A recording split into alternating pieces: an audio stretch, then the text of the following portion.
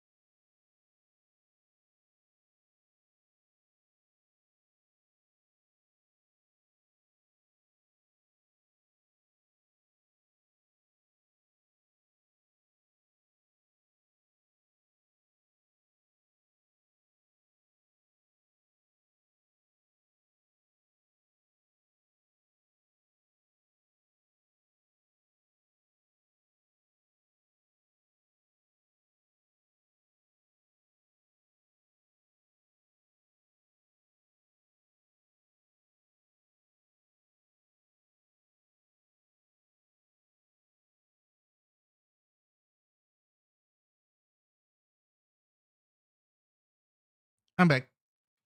I'm back. Change URL in the stream title? That's more like an ad. I don't know. I don't feel like changing it because then if I change it, I have to retype it afterwards. You know what's better than not having to retype it afterwards? No, not change it in the first place. There we go. That's my life philosophy.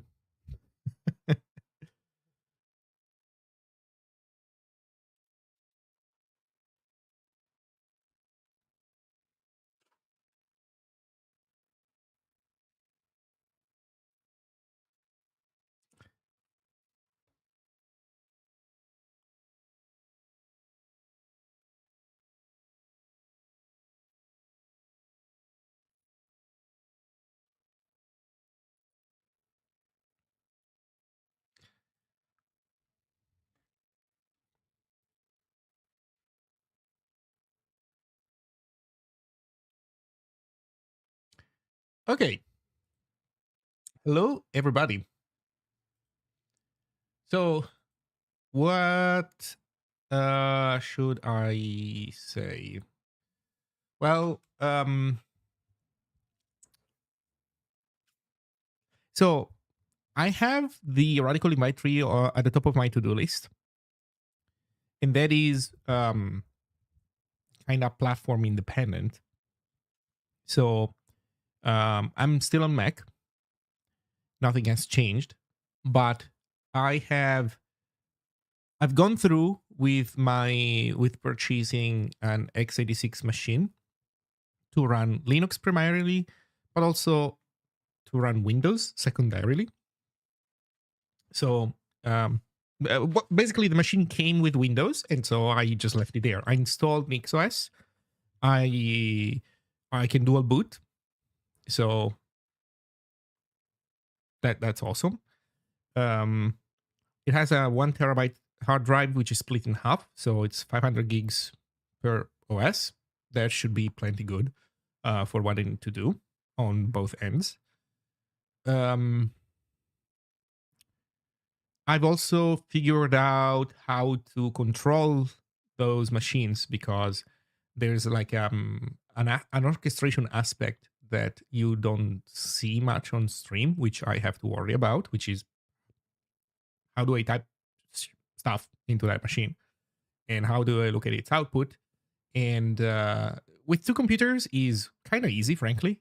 Once you start having three computers into the mix, things get more complicated. More specifically, one machine is my desktop computer, which is essentially my personal computer, and is the one that runs OBS and is the one that I stream from. It's not a dev machine. It's like my control center, if you will. So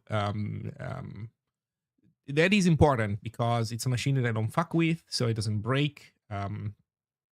It's a machine that does not compile things. So while I'm streaming, it doesn't drop frames because I have a Zig build that's like eating all the available CPU and memory.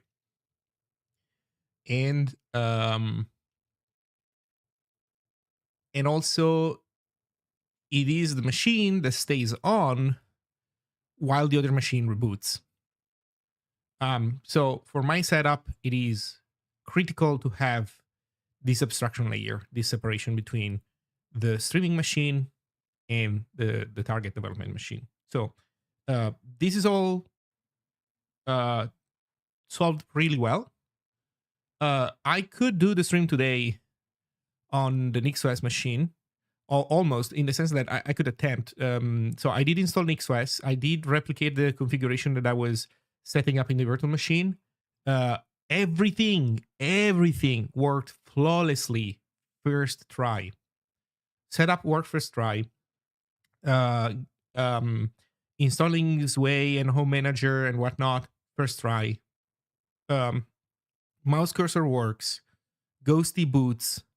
The only thing that is not optimal is the fact that the Sway config is garbage because I copied over the i3 stuff from Mitchell, but I think I didn't copy it fully, so it just visually looks bad. But we could make it look good if we wanted. So, and actually, I want to have my setup look decent enough. So I essentially want to replicate what my IE3 setup looked like. I think that's good enough. Um, so that, um, but that's essentially where I ended. So I have a working system. It needs a little bit more polish. It needs me to do some more setup. Like I don't have my ghosty config in there. I don't have my. So I have a few things that I need to worry about. So I mean, no big deal, no biggie. Um, okay. What else? Oh, um, there are a few. There's one last order of components that I ordered that need to arrive for me to uh, finally finalize the setup. IP KVMs are fucking amazing. I am discontinuing my usage of Synergy. The Synergy is the software KVM. Um, it's good. Synergy is good, but an IP KVM is strictly superior. Uh, so there's that. Especially if you take the IP KVM and you make it tailnet enabled. I never set up tailnet before because I don't know, I didn't care. I mean, I know what tailnet is. Um, I used to have my own crappily made tailnet many years ago when I was in university.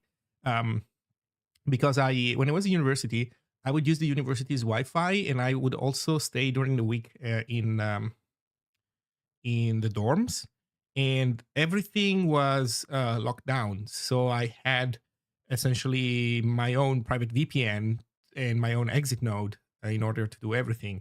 I wasn't really bothering too much with trying to create my own private network with all my devices accessible to it in the same way that Tailnet does, but uh, that's not the core thing. And also, Tailnet is sorry, I keep saying Tailnet. The company is Tailscale. Obviously, Tailnet is the name of your network, of your Tailscale network. Tailscale. Also, Tailscale is not the first thing that offers these services. It's good. I mean, the implementation is good, but I don't know. I remember when using Hamachi many years ago to essentially play games as if we were in a local network with friends who were, spoilers, not in my local network. So all in all, my point is that Tailscale is good. It's ultimately a nice execution of pre-existing ideas, and so um, I never cared because I didn't need this stuff in modern days. But now that I'm getting out of Seamless, of Synergy by Seamless, um, it's actually really nice for um, like closing the circle with all the things. Essentially, what Tailscale gives me that is really good is copy paste that works across machines, and which is what Synergy also provided. And getting that through Tailscale is awesome. So,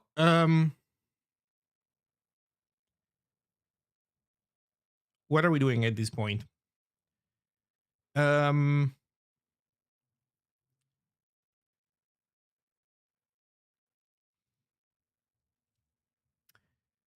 let's look into the radical invite tree. So, long story short, I guess to conclude this story, I'll resume development of Weibo soon. I just want to get this. I want a first implementation of this working,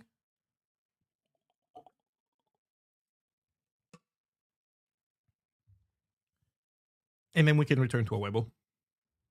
And returning to Weibo will start with a stream setting up NixOS, like finishing the NixOS setup. Okay. So what is invite tree? It's going to be a tool that allows you to add people, remove them, synchronize the invite tree. I mean, I'm not going to get too much into the details of how this works. It's an invite tree, so um, you know, you get the idea how it's supposed to generally work.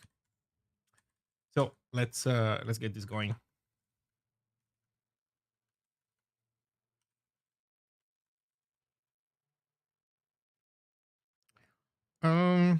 I think we want this as just as an exe.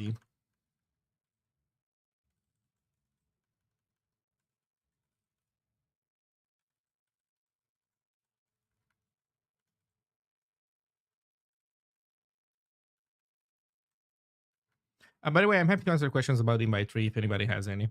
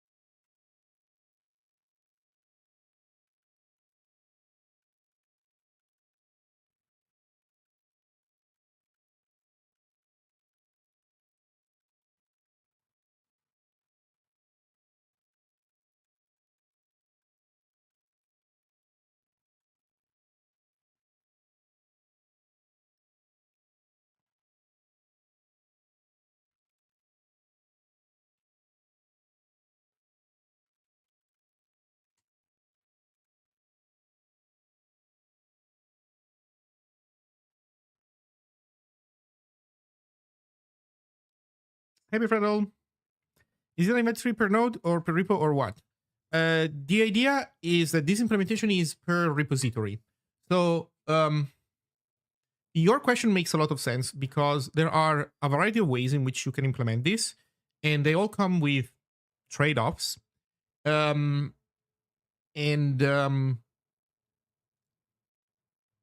take a sip and then I'll explain.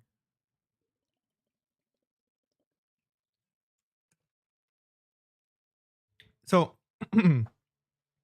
Radical has a follow system, and the follow system makes you follow other people, and it applies across all repositories. You're just saying, I'm generally interested in what this other person is doing. So whenever I fetch a repo, if they have activity, I will want to see it. So you will see their issues no matter the repo. I mean, if you happen to be fetching that repo.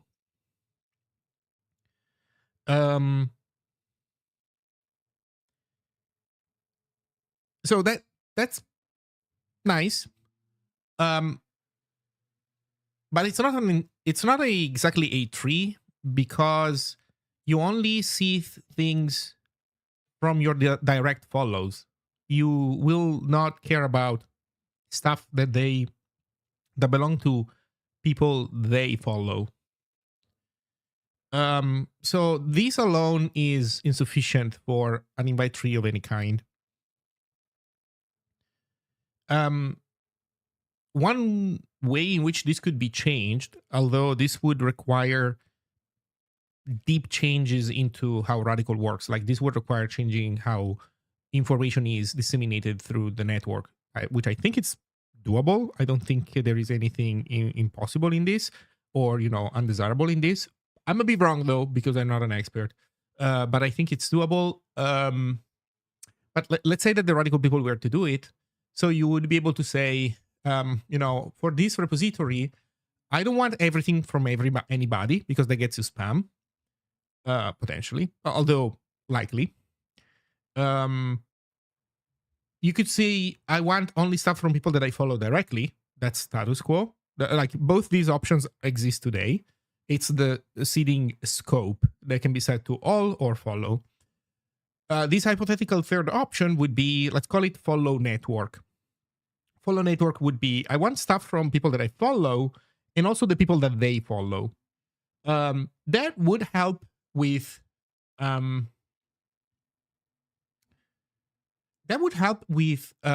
spam, because probably nobody would end up following somebody a spam account. Accounts can be taken over, so I mean, stuff can happen. So occasionally it might happen, but generally speaking, spammers shouldn't find it easy to get into that kind of network. The problem, though, is that for the Zig project, we are looking for an invite tree also as a form of soft curation of issues and PRs. The idea being that right now we only discussed about legitimate people and spammers. But in between these two extremes, there's also people who make drive-by contributions that are low quality or open low quality issues, or let the LLM hallucinate too hard and then they open a PR that makes no fucking sense.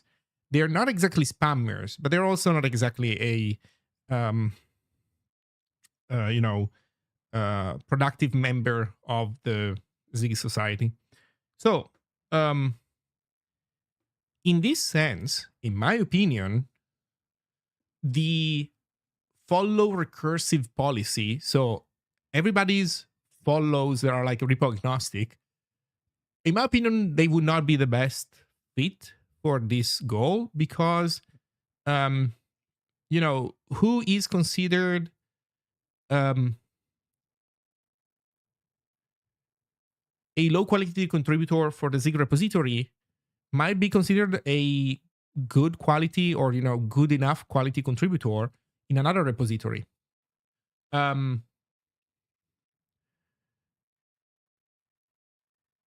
So if you only have one global follow list, then you will apply it to all repos, and so you will be pulling into a repo. You will implicitly giving these people access to a repo where they are actually not a good fit, potentially.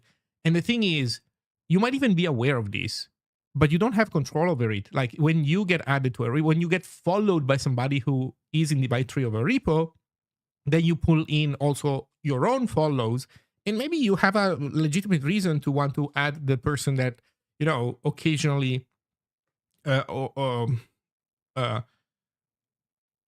goes too hard with LLMs, for example. So if you had the opportunity, you would want to say, oh man, you know what, maybe this person, I don't want to actually extend the invite tree to this person because they're just not gonna have a good, nobody's gonna have a good time if interaction happens in the Zig repo. The problem is that with a follow network system, you don't have that ability.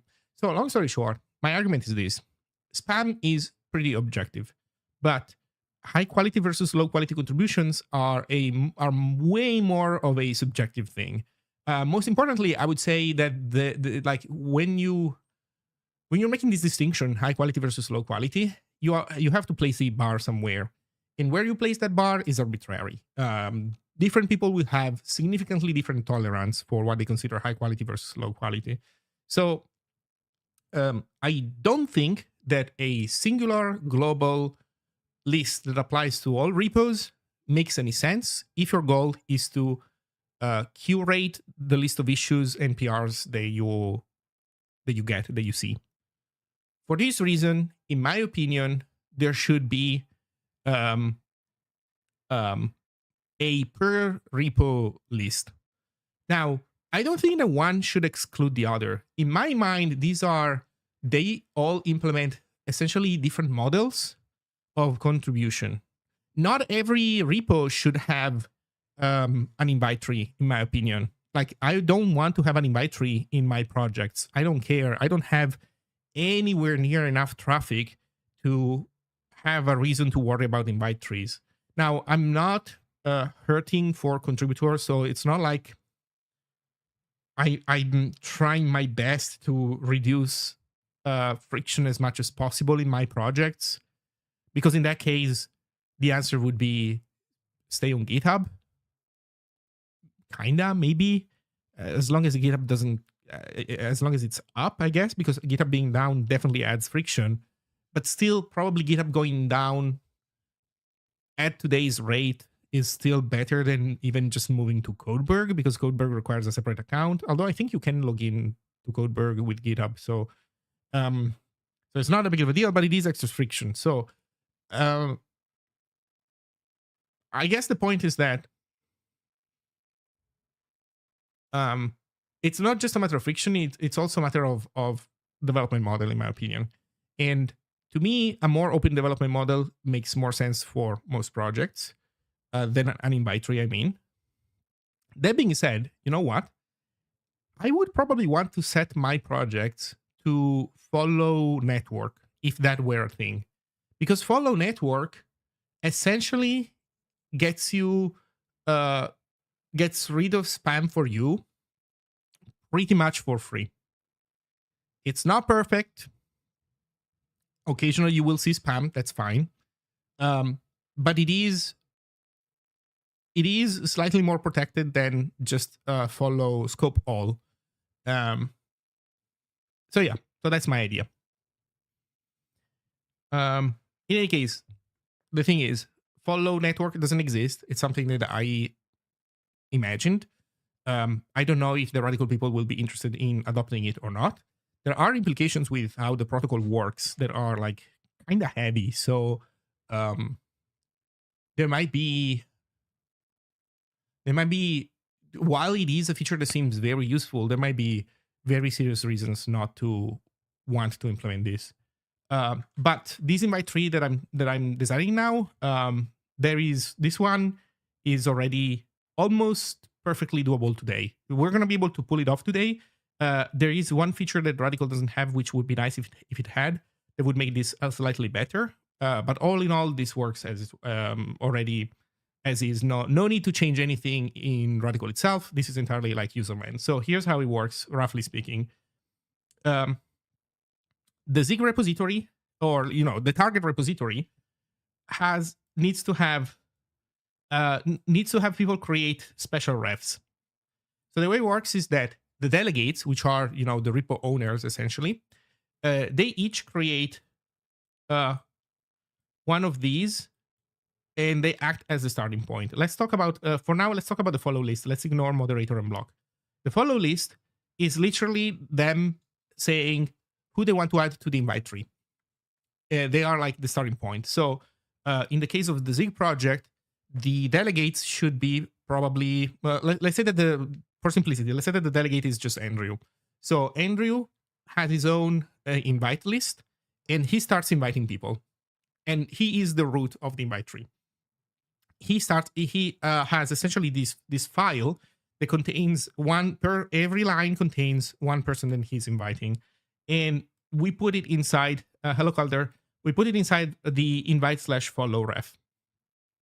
And the idea is that this tool allows you to modify this thing easily. So it does rad invite follow x and adds it to the list, then -d to delete. And then there should be also invite follow, where you can modify the file. Suppose your text editor with the file loaded in a temporary file, kind of like git commit. We'll see. Okay. Then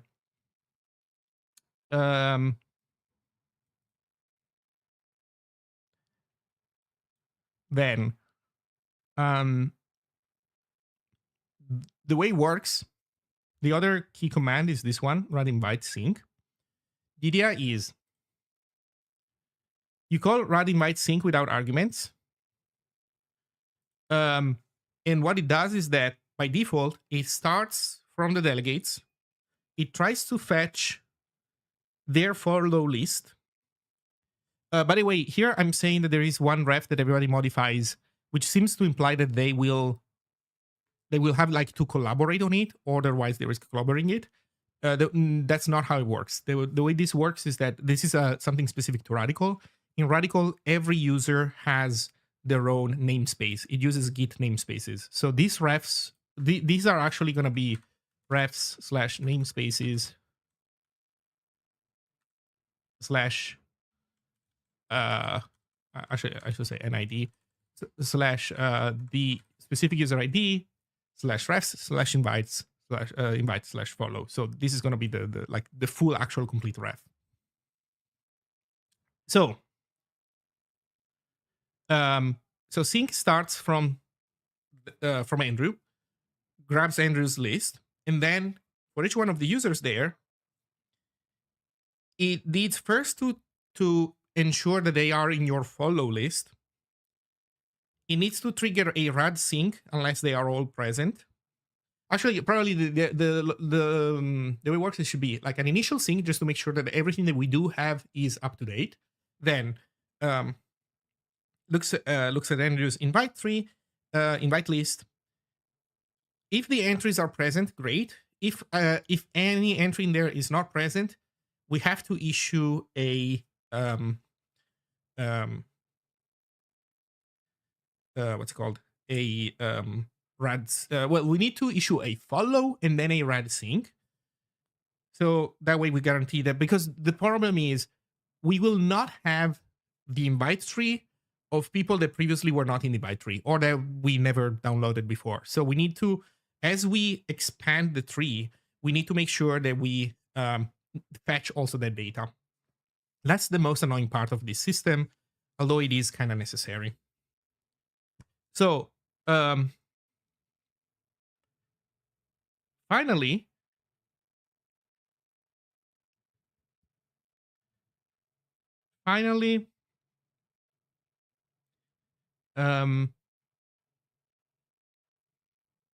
well, essentially, yeah. Sorry, today I don't know why I'm bad at explaining.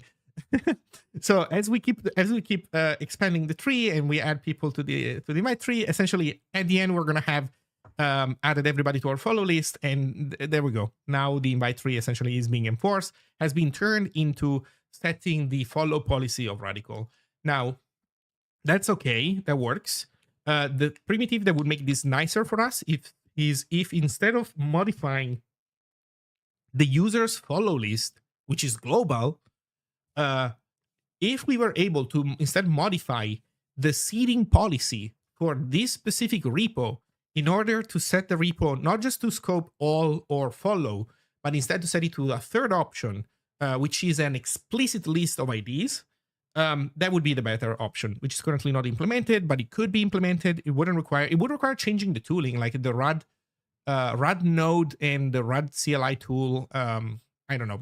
These tools would need to change, but the network wouldn't have to change, like the network protocol. So this is like a lot more doable. There might be arguments against doing this because, you know, if you disagree that this is the right primitive, or if you disagree that this is you know, worth the extra complexity, which is not a ton of complexity, but there is some, then you might still not want to do it, of course. But I feel like it's mostly non-controversial, because also essentially this allows you to script the seeding policy whichever way you want. The moment that you can specify an explicit list, which by the way, that's how follow works. Like whenever you have scope equals follow, you are essentially providing a list of NIDs that you care about. Why is Windows annoying me? Bro, fuck off. It keeps spawning notifications and making noises, and I hate Windows. Anyway. I forgot what I was saying. Oh yeah, the ones you have that follows are already essentially an explicit list. The problem is that it's one global list that is used for all repos, while you could change that to one list specific per repo, and that wouldn't change much. So that's the idea of this implementation of invite trees. Um,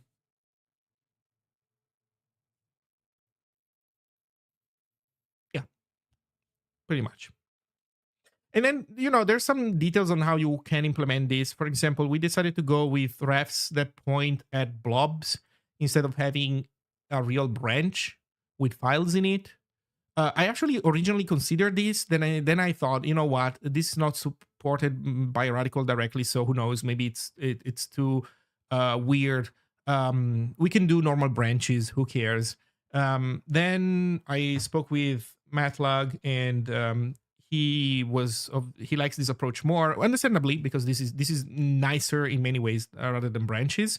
And so we actually tested this. Like, we created a Radical repo and we tried to mess with random refs, and we confirmed that this works. And so we're pushing for this. This has the disadvantage, though, that you don't see. um I guess it depends on how you set it up. You can set it up to see an history, but because it's not a branch, you're not going to be able to do git log on it um as trivially as you can otherwise.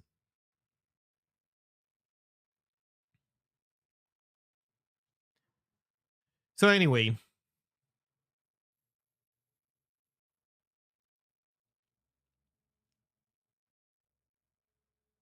also block needs dash dash reason.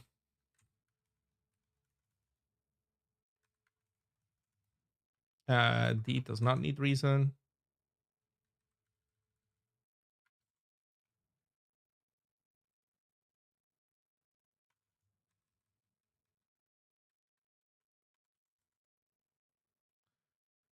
Okay.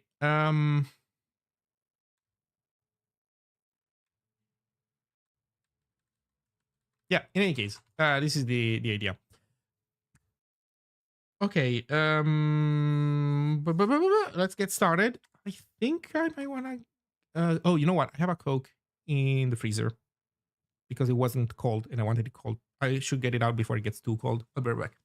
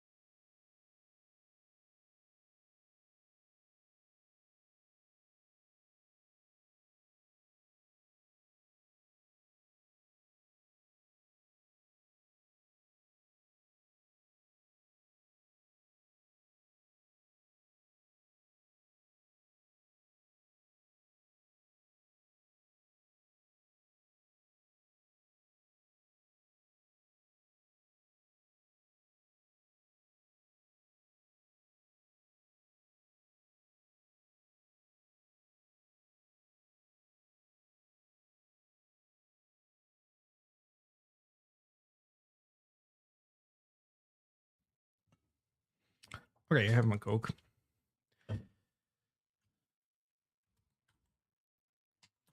So do we make the run step depending on this? But you know what?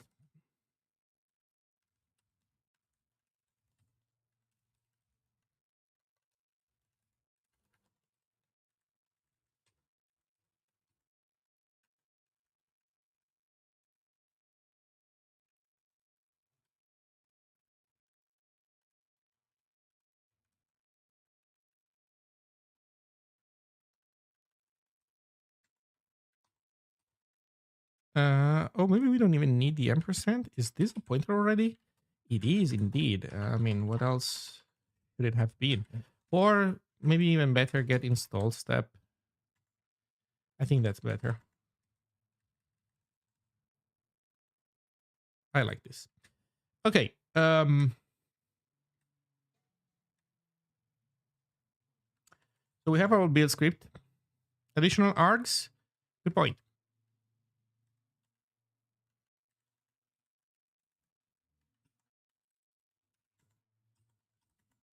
Thank you. Hey, Lumer Sunil, thank you for the raid. Hello, welcome everybody. Welcome raiders. People who have just joined, we are working on an invite tree implementation for Radical. Probably that's all I'm gonna do today, chances are. So it's me messing mainly with Git subcommands. Yeah, thank you very much. Hope you had a good raid. Sorry, good stream. Have a nice day. So we're going to be spawning a bunch of Git subprocesses and messing with references and Git blobs and whatnot. But just for context, I am working on also a Discord replacement, and I just got a new Linux machine in order to develop that project also on Linux. Which I previously could do through a virtual machine, but the problem is that we are now at the phase where I need to interact with hardware accelerated stuff like video encoding and whatnot. And boy, are virtual machines bad at that. So especially because the little 3D acceleration that they do support is like X11 only.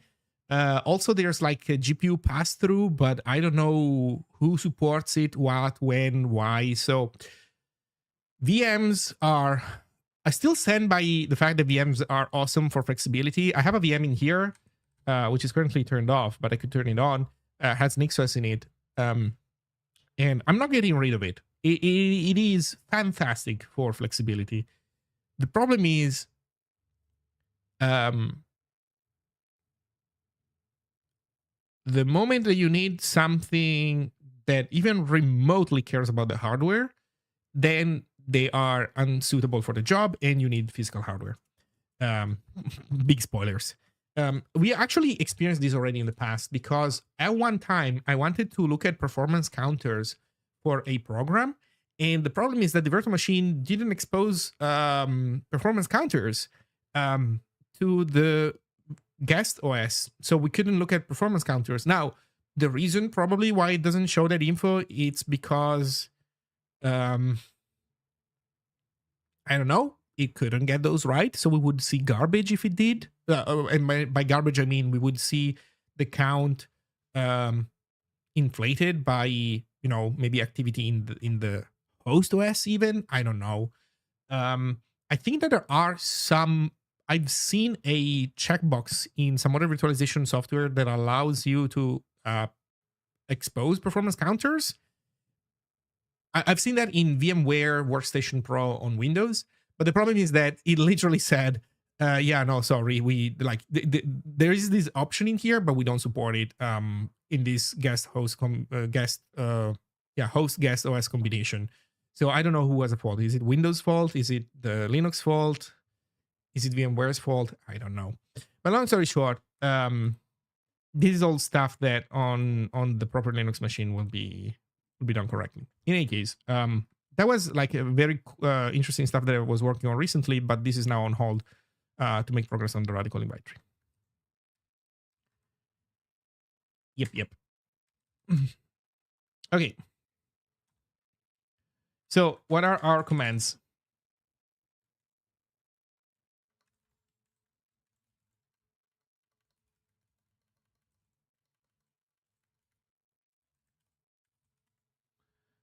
Commands are going to be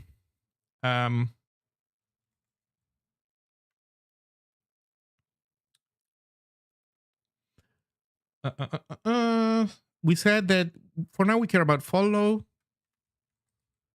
and sync. These are the main ones that we care about. There should be also help. We need a help menu, so let's do also help.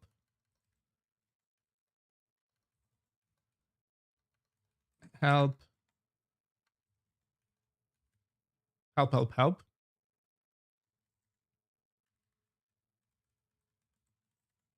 And also guest version.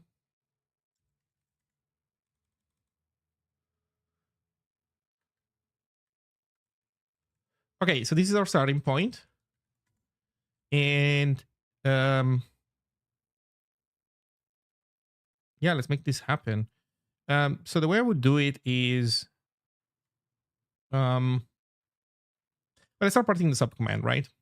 So const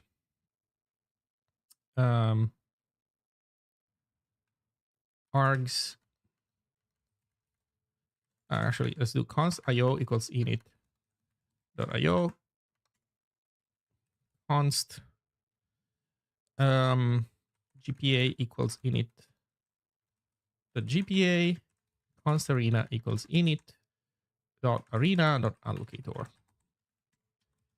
Args is going to be init dot minimal dot args dot slice as in the arena. These can fail, right? Oops. Yeah. Catch. Oh, you know what? I think I already want my fatal file, so I can do fatal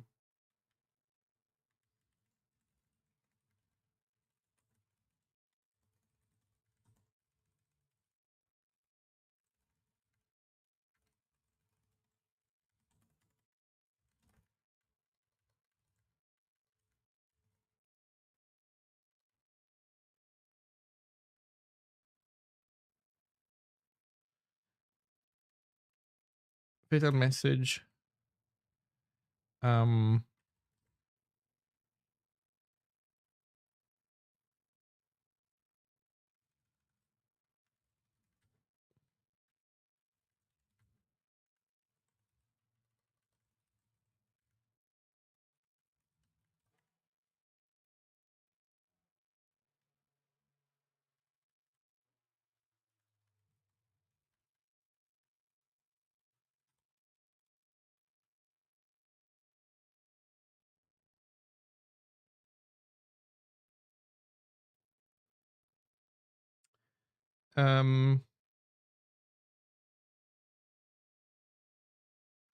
Actually, what does SCD process fatal do?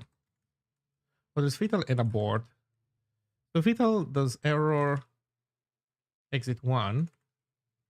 I think abort does more. Does a normal process termination. It raises sig abort followed by sig kill.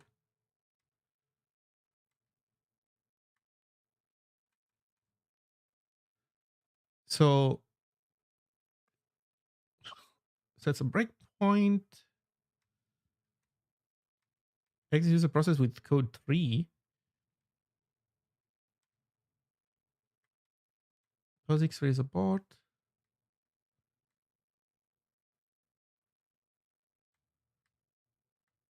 Exit 127. PID 1 might not be signaled in some containers. Beyond this point should be unreachable. Oh, wait, are we doing like all the bad things?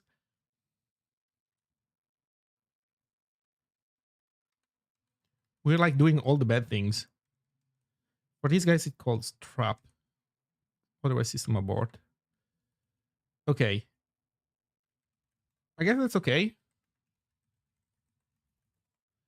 So debug print. Well, I wait. No, we want abort. We want abort only in debug mode.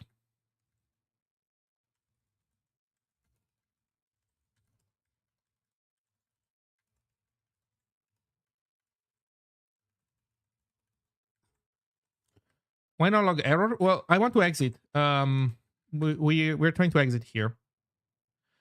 We could make these based on logging, but ultimately it's just a matter of changing this, right? Everything else in here stays the same. Like log error is not fatal.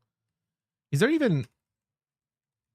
There isn't even fatal, right? In here, no, it only goes up to error. So yeah, we could change. Sorry, maybe you were just commenting on this. Yeah. Okay. I don't know. It's fine. I usually don't do it. I don't like using log for applications that are CLI tools. I use log for stuff that is long running, like language servers. But for stuff that is not long running, like if you look at their output through a log viewer, then I use log error and I'm fine that it has like a prefix, and maybe we should put also timestamps in there, even though log doesn't do that by default. But if it's something that you read from the CLI, I mean, you could do it. It's not the end of the world. It's not just my preference.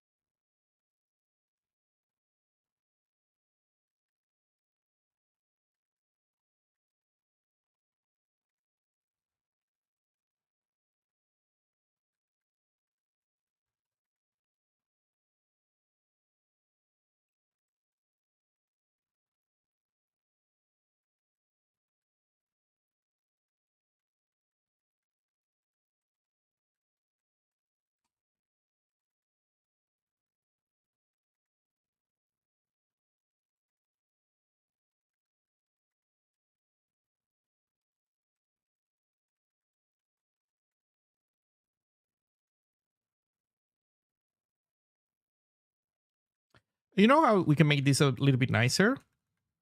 By doing this.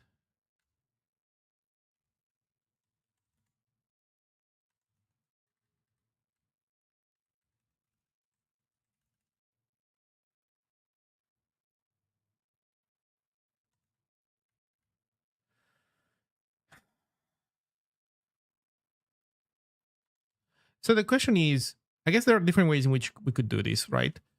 One would be a version where we assert that this operation can only return Can this operation only return No. Oh my god, look at this. Oh, never mind. This can only return This is with extra steps. Actually, wait a second. What's in here? Yeah, I fucking knew it. Okay, um so this can fail with something that is not although it's a WASI only thing.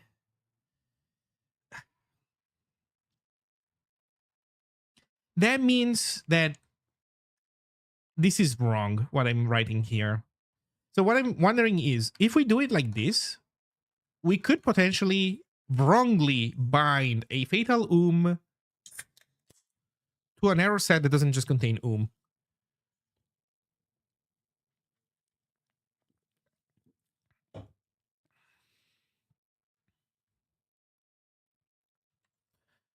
I think we have to do it like this.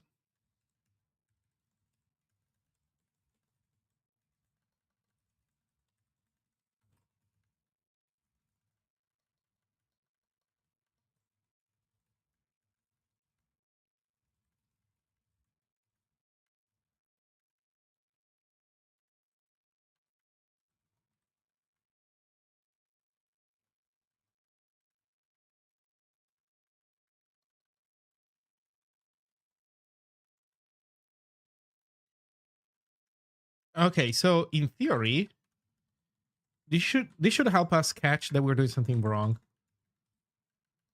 Let me test this.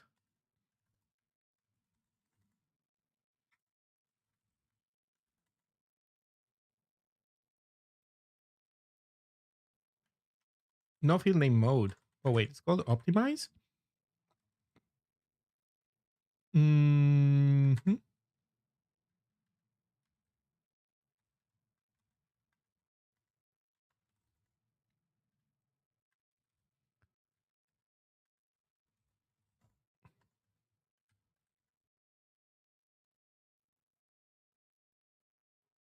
And there we go. Error expected out of memory, found out of memory, and other bullshit. I think this is nice. So this forces us to do this. Well, to be precise.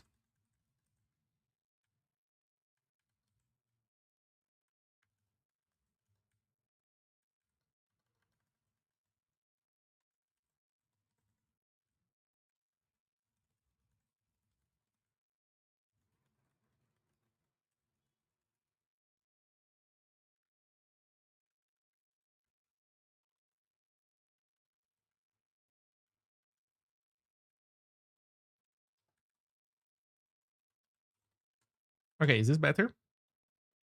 There we go. This succeeds. And this is nice. So this is like kind of redundant, but this is nice. Does this allow us to mark this comp time? It does. We can. I don't know if it's a good idea to try and make this comp time or not, but you know what? I'll leave it there. Um,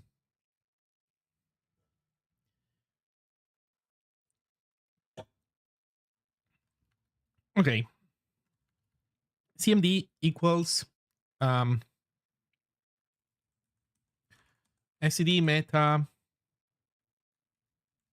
string to enum commands. Actually, this should not be plural. Tag name. Well, also if args dot len lower than 2, fatal. I guess we're on the help menu.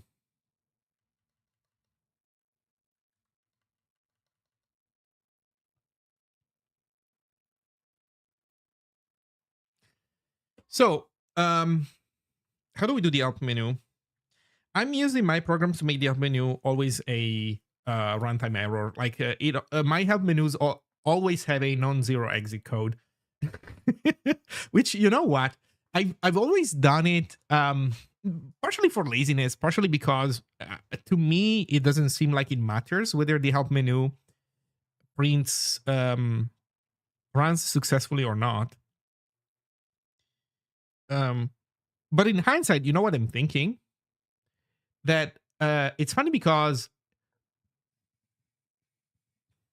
you could consider this a form of protest against LLMs, which is not that was not my intent. But I'm realizing that if you make the help menu have a non-zero exit code, that might mess with an LLM's ability to use your tool.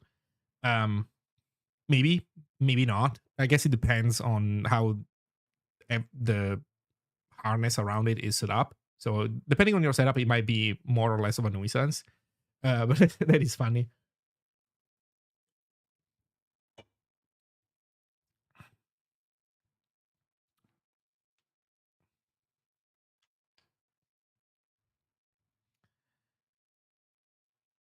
Okay, so let's do fatal help. Fatal help. We pass exit code 0. Actually, no, this would be exit code 1 because it's missing an argument. Or maybe we can pass a message, like a message or null, and the message could be missing argument.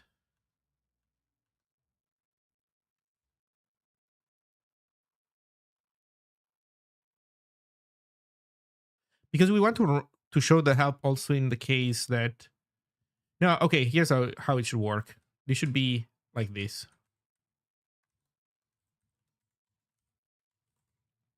We only pass the exit code to fatal help, and then we do the printing ourselves.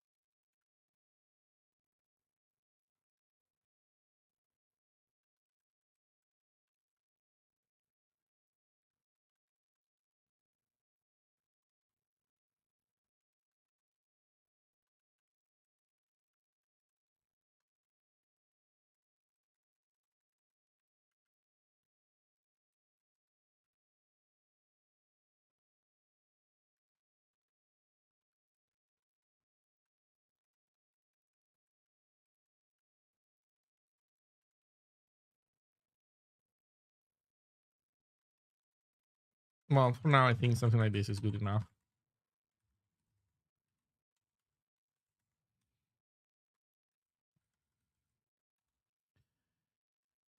Okay, so string to enum, we were saying args at 1. And then what else do you want? No, that's it. And then or else. And so it would be like this. Error unknown command argument. Missing command argument, unknown command argument. Yeah, that works for me.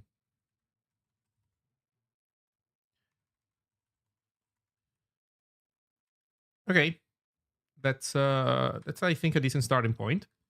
And then in here we switch.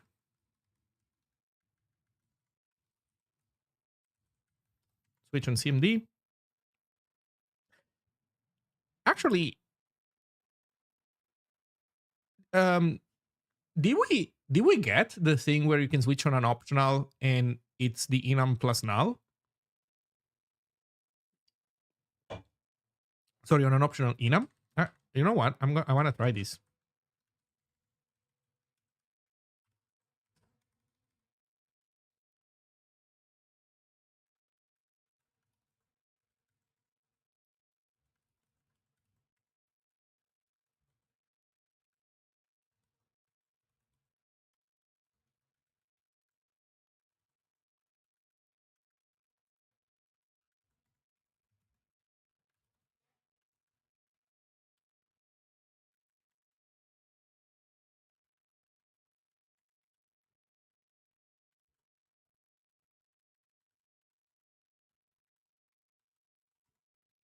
Yeah, something like this. Does this work?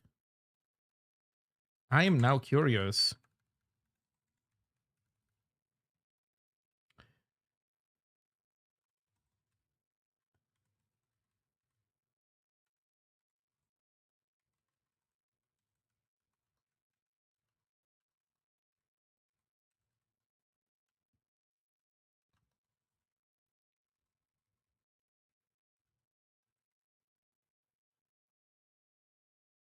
Match of optional type.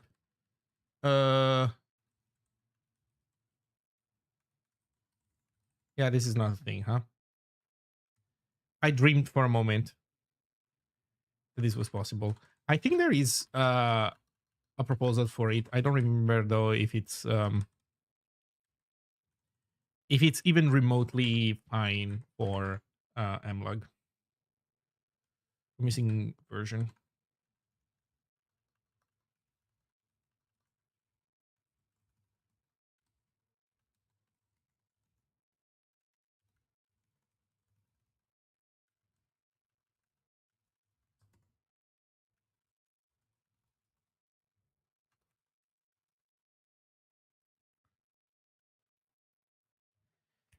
Now here's the problem. Unfortunately, we cannot do build.zig.zone. Or rather, we can, but we cannot do that as a way of importing a file. Because a build root is going to be inside source. DDG LLM says it's all possible. Of course.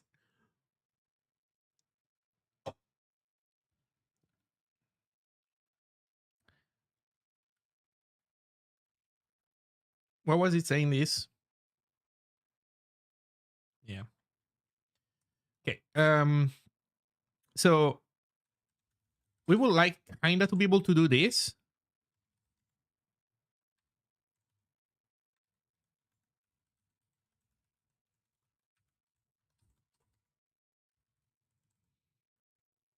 Fatal health, fatal version.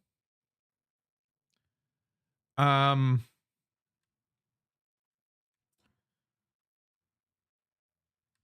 yeah, the problem is that we can't import the zone file as easily.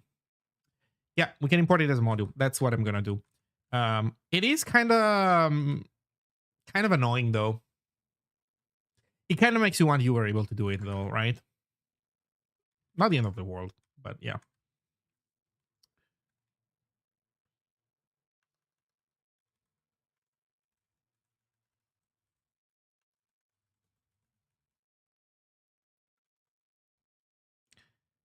Add import.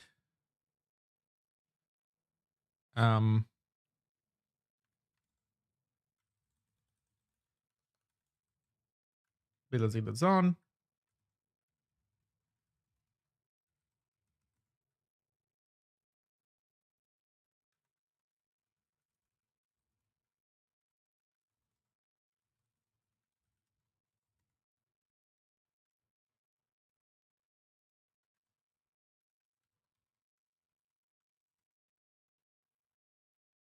There we go.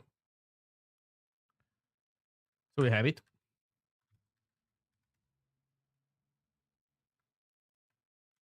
Oh, oops.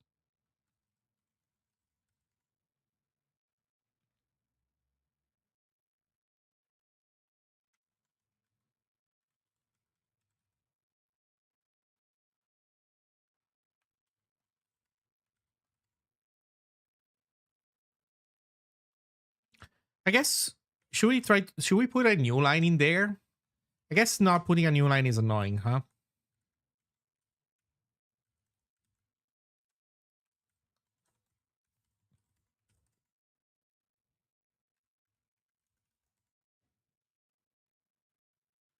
I guess. Okay. So now that we got help and version out of the way, let's do these bad boys. So here's how I usually do it. Version.run, SIO, GPA, arena, and args2 dot dot. And then sync.run.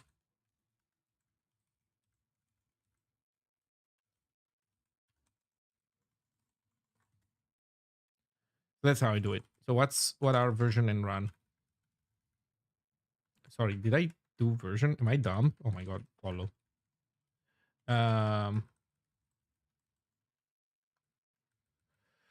Follow. So if it were more complicated, maybe I would put these under a CMD directory or CLI directory, but this is all this tool is. This tool is a CLI. It's nothing else. So I'm just gonna put the files inside source next to where the other source file is. I don't think there is a reason to do it differently. At least for now. So let's do it. Import follow.zig.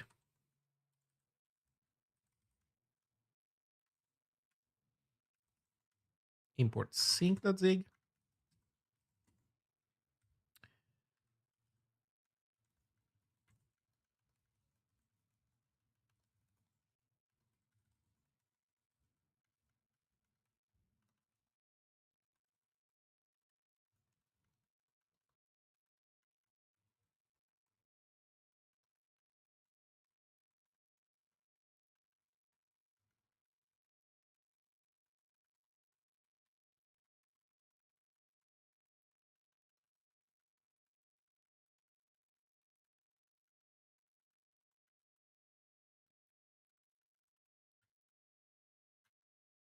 Now, is this something that can return?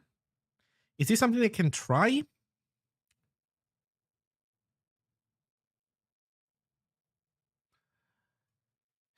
That is a great question.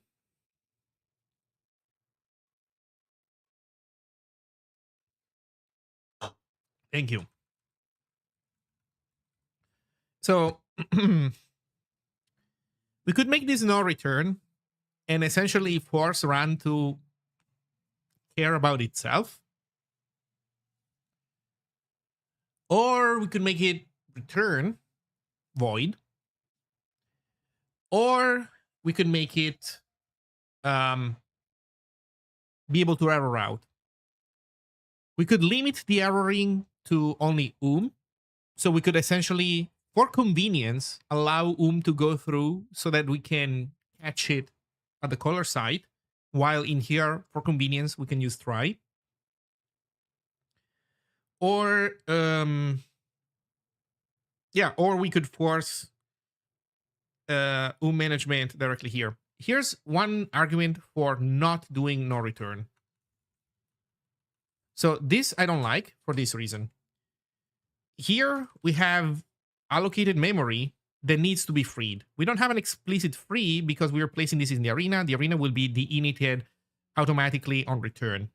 So I think that this function should be one that can return and that allows us. Also, these guys are obsolete now, and that allows us to do a proper cleanup, at least in the bug builds. It's fine for release builds to short circuit the exit. They should, I would even argue. But in the bug builds, we should be able to confirm that we did not leak memory. So no return is wrong. So it should be either void or it should be able to error out.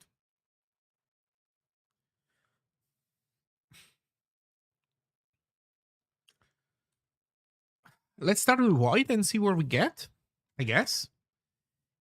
And then essentially what we want is a clean exit at the end.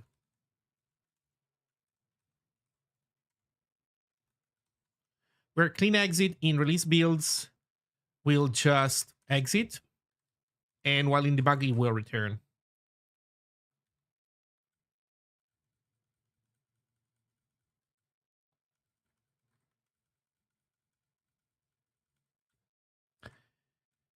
So I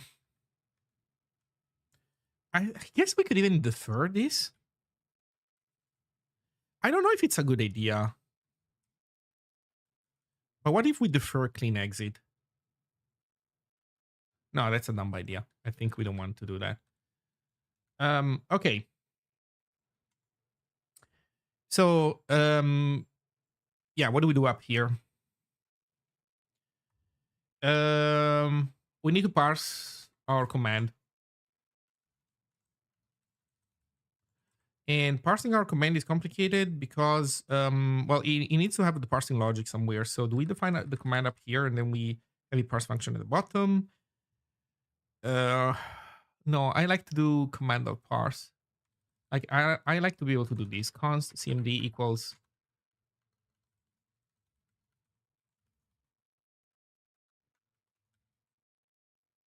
with this. And maybe we can try if it needs to allocate memory, but I don't think it does in this case.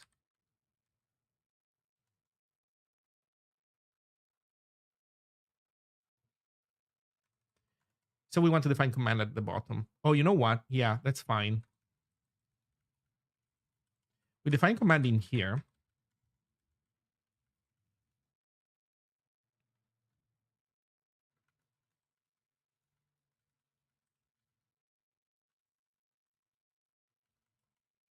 And then we define the help menu up here. It's nice to have the help menu up top because it immediately gives you an idea of what you can expect in here. And also, I think it helps keeping it in sync. But then this is something that we will show in down here in case that we end up with a -h or something like this. So what does our command look like? We were saying this is follow. So I guess for now we want to implement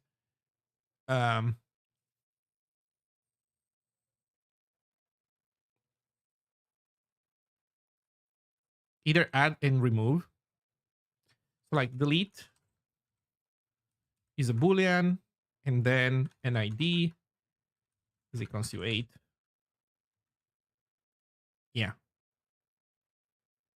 And then help menu should say write invite, follow, NID,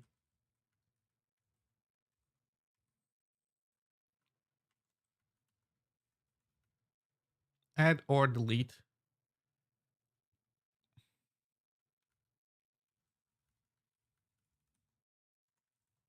Add or delete and invite to the tree, something like this. Okay.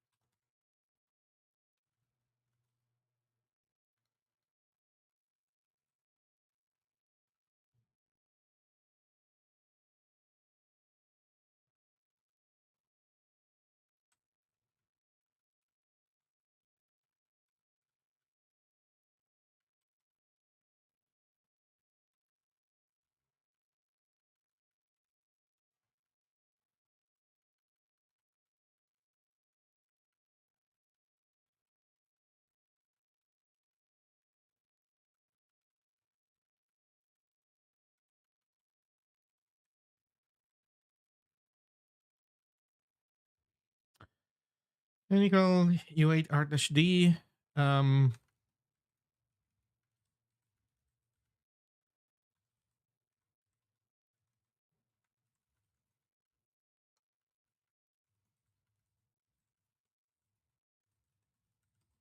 It'll Zig. If the lead is different than null, then we want. Actually, we don't even need this. We can just fatal immediately. Fatal message.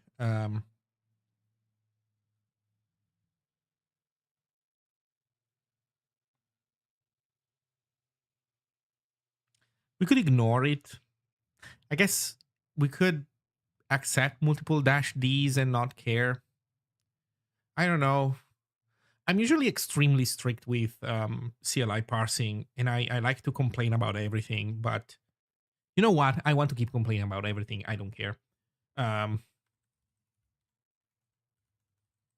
Duplicate dash D argument. I don't care. You need to get your shit right. Period.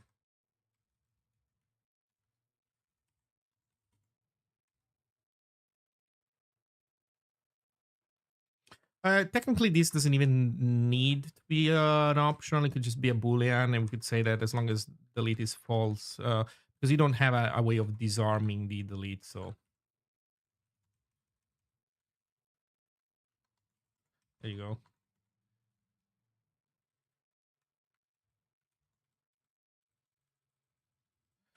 Else if std mem equal u8 arg help or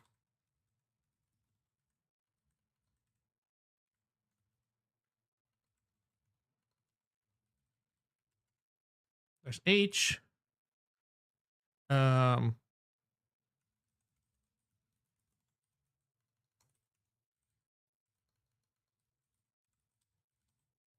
print help, and actually this can just be straight up fatal message. No, because we don't want to make this an error. God damn it. Sure, let's not make it an error. SCD process exit 0.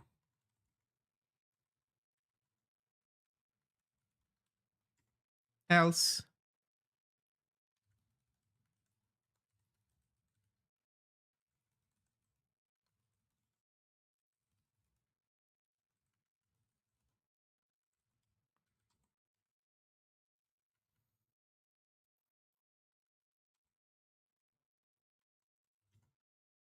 okay. So this is our argument parsing.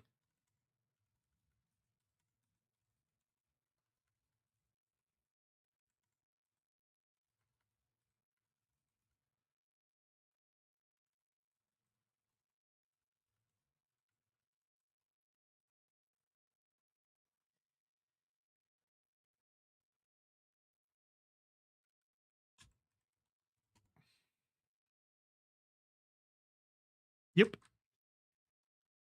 Okay. So we have our CMD, and then we can act on it. Um. So how does this work?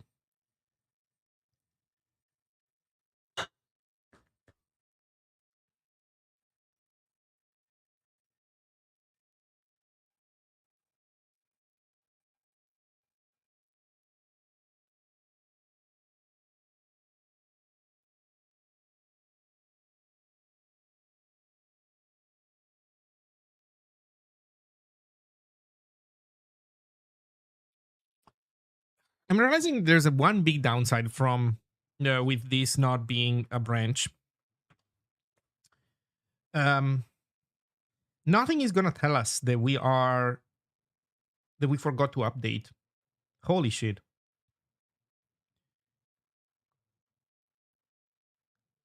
I did not think about that.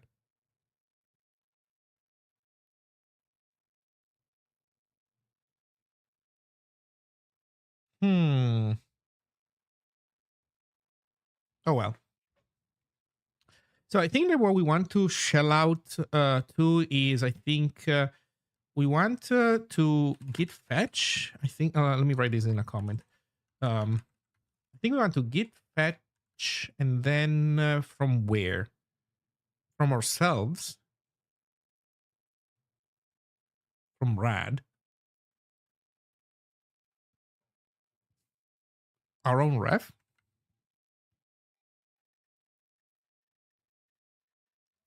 What was the command? Yeah, refs invite follow. I do think that I want to rename follow and block to allow and deny though. Hmm. So refs invite follow.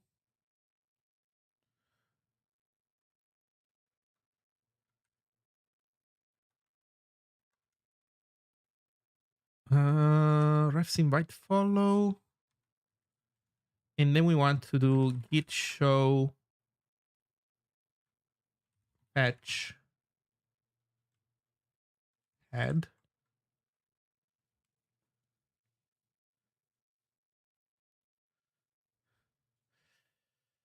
I wish this did not. I wish this wasn't racy. Unfortunately, this is racy because something could happen in the middle. Like another fetch could be running in the middle, and that fucks up our fetch head.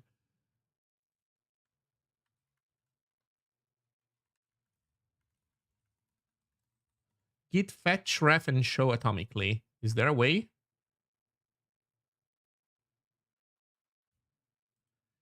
Git fetch options.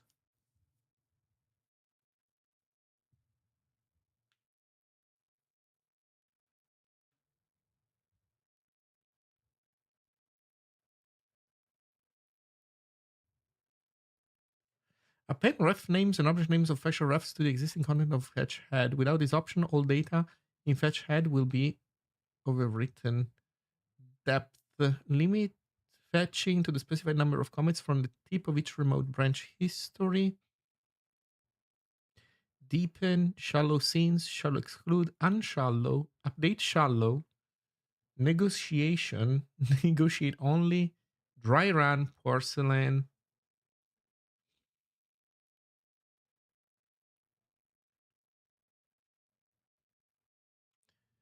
filter, write fetch head, no write fetch head,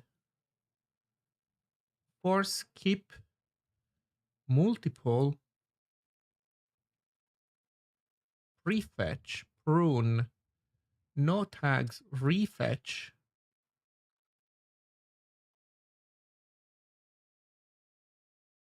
ref map tags, recurse, jobs, setup stream,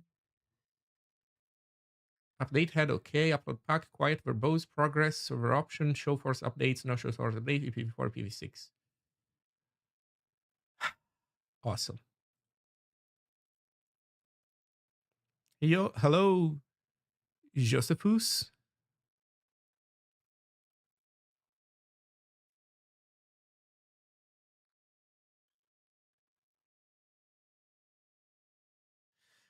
Why can't git fetch just give me? So when I do git fetch on something,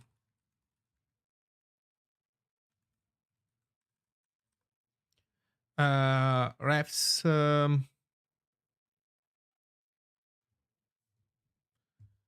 what's in refs?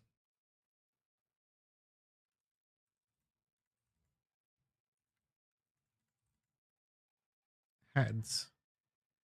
Right, heads are branches names. Okay, so I can do git fetch rad refs slash heads slash main. Out of curiosity, porcelain. Oh,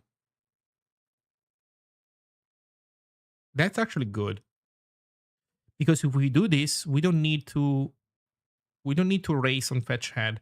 I bet you that this is the content. Yeah. So if we pass porcelain, it's gonna give us this. I'll take it.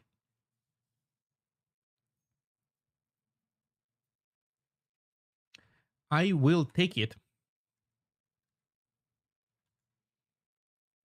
Okay, so we want git fetch rad invites follow dash dash porcelain.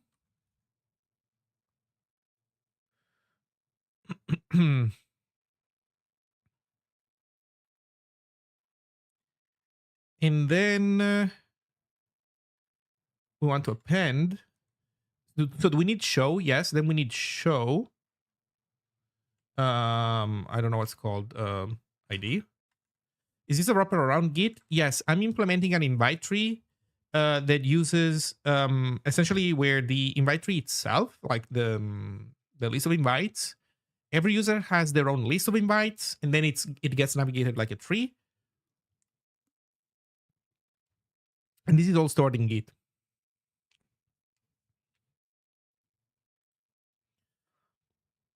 So git show ID, and then and then we modify it, and then edit, and then it's git hash, and I don't remember what.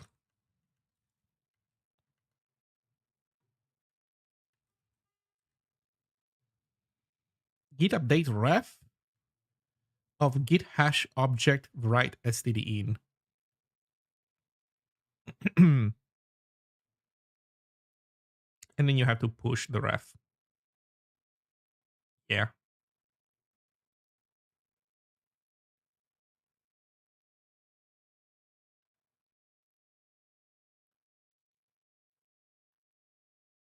I wonder if this will catch inconsistencies. So git hash object std in, and then git push.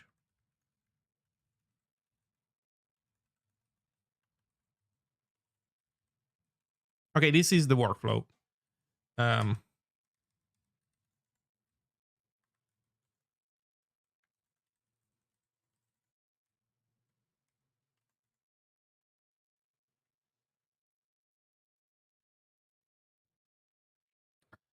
So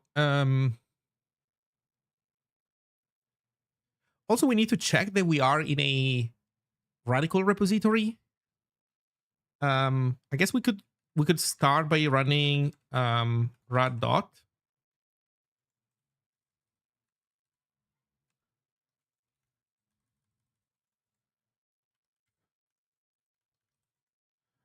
That would tell us the repository that we're in. Do we need this info? Huh. Do we need this info? I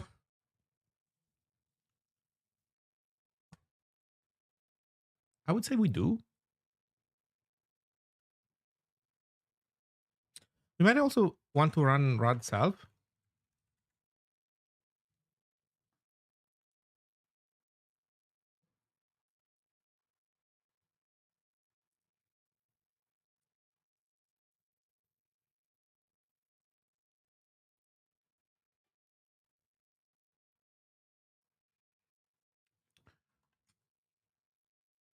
Well, you know what? Let's do the core stuff for now. Then all the polish can be added later.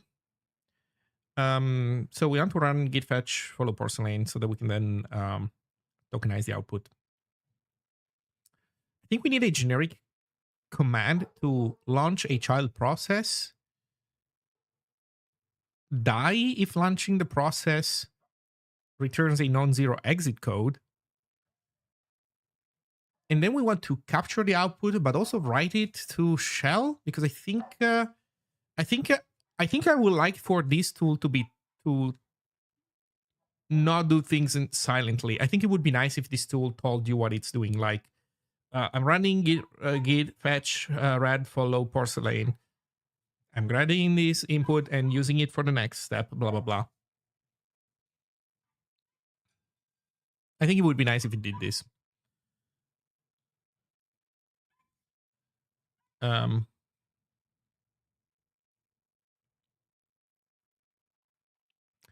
So where do we put this child process managing stuff? It's not in this file because it's shared by all commands.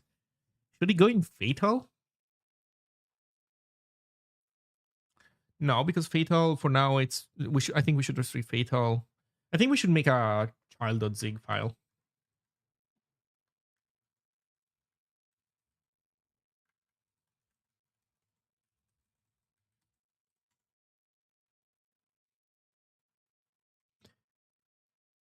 And then we do here const um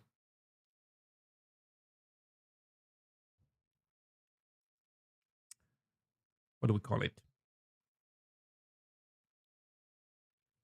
Ref data, for example. Child dot uh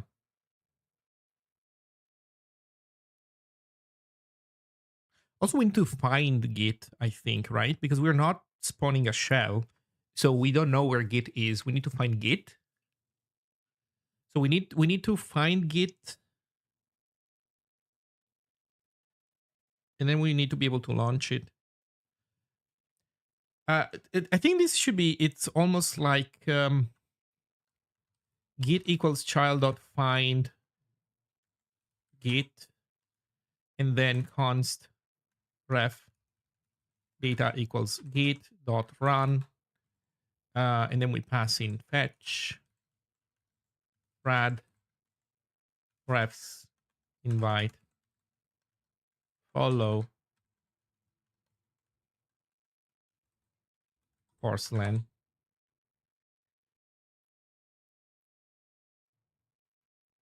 And yeah, with the implicit contract that if this is a fatal error, if this is non-zero return code, this is a fatal error. And then when we have ref data,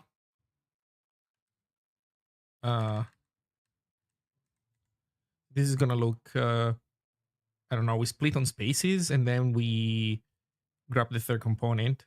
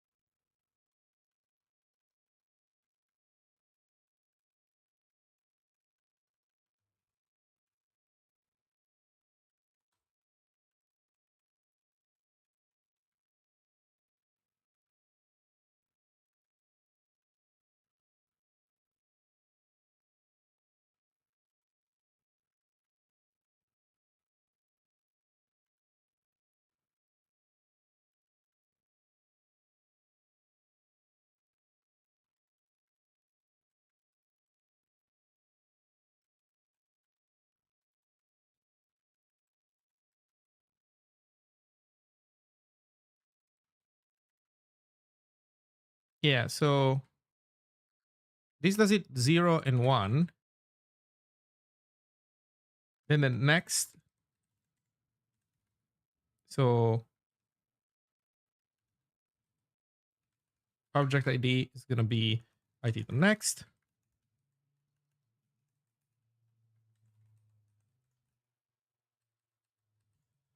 You know what? This is maybe more appropriate for here. And then this should be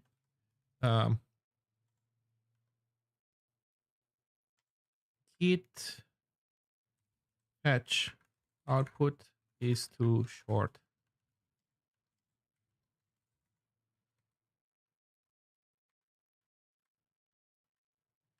Or let's say unexpected git fetch output.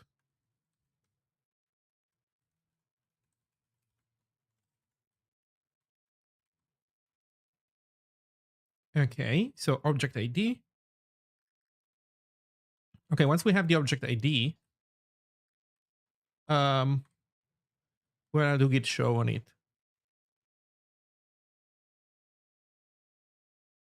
So const list equals git.run show object ID. Also, you know what? This probably wants the arena. It needs an allocator, I think so.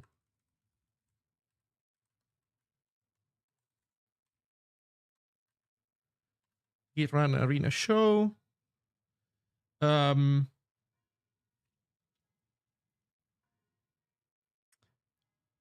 that gives us the list. And I guess now it depends. Are we deleting or are we not deleting? So if not delete, this is the simple case. So we want essentially to launch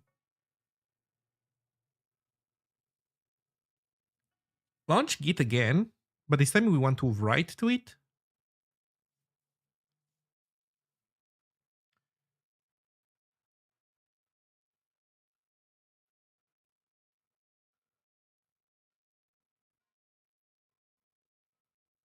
I guess the question is, do we have the ability to send a vector to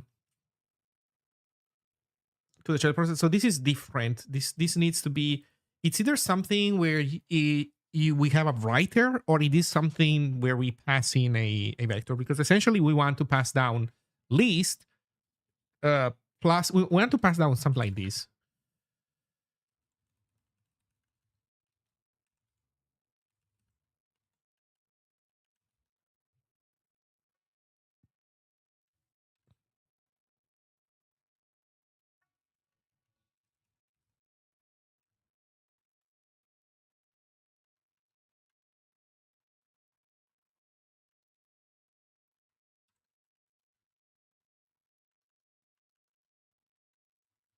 Yeah, something like this.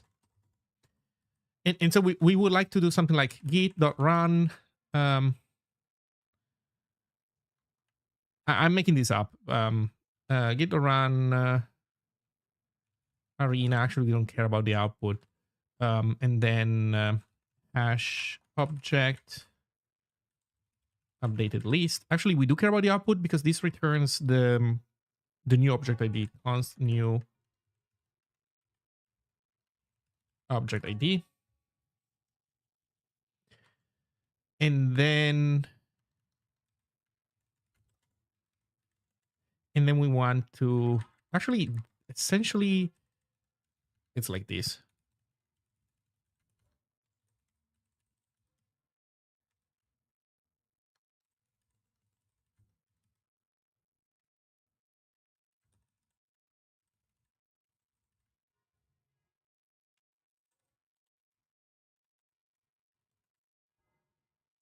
And then we want to do git.run update ref.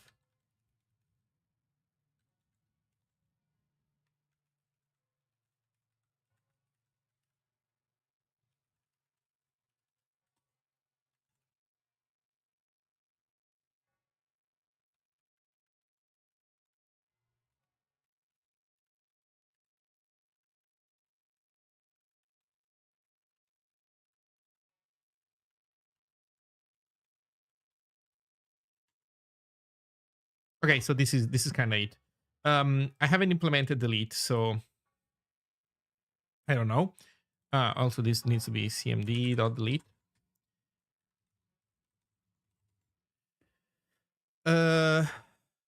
Yeah. If there is an interface that accepts vectors, that's awesome, because that would also work out beautifully for us down here. But otherwise, I guess we'll see what this standard library has for us.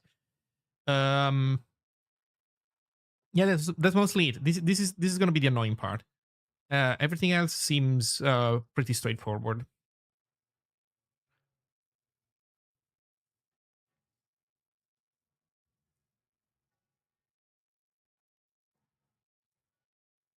Yeah.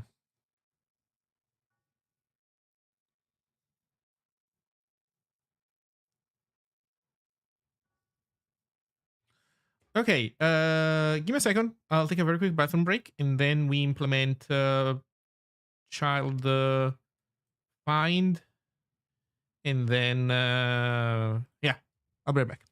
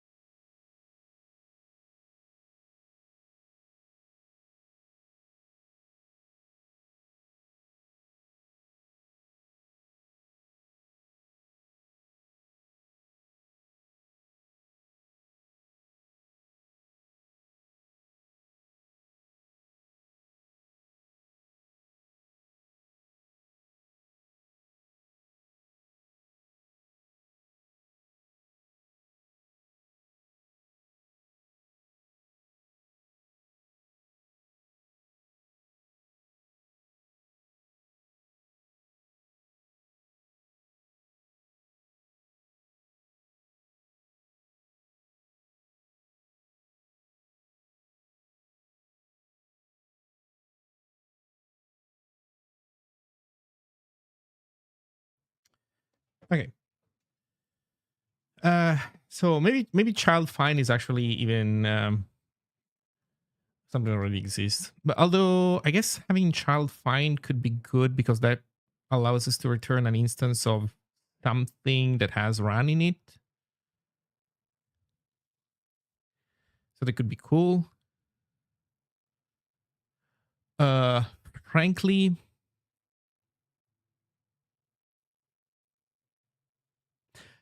the fact that we're tailoring this to Git, we might as well make this like Git dot fetch, Git dot show.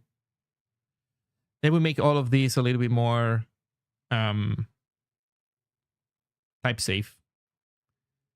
Although I also like this. It's very simple. It's very clear what's going on. Uh, yeah, I don't know. Let's see.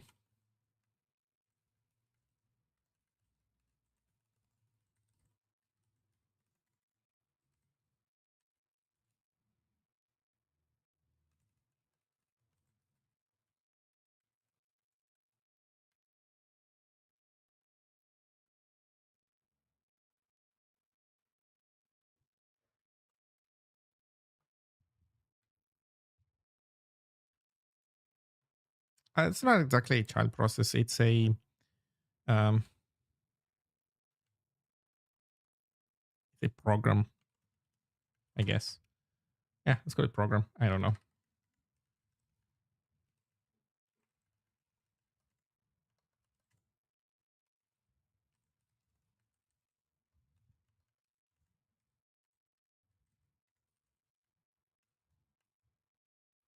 Oh, also, I just realized.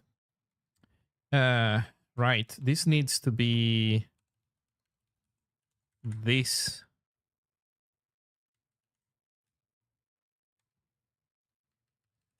necessarily.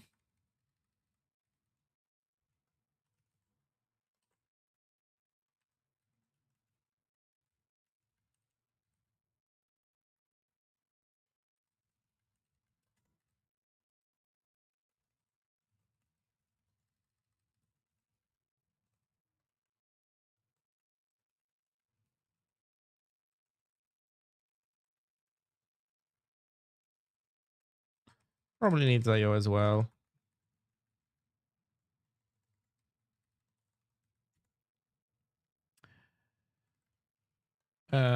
Okay, let's leave it at that for now. SD.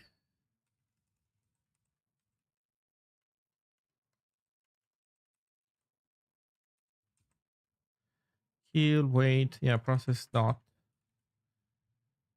find. So the build system has the ability to find executables, right? So where does it get it from? Yeah, find program.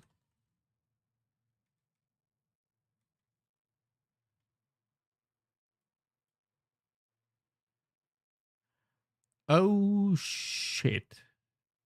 It's entirely in-house?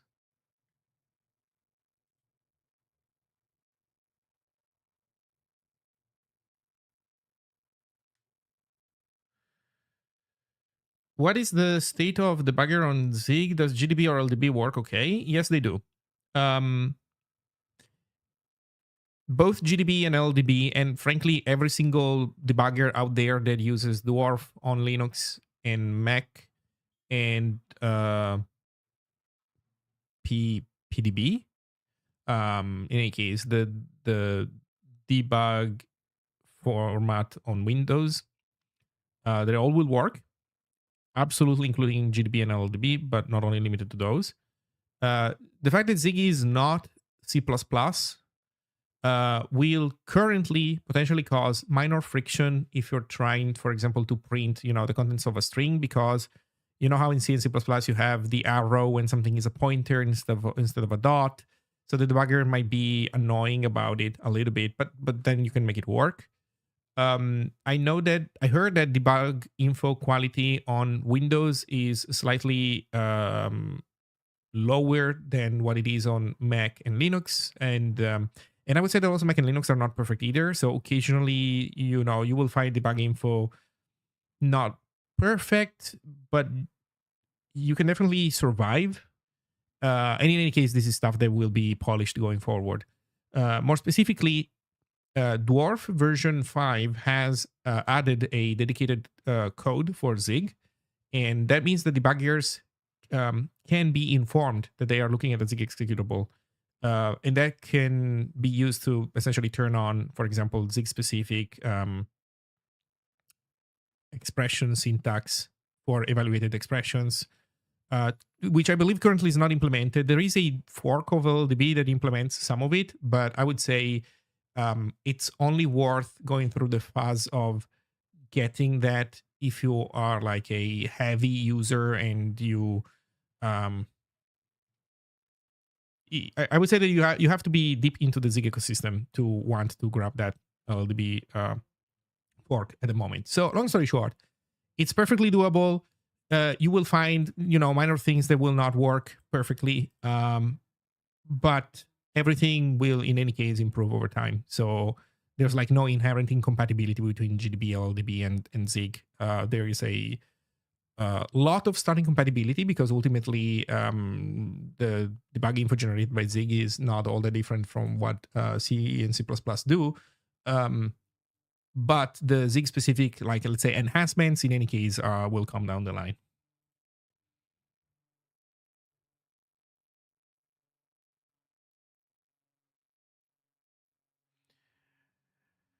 Okay, well, that's disappointing. Apparently, finding a program is a build system only thing. We don't have it in the standard library. Huh. So, how do we do this? How do we get access to Git? Or rather, you know what? Wait. So this implementation there is specific to the build system, and that's fine. We still haven't really confirmed that nothing else has it. Maybe there is something else somewhere that has it. I would expect it to be under process.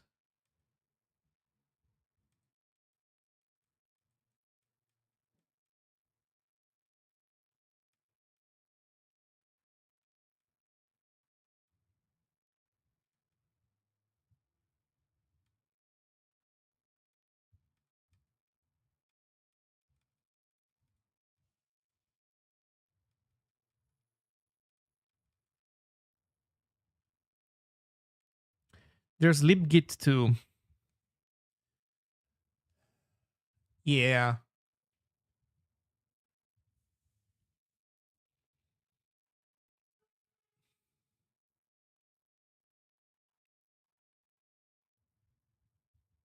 That is a good question. Should we attempt to use that? I don't know.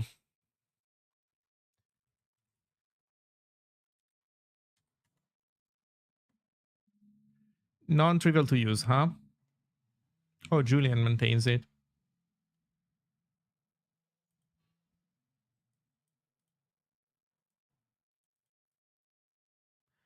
Oh man, and then you pull in your own TLS bullshit. Hmm.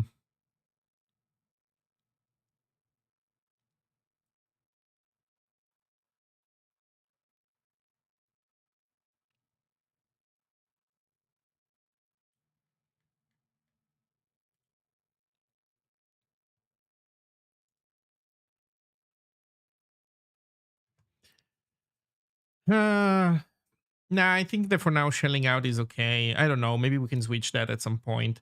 To be fair, yeah, it would probably be not a bad idea, right? To stop shelling out. At the same time, yeah,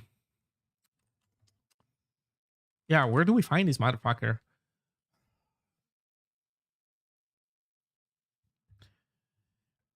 I guess it's a matter of manually iterating every path in path, trying to find a Git executable, right? That's how it is. At least on Linux and Mac. Windows, I don't know. But we should figure out Windows as well. Actually, no, wait. Windows has a path environment variable that works the same exact way. That does mean though that we need to pass around the environment variables. This one's probably IO and env map.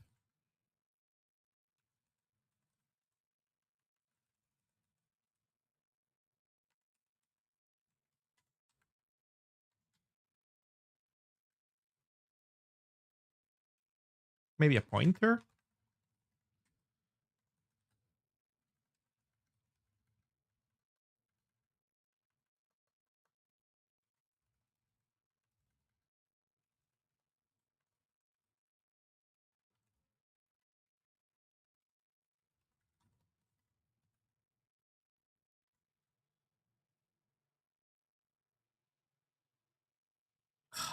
God damn it.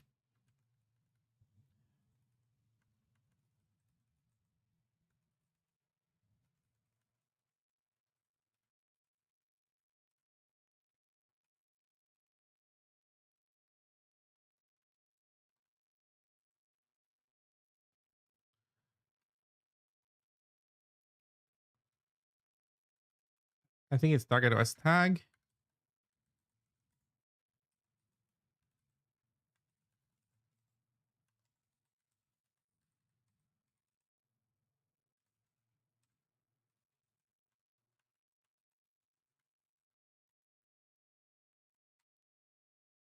Wait, um, I don't remember anymore. Wait, it's the opposite, right? It's semicolon on Windows and it's colon on Linux, right? Can anybody confirm?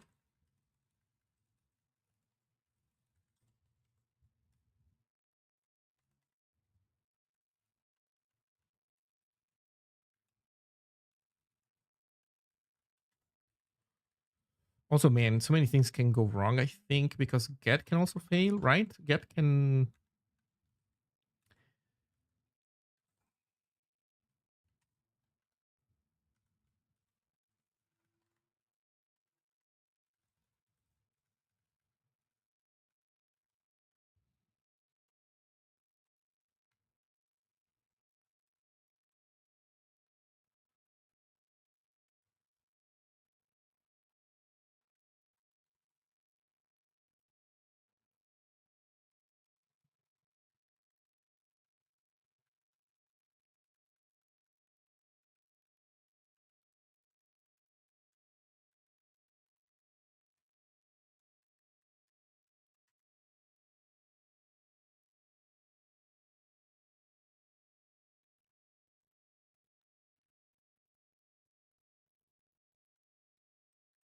What was the build system doing?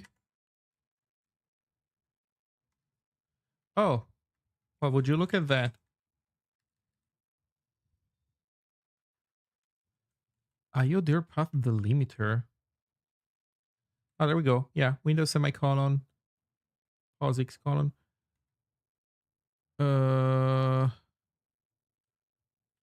Interesting. IO path delimiter. Okay. So let's use this.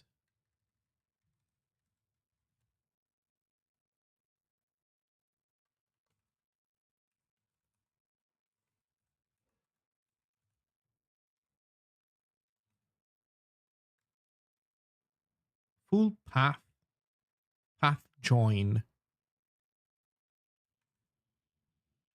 Right, and then it tries to find the program. Okay.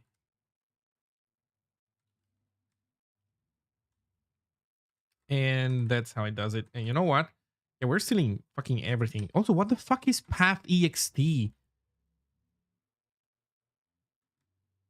What is going on here? Supported Windows program extension. What is this, man? Why is Windows Windows?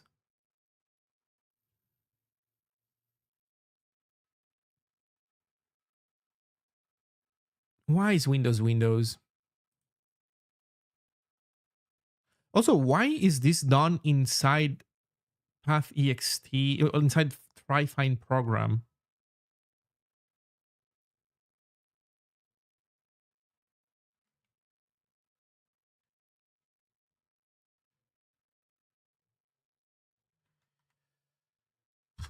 Okay, somebody will have to worry about this yeah, at some point in the future. Not me, not now. Um,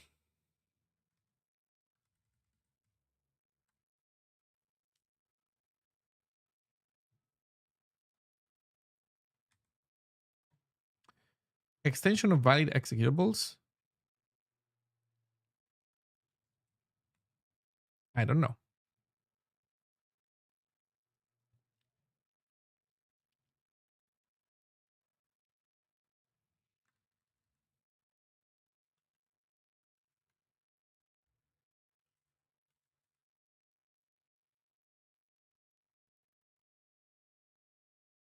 Oh my fucking god, really? So you're saying that this is trying the program with .com, .exe, .bat, .cmd, .vbs, .vb, .js, .jsc, .wsf, oh my god, it's trying all the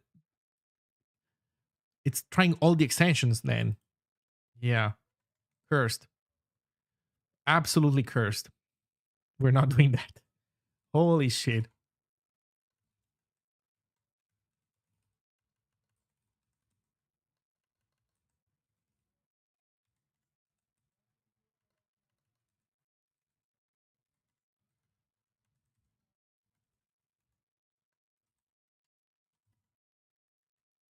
We are absolutely not doing that.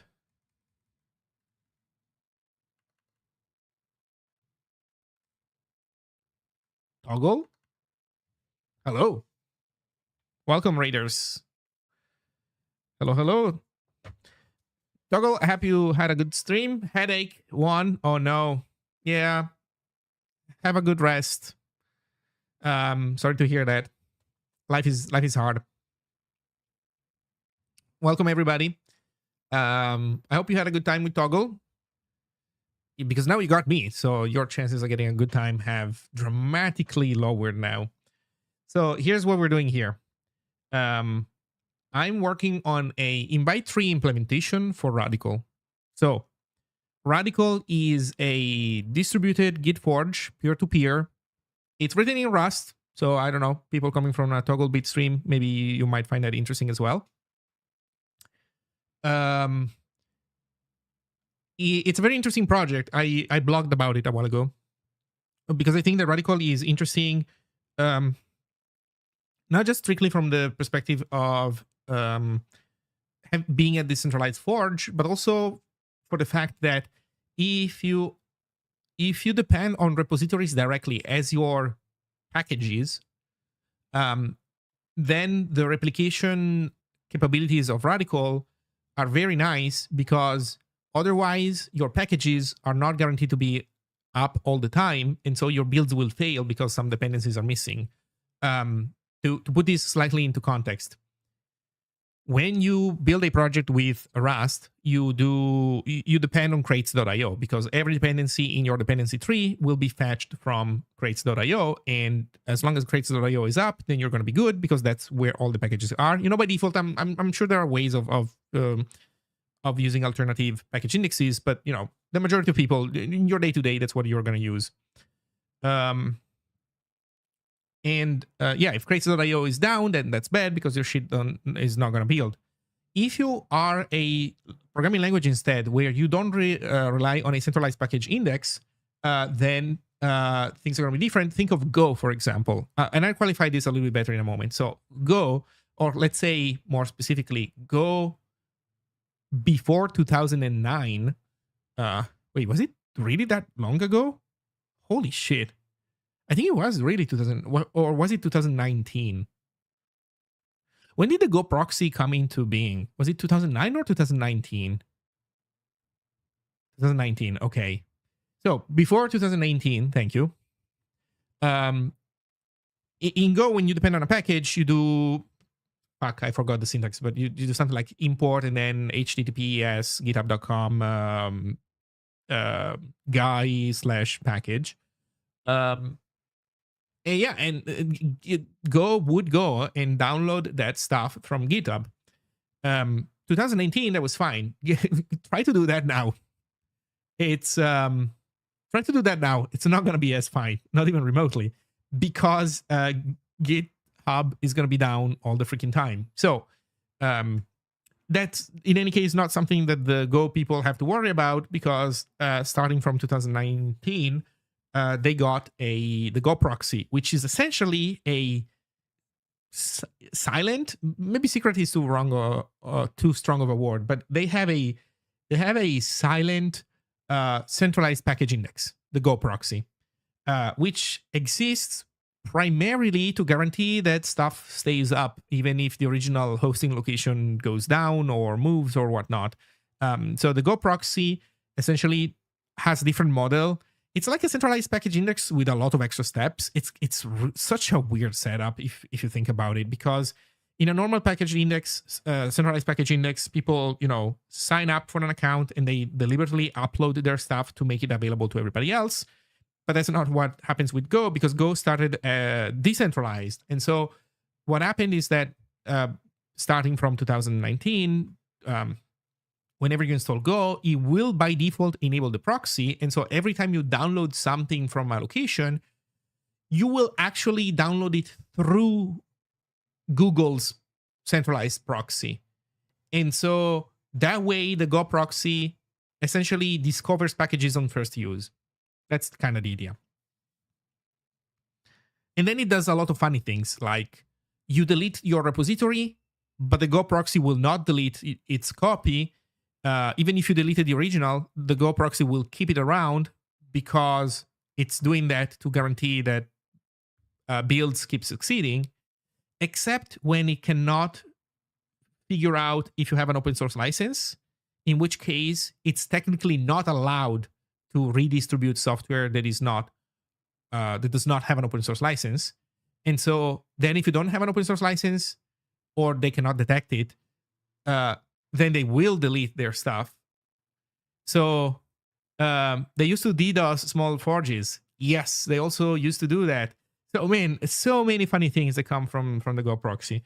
Well, the thing is, with Zig, we want to have a decentralized package manager. We don't want to have a package index. We want the package manager to fetch packages from everywhere, which is already how it works. But then we are exposed to packages disappearing either temporarily or permanently. Today, I have projects that have 10, 11 dependencies, which, that's like, I know, that's child's numbers for us people. In any case, my 10, 11 dependencies are already distributed in a bunch of different hosts. I have some on GitHub, some are on Codeberg, Some are on self-hosted forjos. The ones on GitHub and Codeberg keep going down because both GitHub and Codeberg have downtime. The ones on self-hosted forjos do not go down because those are like tiny hosts. They don't see a lot of traffic. They tend to chug along, so they're fine. Except that they're all like, they're self-hosted forjos, so they keep existing until they will stop existing. So those are dependencies that don't have downtime, but eventually they will go down for good. So where does Radical come into play? Well, Radical essentially, it's kind of like you can set up your own Radical node, and it's kind of like self-hosting your own forjo, except that it has a system where forking somebody's project. Actually, you know what? I should take a step back. One way of, so let's forget about Radical for a brief moment. I'll explain this last concept and then go back into Radical. One way of solving the problem of stuff disappearing either temporarily or permanently is forking. I could take every single dependency that I have and fork it in my own, in something that I control. So I could fork it into my own GitHub account. That works as long as GitHub is up. I could fork everything into my Codeberg account, same story. I could fork it into my own self-hosted forjo. And that works. As long as my self-hosted forjo is up, it is guaranteed that you will be able to fetch and build my projects because all the dependencies will be on that same host. And that's nice. The problem, though, with this setup is that if everybody does this, they do a bunch of forks. Forks are, how can I say? They require maintenance. They're annoying because the fork then it doesn't automatically stay in sync with the upstream. You have to update it manually. Or maybe, you could try to automate this, although today I don't believe there are like easy out of the box solutions that do this. Then also you need to change, currently this is a Zig thing, but in Zig you need to modify a bunch of manifest files because my manifest files, the manifest files of my dependencies currently point, because I have more than one level of dependencies, those dependencies will point at somebody else's host. So you need to modify them to have everything point at your own host. All of this is annoying. And it's kind of wasteful because you create a copy of a repository, but then it's only usable in the context of your own project. Like if I have a dependency that I forked and somebody else wants, you know what, let me turn around this example. Let's say that I have a dependency that I would like to get and I didn't fork it. I only know by default how to fetch it from the original host. If somebody else has made a fork of it, there is no way for me to discover that information, nor to reliably depend on it. I could try to depend on it, but also this person could fuck with that dependency. They could make commits, take away commits, change things, and so I would be getting I would also have to trust that other person to make sure that they don't give me bad stuff. Radical makes this much more interesting because with Radical, there's this idea that you don't fork in the sense of creating something completely separate, but you seed a repository. And seeding a repository means that you are a live copy of the upstream project. Your tooling will keep it automatically up to date. It will automatically fetch from the upstream and keep your copy up to date. And also, the Radical network is structured in a way such that when somebody wants a given Radical repository, they can fetch it from any host that is seeding it, from any node that is seeding it, which means that you can grab it from other people's quote unquote forks, from other people's seeds. And lastly, and maybe most importantly, the way the Radical works, it's also there's cryptographic signing going on that guarantees that even if you fetch a repository from a third party, you know that what you're getting is the correct data. It is a BitTorrent Git, kinda, yes. But here's the interesting thing: because when you think about BitTorrent, your experience with BitTorrent usually is that there's a bunch of individual seeds, individual torrents, and either the torrent is something super new and there's a bunch of seeds for it, or there is no seeds, and so the thing will download. Maybe you download 30%, and then it stays there a week before it's completed because only occasionally a seed comes up. Stuff like that. the experience with Radical can be completely different. First of all, moving around Git data, the data is dramatically smaller than like downloading a full movie, of which of course you have a legitimate copy somewhere. You just for convenience you just want a copy of the internet. So it's much smaller. And second, due to the nature of the data shared with BitTorrent primarily, you don't often have all that many always on seeds. You tend to have people that are downloading stuff because they're about to consume it, but then they will stop seeding that stuff once it's over. So it happens that stuff that is not super new becomes unavailable on BitTorrent a lot. With Radical, the idea is that you will want to set your own always on node, which is kind of like your own self-hosted Forjo, which you will use to store seeds for your dependencies. I mean, I guess you can use Radical in different ways, but in my opinion, the most rational way of using it is you set your own node, which is available on the internet, always on. It's mainly for your own benefit, in the same way that you would self-host your own Forjo.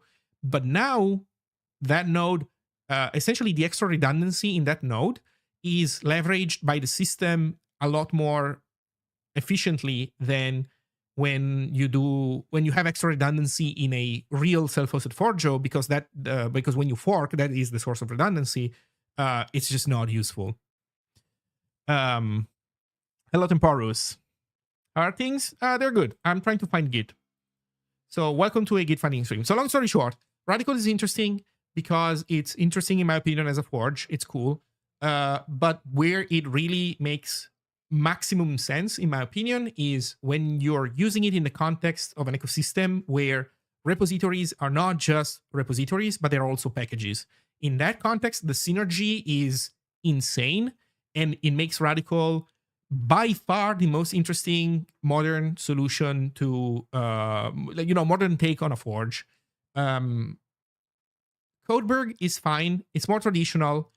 In my opinion, it has the downside that, not just in my opinion, I think this is an opinion that was shared in the Zig community. I would say this is a least important opinion that I've quote unquote copied from Andrew, because I think he's the one that said this explicitly first.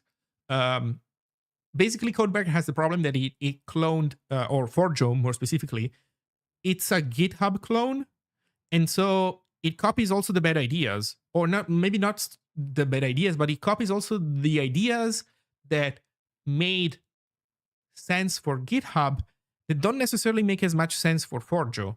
For GitHub, having issues and PRs hosted on the centralized service is good for lock-in. It's what makes it harder for you to move to another platform. So for GitHub, it makes business sense to design issues and PRs that way. For Forjo, this business incentive is just not there. So Forjo never had a reason really to have issues and PRs work that same way, other than the fact that was a system that already was implemented elsewhere that people are already used to. So there's a convenience argument for it. It's obviously not it's not a dumb idea, but it's not a genius idea either. And so Forjo could have aimed for a local first workflow, but they never did. Also, by the way, I didn't mention this explicitly, but guess what? In Radical, issues are in the repository itself. Let me go in Heartwood, rad issue. All the issues are stored in Git.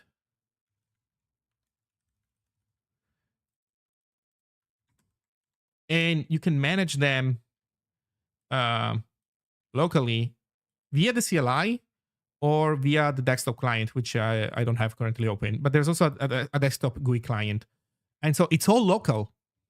And yeah. So Radical.dev becomes the central tracker. No, the concept of a tracker is like that's BitTorrent terminology. peer-to-peer isn't necessarily one-to-one to BitTorrent. There is no central tracker. There are no trackers in Radical as far as I know. You know what? I'm not a super expert with how BitTorrent works. Strictly protocol wise. I understand BitTorrent as a user. I know what a tracker is. I know what a torrent file is. I know what a magnet link is, and I know when I download stuff, I can see who are the seeds, who are the peers. So I understand vaguely how that works.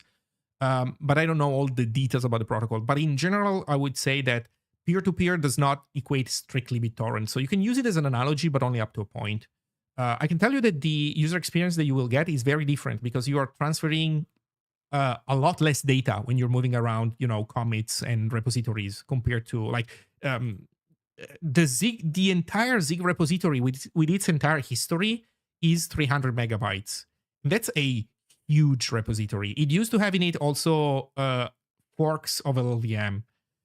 So probably they account for a good chunk of those 300 megabytes. So a normal repository is like nothing. So that plus the fact that it's my recommendation is this: go to radical.dev and then go to guides, and then you can read the guides. Start with the quick start and user guide, but then read the protocol guide that tells you how the protocol works.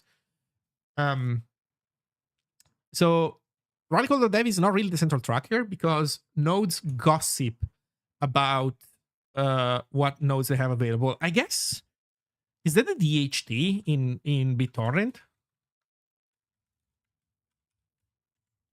DHT is like decentralized tracker, right?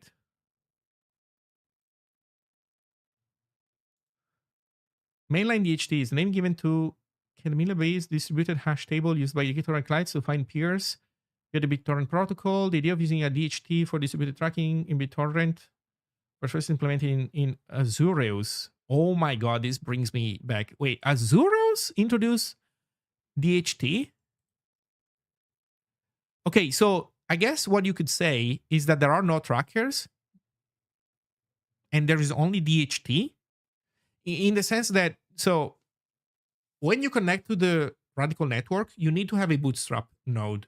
So you need to have a starting point to find the first peer in the network.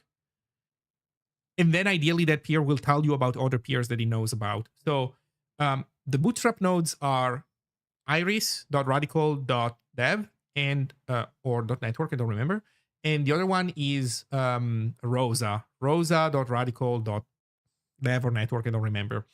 So these are the bootstrap nodes. So these are the ones that you will discover through DNS the first time that you run Radical. After that is done, you will learn about other peers, and your node will be able to connect also to other nodes, and it won't need Rosa or Iris anymore, at least strictly speaking. So rad node status, for example, my node right now is connected to all these things. But what I think is most important is that you see this. This node that you see here, this is my personal node. It's running on my machine. Node is running with ID, blah, blah, blah, and not configured to listen for inbound connections. So that's on my machine. It's essentially a node that acts as my agent. It doesn't do much work except pull from the network when I pull and push to the network when I push, roughly speaking. This is my always on node. And this one, I pay €5 a month to host, or I could host on my own machines, but I decided to get this as a service.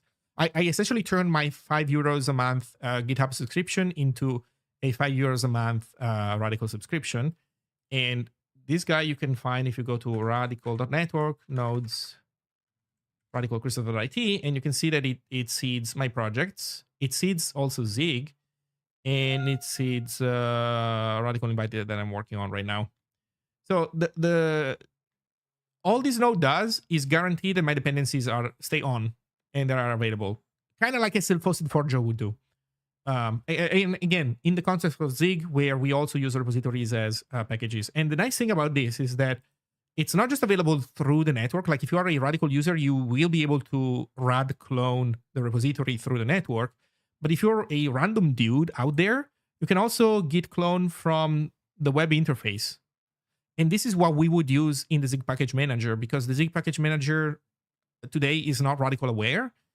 And I don't know if you ever will be. It's complicated. But at the very least, yeah, you can do this. So all in all, I like it a lot because Radical is very close to being equivalent to a self-hosted Forjo, except that it's more efficient. It makes more efficient use, or maybe you could say more effective. Like it's just more useful all around. It does come with extra complexity because you need the Radical tool. You need to learn how Radical works. It's peer-to-peer stuff, so peer-to-peer stuff is always more complicated than the equivalent non-peer-to-peer stuff. That is a fact. But the thing is, if you have your always-on node and you always make sure to piggyback it, like there's a command that you can run to make sure that you always connect to this host and to this node, and you always talk to it. This guarantees that you have essentially a user experience that is comparable to having your self-hosted Forjo. What if your node goes down? Is it bad? Kinda, yes. Well, it depends. It depends on who you are. So if you made a repository that nobody cares about and your node goes down, it's kind of like you have a self-hosted Forjo and your self-hosted Forjo goes down. It's the same thing. If your project, if there are other people that care about your project, which can happen maybe because they just like you and they want to reseed your stuff, or maybe they do it, or I would say more likely, they are not going to do it because they like you. They're going to do it for entirely selfish reasons. They depend on your software, and they want to make sure that your software, as a dependency of their software, stays available. So for example, I haven't done it yet, but my plan is to eventually put all my dependencies in this node so that I will, so that every time you want to build one of my software, one of my projects, you know it's going to succeed. So when people do that, their copy of your software can also be used to fetch your software in the absence of your own node. So that means that you will be able to keep succeeding at cloning that repository. Today, the Zig Package Manager does not integrate with Radical yet. But if some kind of integration with Radical will be developed, then the Zig Package Manager will still be able to download and build your project, and because it will be able to get the dependencies from somewhere else. And depending on some other details of how other people, there are like a few different ways in which you can reseed somebody else's repository. But depending on that, you will even be able to keep pushing changes and modifying your repository, even if your own node is down, because that information will be picked up by other nodes, and they will share that info, and so they will update themselves. So long story short, having your own node facilitates things, and essentially, you could say it collapses the complexity of a peer-to-peer net model down to being roughly equivalent to what you do with a self-hosted Forjo. But then when it goes down, you still have the peer-to-peer stuff in effect. So the complexity increases because now your own node is not up anymore. So the question is, who else on the network will be interested in your changes to the software? And the answer might be, it may vary from nobody to a lot of people. So to give you an example, Zine has 28 seeds right now. So that means that if this node goes down, there will be 27 other nodes that will be willing to pick up my changes. I will qualify a little bit more what I mentioned earlier with depending on how you set it up. So everybody will always be interested in my changes, as in me, the author of this repository, because I decide what is the canonical, what is the official version. I decide the official branches. I decide the official tags. So everybody will always be interested in my stuff. If you were a Zine contributor, so somebody who is unable to make official changes, but you would still be able to create issues and create patches if you wanted, then in that case, some nodes might be willing to also pull your changes. Some others might not. It depends on how the node is configured. Um, I think that explains everything.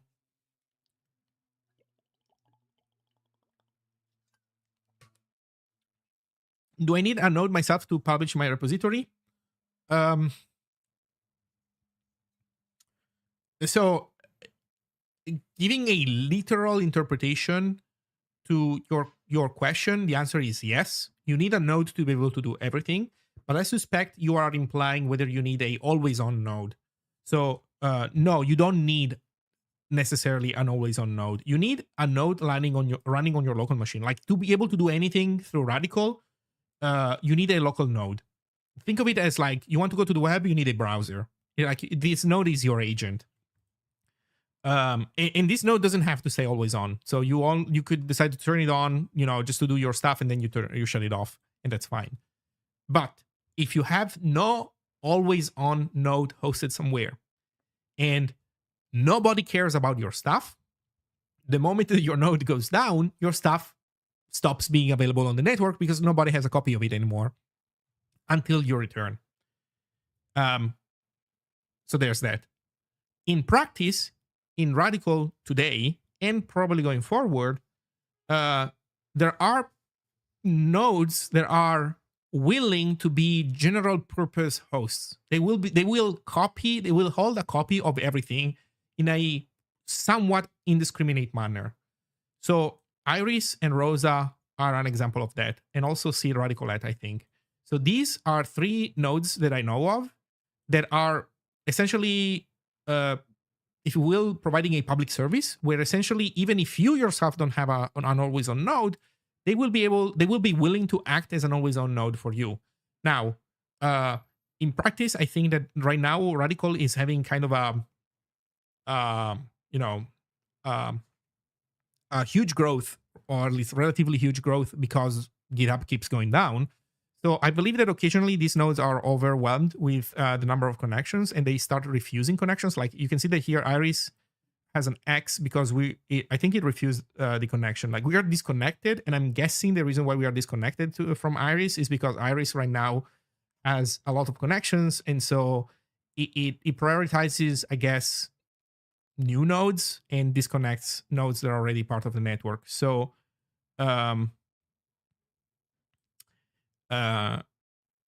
so the point is, this is a public service, so the availability of this public service can vary over time. So I cannot guarantee you that if you don't set up your own node, everything will be fine. It might, if there is extra available capacity, in the network, and somebody out there is willing to copy your stuff, or there might not. For example, here's also how it could work. I think this today is not does not work this way specifically, but you could imagine in a future where somebody sets their own always on node, to also automatically host whatever you make. So essentially, they give you access to their own node. They could do that, and so that way you don't need to have your own node. You can piggyback on somebody else. So one way or another, you can piggyback on somebody else occasionally.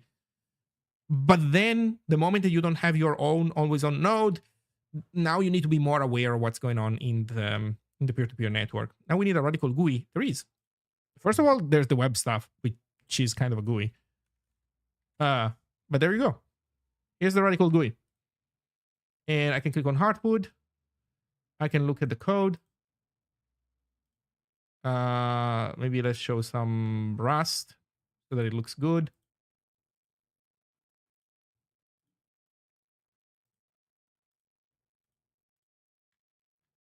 So there you go. Here's some Rust.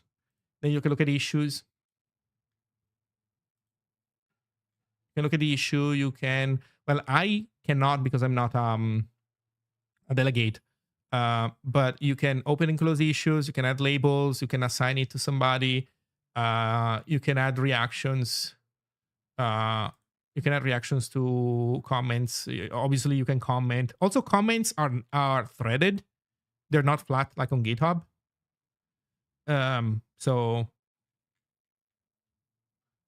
yeah. So this is already there. And same with patches. Patches are the name that Radical uses for PRs. So you click here. And then you can look at the changes. And there's also the concept of reviews. People can give reviews. Another nice thing is that I don't know if it's visible here, but you can also have multiple revisions. So you know how in GitHub you can force push a branch, a PR, and force pushing the PR essentially swaps out the old history for the new one. You keep comments. You keep, I think you keep some review comments, maybe. I guess it depends. But in any case, you kind of switch. Whenever you force push, you switch the old PR for the new one, and then the old one is kind of gone. On Radical, that doesn't work this way. On Radical, when you force push to a PR, you make a new revision of it.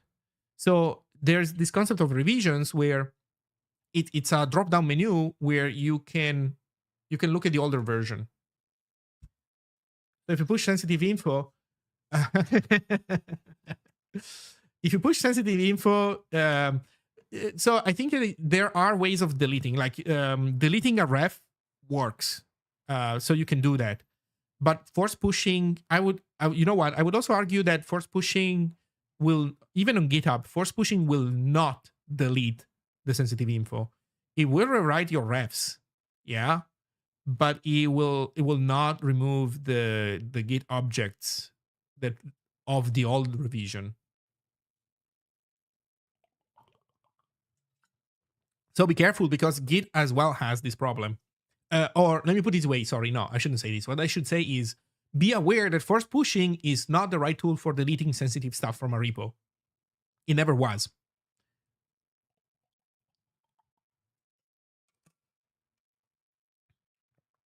What about CI/CD? There is a tool for CI.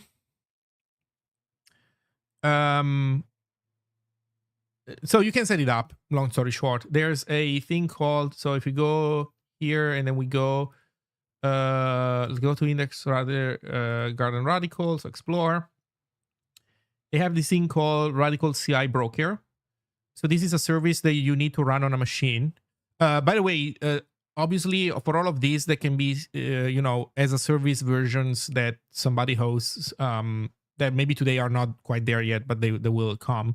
So I'm showing you the plumbing. Then we can talk about, convenience things. But long story short, you run the CI broker. The CI broker is something that is capable of seeing changes that happen to your repository, and then you connect the CI broker to an adapter. So you can say, okay, I want to take my CI and then I want to run it on GitHub Actions, or Radical Native CI is essentially a thing that runs the command immediately on the machine. So like if you want to have a super simple self-hosted setup, you run the broker and you connect it to the native CI, and the native CI will literally just immediately shell out to a bunch of commands that you set up. What else is there? Well, there's a bunch of other ones. There's also webhooks, and via webhooks you can connect to also a bunch of other hosted services, like BuildKite, for example, I believe. And there's also Zulip integration, although that's not exactly CI, right? This just spams Zulip with information about commits. What I wanted to show is that if you look at, let's see, if you look at Radical Native CI, you see this. You can see that this has the UI elements for a CI run, and this is ambient, I believe. So this is a CI thing that happens to be connected to this, but essentially CI can be connected, and it can also report to a repository the outcome of a CI run. There you go. Then obviously CI it needs to interface with a repository, but it's not the repository itself. Sorry, it has to interface with a forge, but it's not the forge itself. It is convenient for things like GitHub to offer a fully integrated um, system for it. But for something right radical, it doesn't make any sense. At least when it comes to the software itself. Then what you can do is you can go to radical.garden, and maybe in the future there might be also other services, but radical.garden is the host that I have. I mentioned earlier that I was paying €5 a month instead of setting up the software myself. So here in radical.garden, um, here you can set stuff up. Like here, integrations. They have BuildKite integration. Oh, there we go. Okay, so webhooks is separate. So you can do webhooks or you can do BuildKite. So BuildKite is specific to Radical Garden, I guess. Yeah. So if you use Radical Garden, you can get something nice going quickly. Otherwise, you can set everything yourself up. And maybe some stuff is missing. It's not quite there yet, but yeah. In general, all of this stuff can work with Radical. Okay. End of story time. Let's go find the Git. Ba, ba, ba, ba, bum.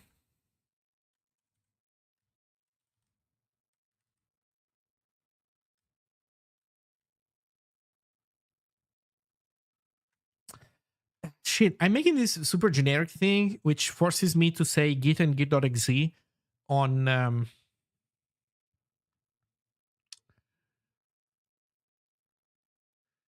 at the call site, but that's not really what I want.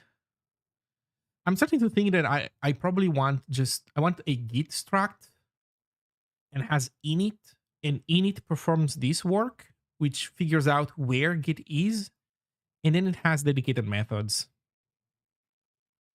I think.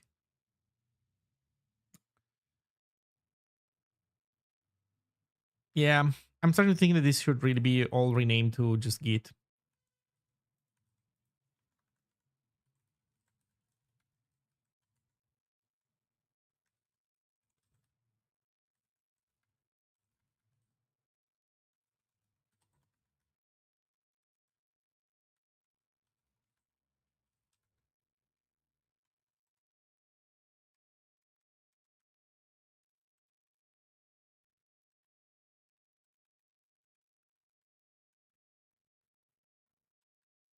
No other programs than Git. I think there will be also RAD, but I think that we will want to essentially do the same again for RAD. So I guess you could say that we might want to maybe abstract a little bit some of this business logic, but you know what? We'll bite that bullet once we get there.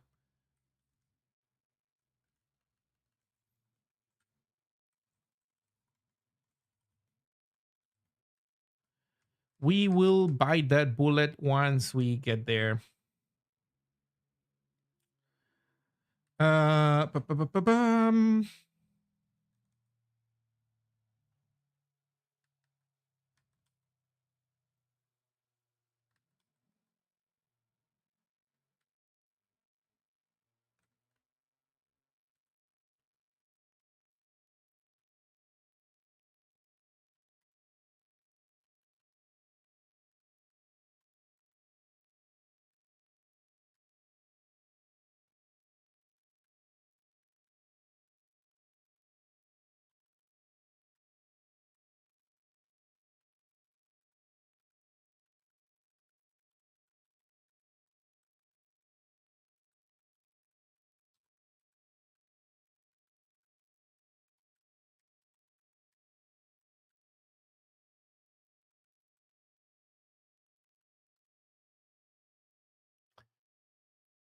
I think we want the FNT one, which is still in IO.dir though.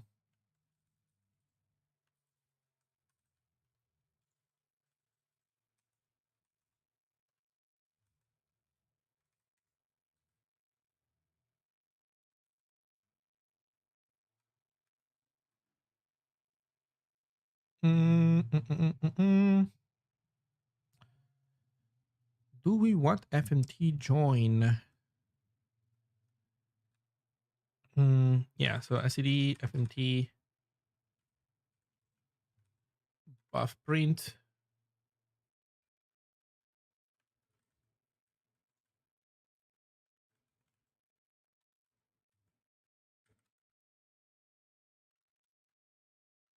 Actually, yeah, that's just it.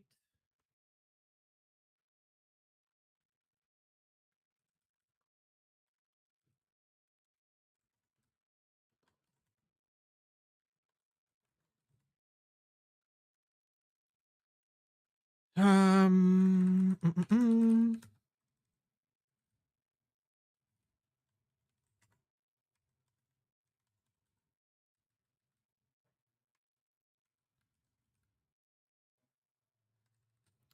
Okay, what does this guy give me? Buff print error is print error. What is print error? No space left.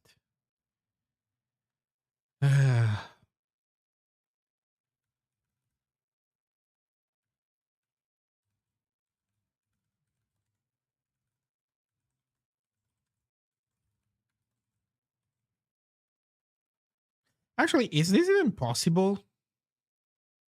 Well, if the path has a bad error, this is possible. You know what? I think we're gonna simplify this. We're gonna simplify this into catch fatal dot message path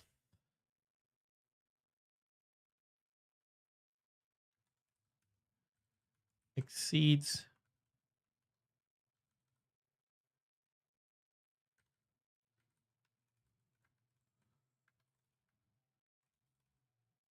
max path length. That's not precisely true, but it's true enough. Um,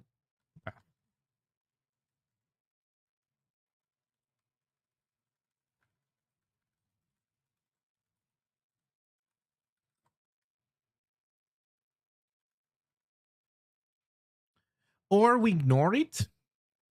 Although you know what, this is fine.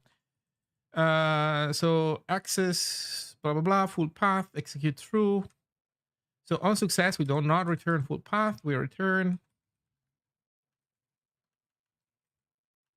path. Otherwise, file not found.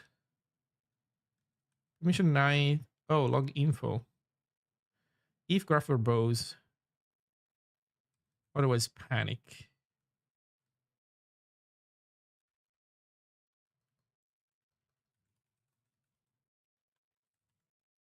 With a message.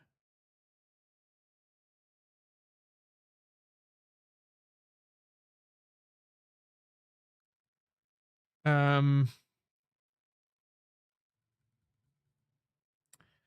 verbosity. That could be cool.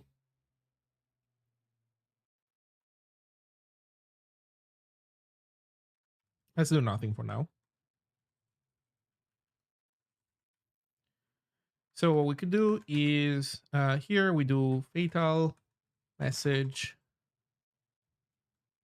unable to find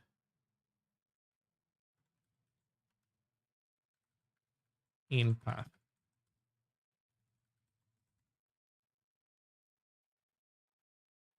There we go. Okay, so init. Almost. Wait. This is bad. First of all, this needs to be full path. I think yes. Second, this cannot be full path because it need to be copied. And currently we don't have any allocator, so we need an allocator.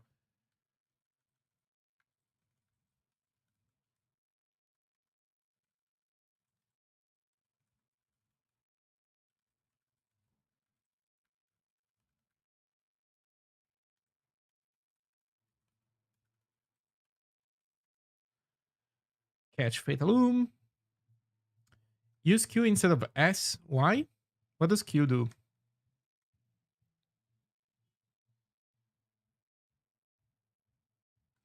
Oh, also interesting. Here we went from. Well, you know what? No errors. We just straight up crash. That's fine.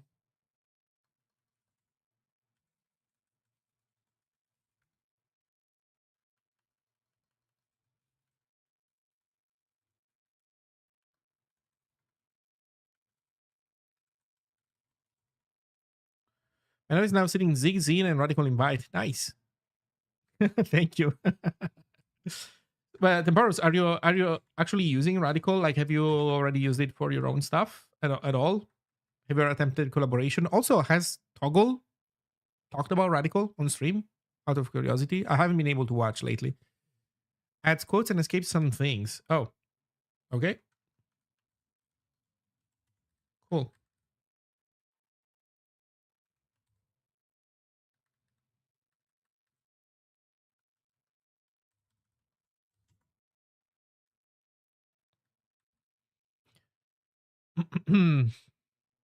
uh, okay, that message was a little bit too pessimistic. We need first to exhaust the while loop. Okay, so this finds stuff. I've not collaborated with anyone on anything on it, unfortunately, other than a few minor patches I've sent to Hardwood like last year or sometime. Cool. Do you have opinions on Iro? I I heard that they are using currently some crates for the peer-to-peer networking stuff that are abandoned, and they want to switch to Iro for, well, better peer-to-peer networking without having to do everything themselves. Hey, so you did run. Thank you. Thank you for the fears. You want sub to Temporus.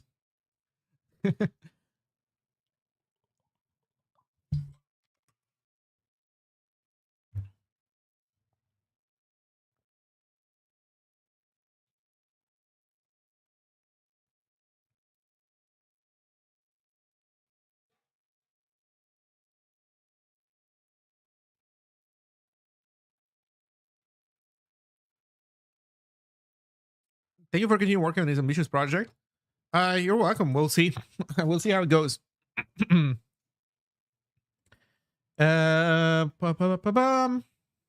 So, so far so good. We could demand an arena. You know what? Maybe demanding an arena is not a bad idea. If we demand an arena, then we don't have to worry about AD in it. But you know what? It's not strictly necessary. So let's make it a GPA and let's give it AD in it.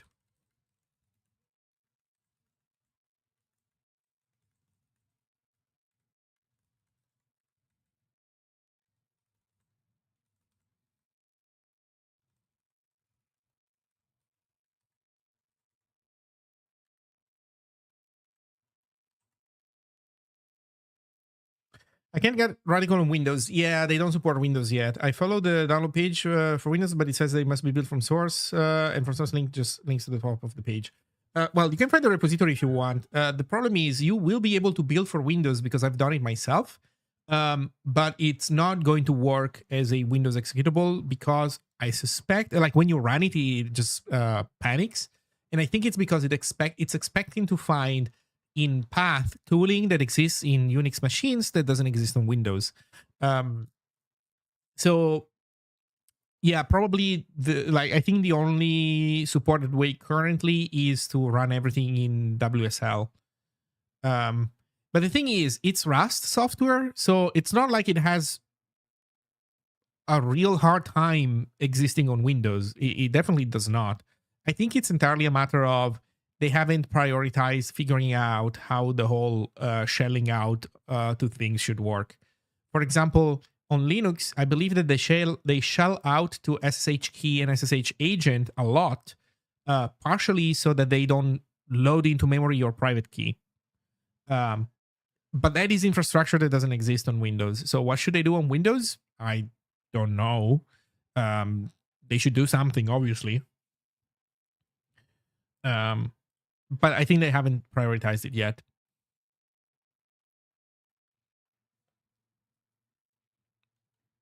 Okay, so hopefully we'll be able to find Git.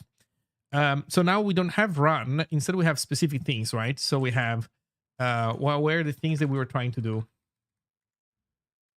We wanted to run fetch. So fetch.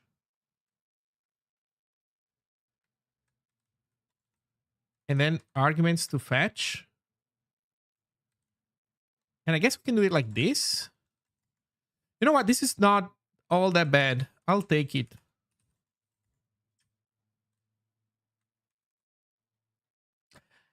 Although at the same time, you know what? What if it was like this?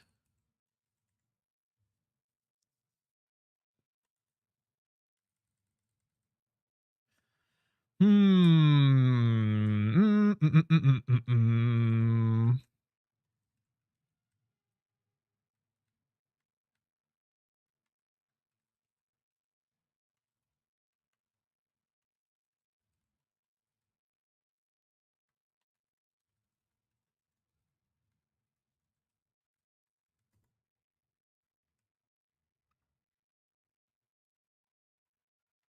You know what? Let's leave it at run for now, and let's see where that gets us.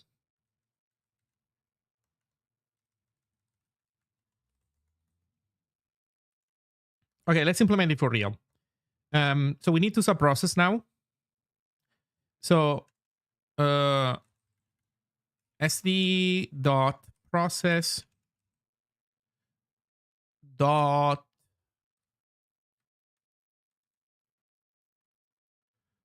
replace path run spawn.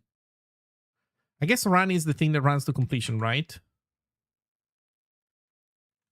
Arena, IO. Oh no, IO after arena. Oof, that hurts. That hurts. So what are our options? Jesus, argv. Okay.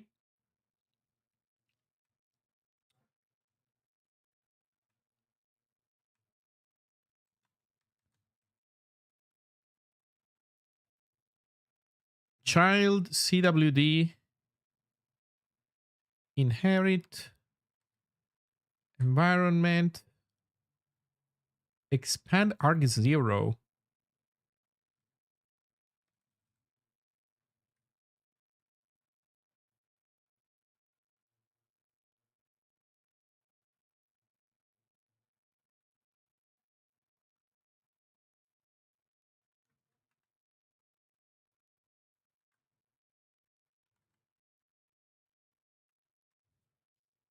Wait, what? So why is this an option here? Okay. Well, I don't think it matters to us. Progress node. When populated, the pipe will be created for the child process to communicate process back to the parent. We don't care. Create no window. Windows only. Set the create no window flag on create process. Default to true. Is that like shell globbing? I guess a fucked up version of that because it's not real shell glob. There's no shell in this, but I don't know. Disable ASLR, Darwin only. Disable ASLR for the child process. Why? Why would you be interested in disabling ASLR for the child process?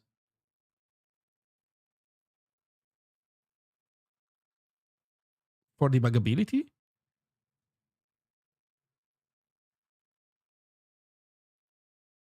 Maybe. I don't know. Timeout. Okay.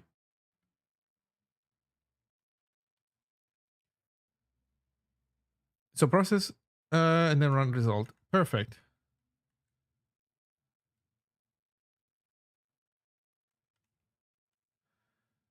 So process the run. Arena IO. Oh, wait, I forgot. Is there anything that we need to set in here then in the end? Frankly, I'm fine with this set left to unlimited, whatever. Inherit the CWD. Sounds good. Spawn looks in path by itself. No, you're fucking joking. No, you're joking. Did I really do a bunch of work for nothing?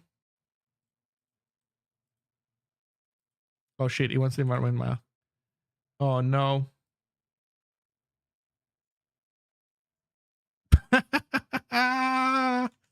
I should have read the docs before doing useless work, huh?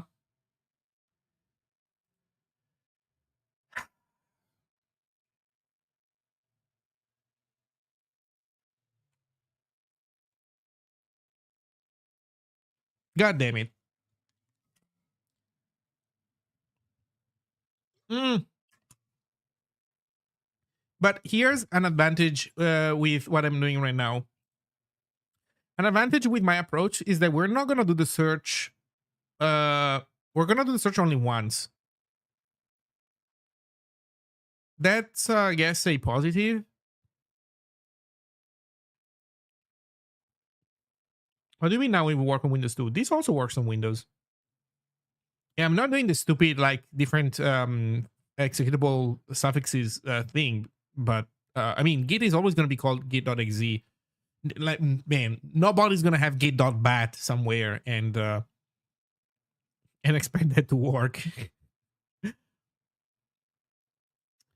um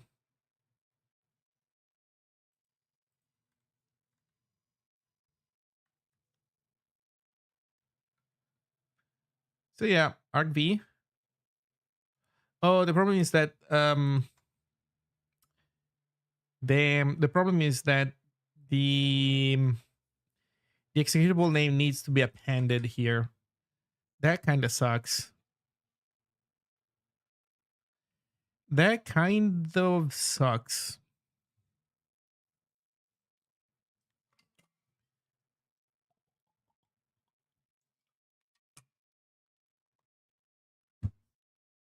And the thing is,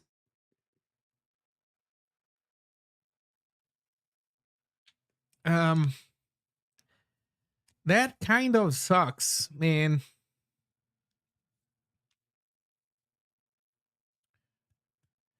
I guess we could make args an any type, and then we do a comp time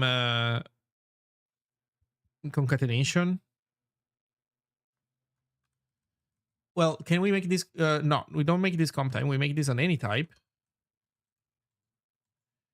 and then we pass down argv equals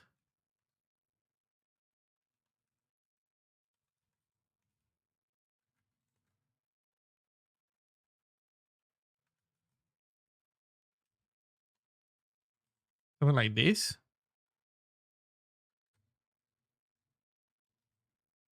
I think this should work.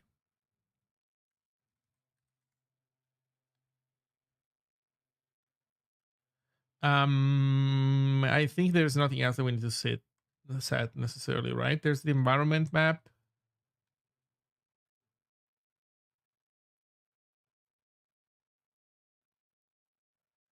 That resolution always uses the parent environment,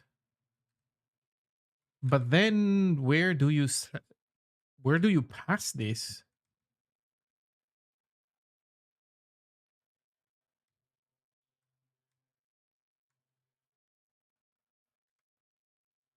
How does spawn know? How does spawn know the environment variable? Sorry, the environment map. I think this API is not fully fleshed out for the new IO interface. Um, but okay.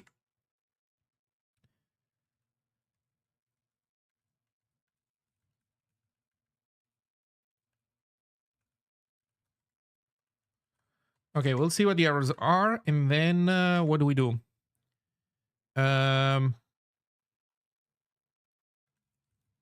we return child dot std out essentially. We should also look at the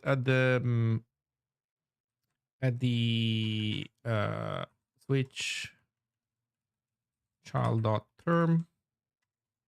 Is that something that you switch on? Yeah, it's a union.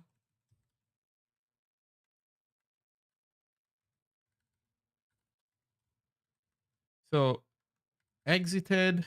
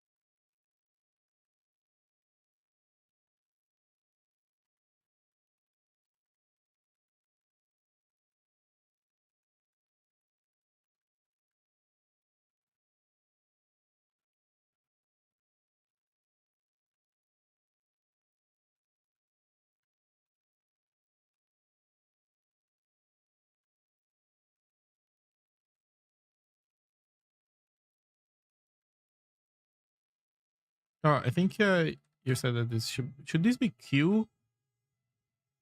Uh, oh, sorry, there's noise.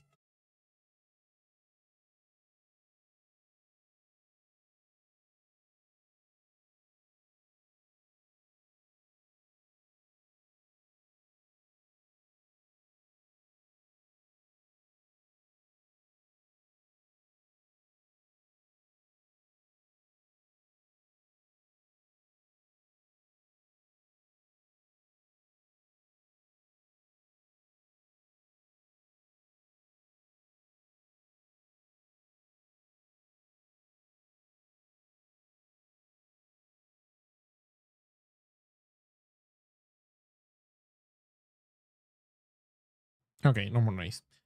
Stop at unknown. I don't know. Fatal.fmt child process failed. Child process invocation.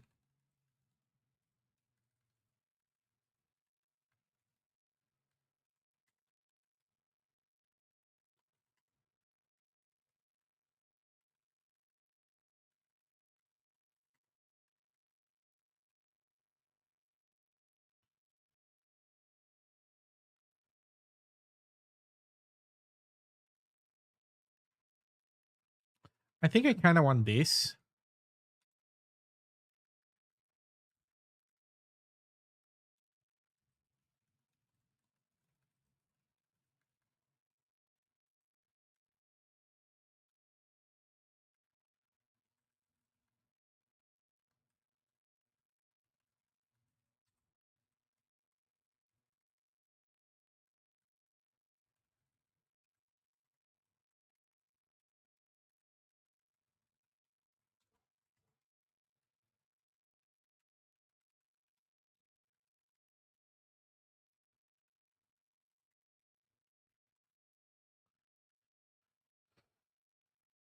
Thread, for example, keeps the environment as part of itself. I see.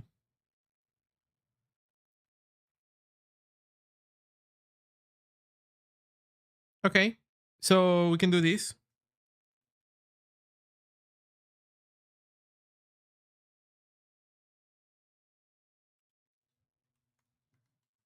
For an unknown reason. We return the STD out. And I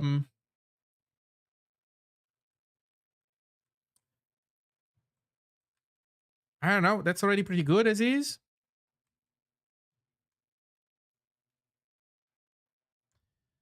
Um, okay, so this is run. This should cover a bunch.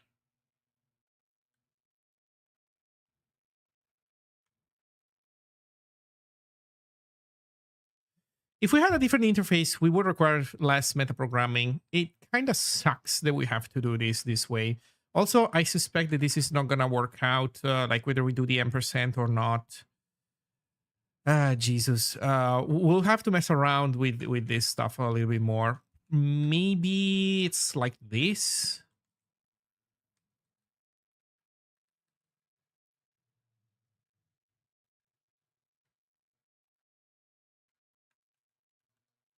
Maybe like this. I don't know. Maybe this is not necessary.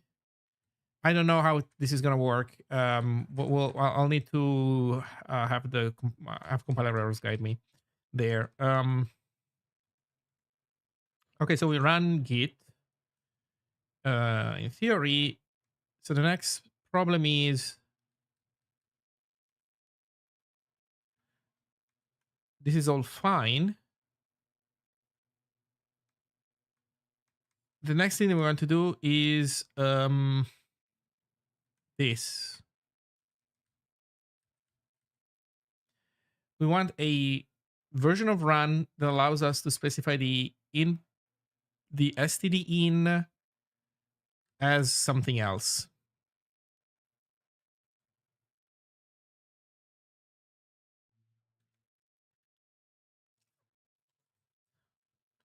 So I guess we could do run std in.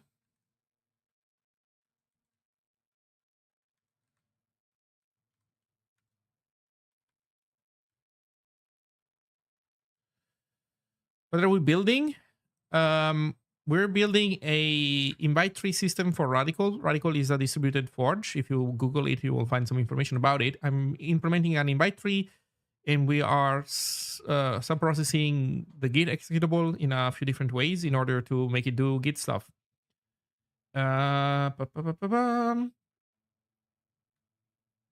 here we need to specify something about the std in.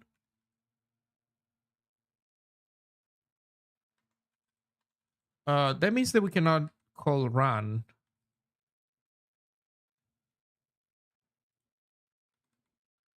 Right? Yeah, there's no way of pinning it std in.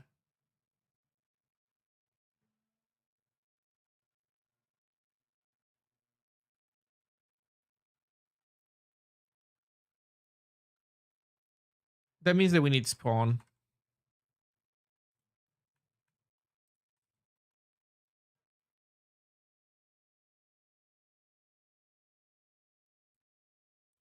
Right.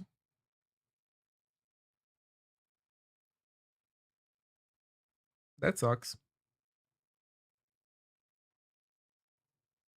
What are my options with hash object?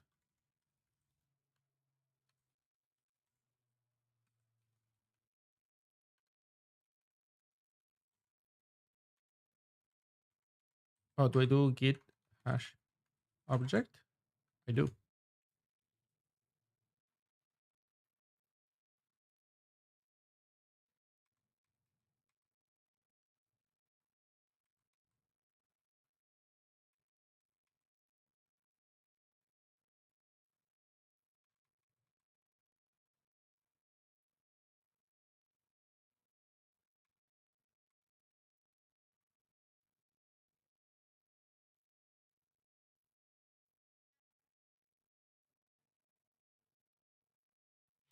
Allow stdin to hash any garbage into a loose object which might not otherwise pass standard object parsing with git fs check checks.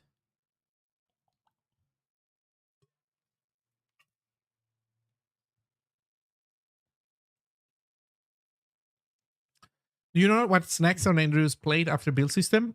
No idea.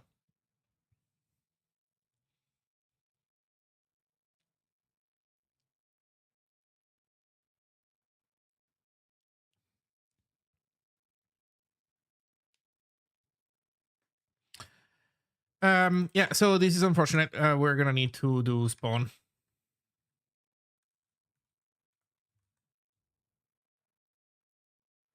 Spawn path?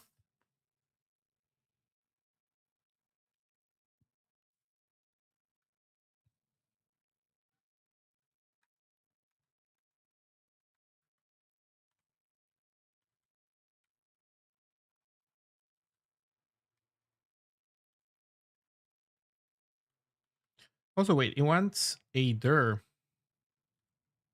Huh. Oh, also IO before arena. Let's fucking go.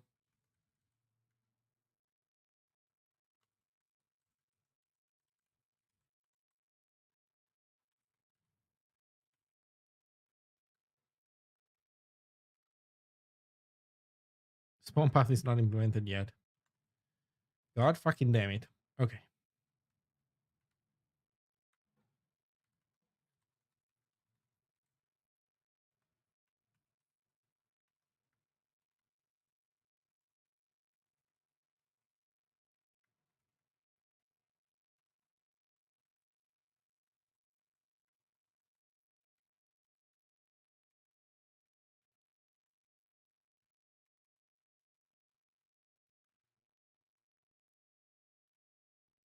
I think we need to make sure to pass down the environment map though.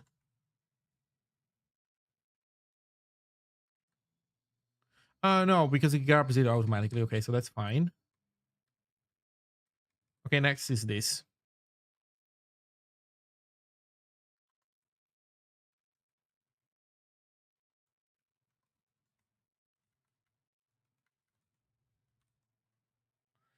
Close file, ignore inherit pipe.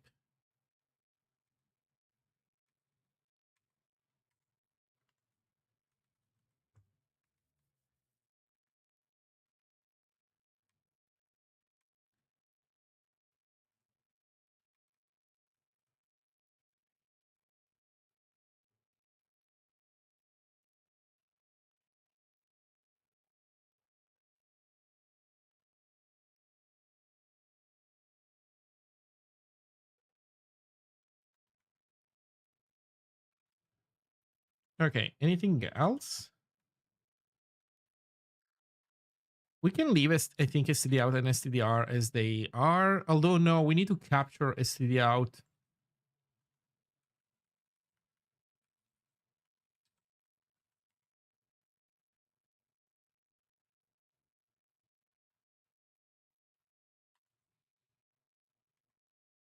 Request resource uses statistics, UID, GID, PGID, star suspend, create no window, disable ASLR. Okay, so we have this, and then gives us a child. What do we do with a child? Actually, you know what?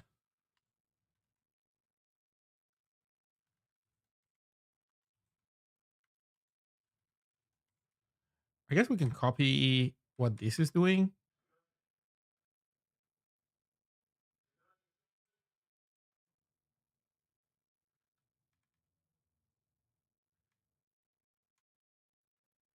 Multi-reader, buffer,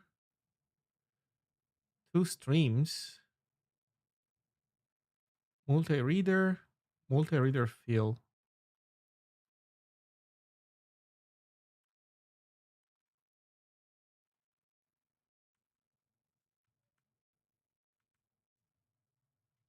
Well, that's essentially what we want.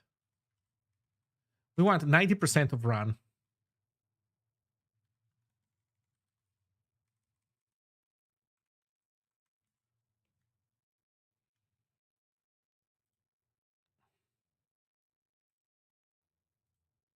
So this reads std out. Although, because this is reading also stdr, do we want to do that?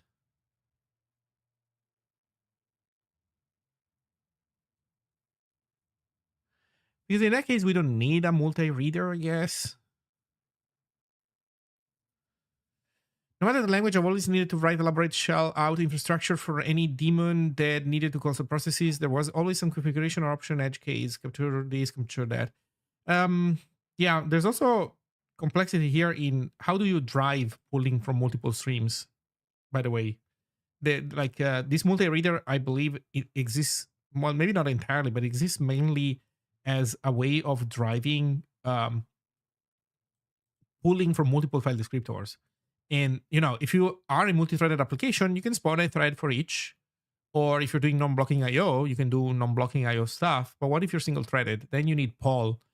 Single-threaded plus blocking IO. Then you need Paul, and so I believe the multi-reader probably does all of this, or it somehow makes sure that that becomes doable in combination with the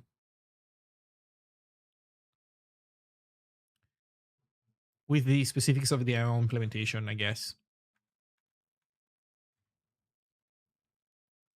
Yeah, non-blocking IO always makes it easy. That's for sure. Um, okay, so how do we capture SDR as well?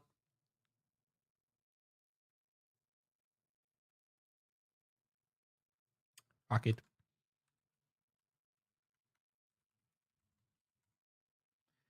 There you go.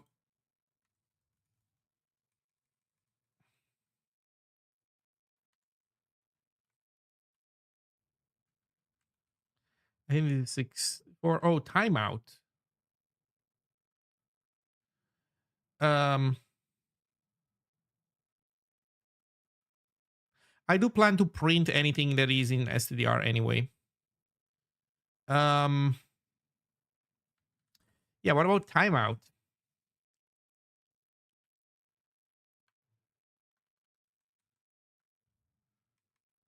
Just gonna do none for now.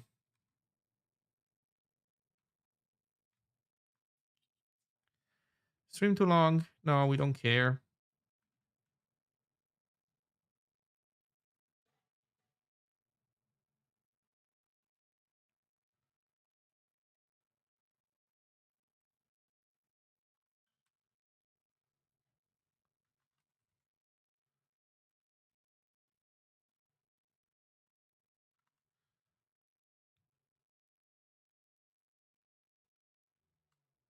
Oh, this returns any other error.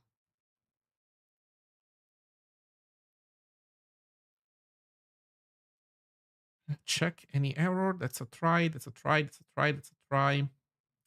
There are a lot of tries in here. Hmm. This is making me think that I might want to split this into a sub-function.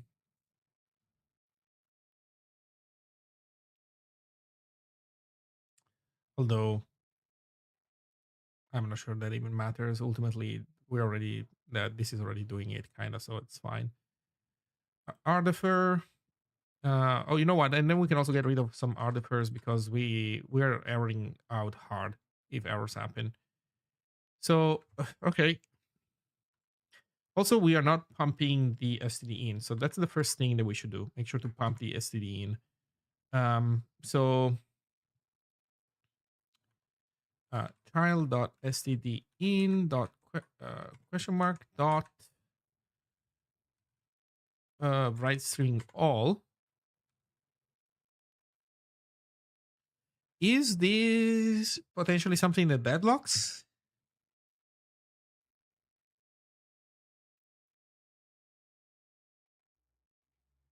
Shit, this is something that potentially deadlocks, isn't it?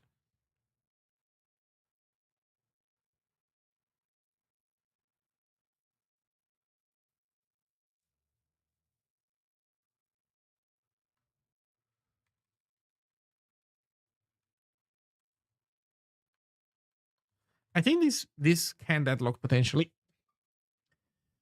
We can do that on another thread. We can ignore this possibility for now. Um,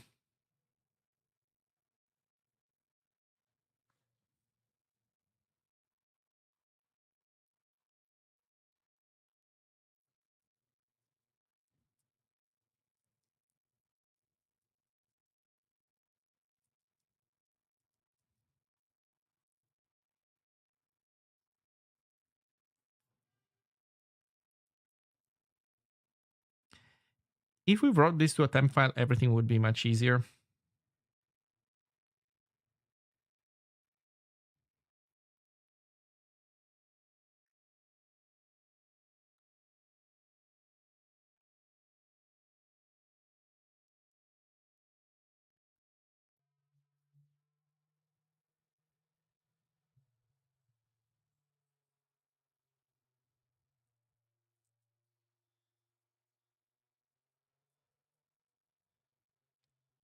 Yeah, you know what? Hey, Louis, thank you for the raid. Hello. Holy shit. So many raids today. Thank you, thank you, thank you. I'm thinking that maybe writing to a temp file might not be that bad.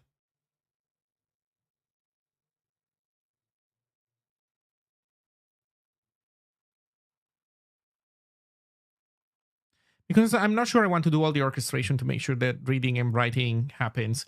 Yeah, you see, and also if we do that, um, we can reuse almost run one to one. Actually, we can reuse run one to one at that point.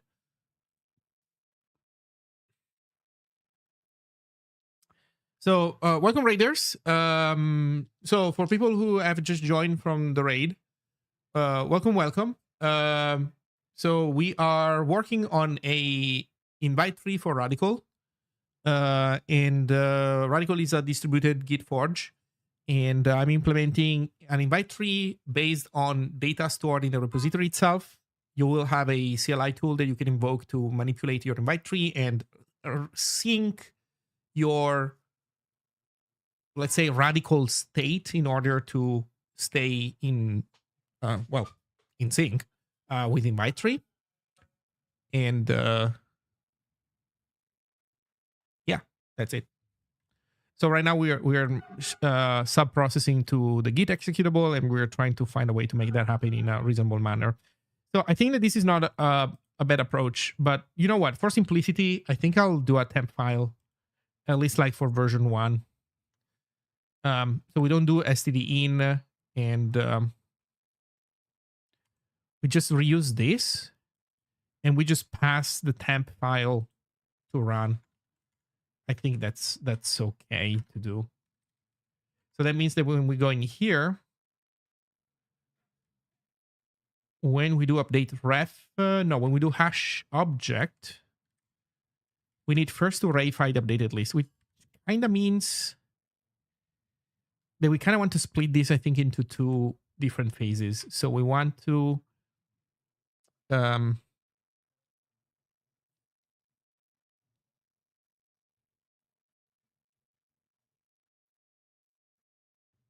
although you know what, I don't think that Git will print anything before having read all of the input.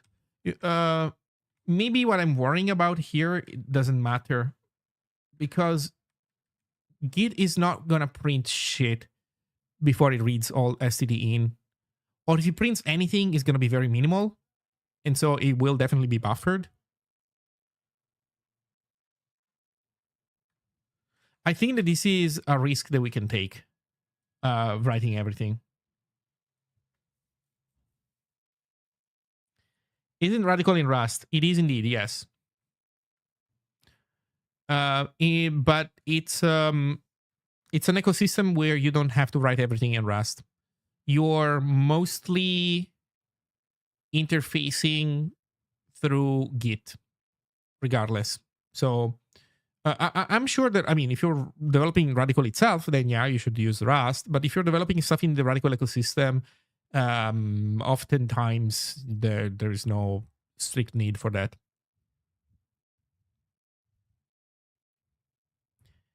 Um, so maybe we can do this. And the thing is, this is going to work nicely also if we do this.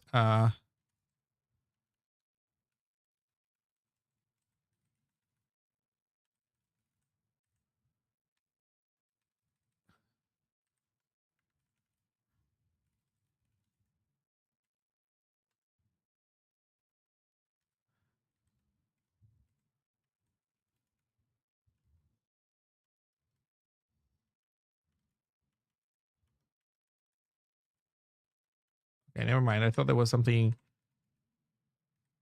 There's something probably based on vectors, but it's in the writer interface.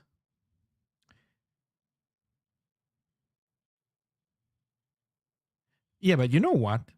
We we can do it, right? So we can do it like this.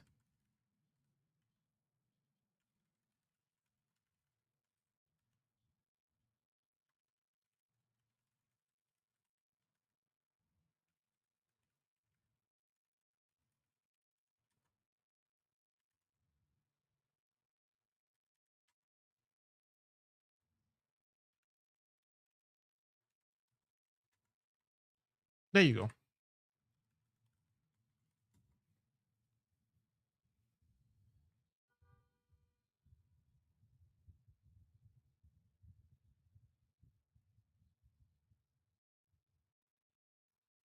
Yeah, we do think we do need some defers though. Like, what happens if any of these things fails midway?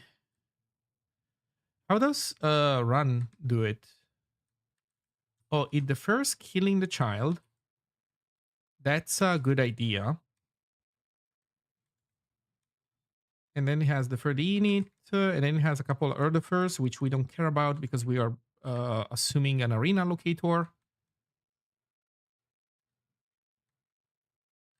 Okay.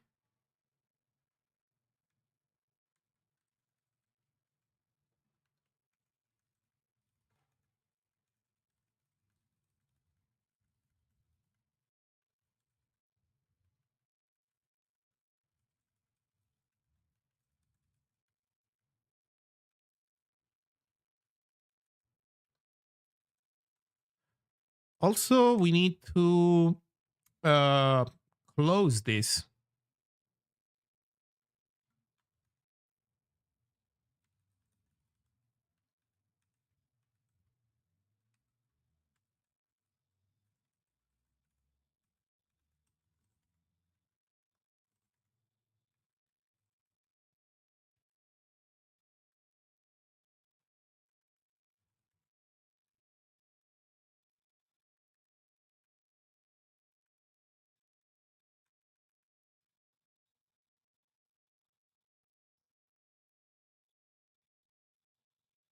Yeah, I think this needs to go into a function where we can try and and then from the upper layer we can deal with it.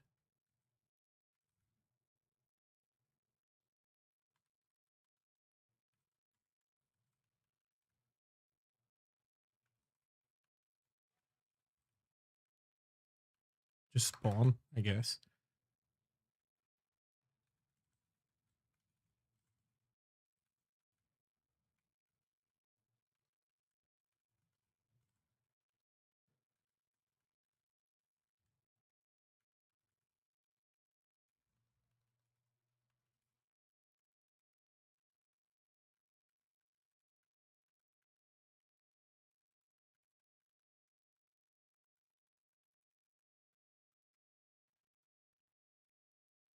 Yeah, something along these lines. So we were missing the error. This goes here, and this becomes spawn.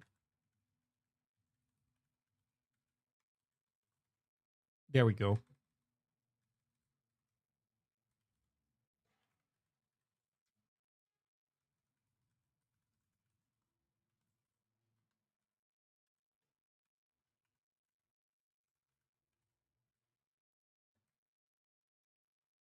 And you know what?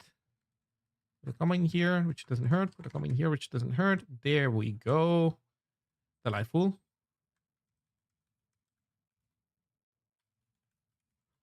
Okay, I think yeah, I think we can commit to this design. That's fine. Blah blah blah blah blah.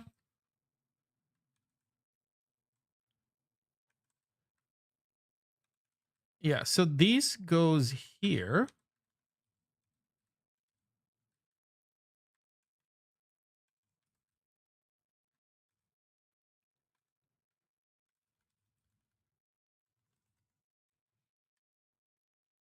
And here. Also, I think this should not even be called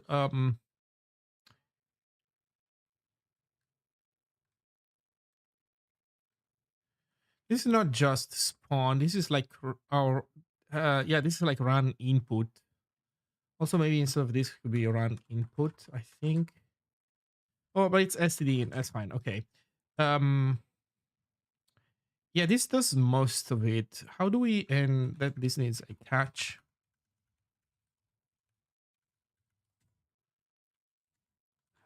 So it needs this. Um Child is the wrong term for this.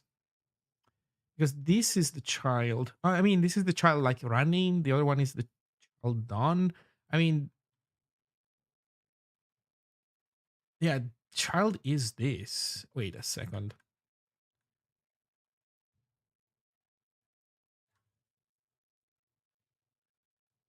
Child dot wait, child dot kill. Yeah, wait a second. Does run return a child? It doesn't, right? Run returns a run result. That's what we want. So we want to return either run error or run result. Yeah, that's what we want. Okay.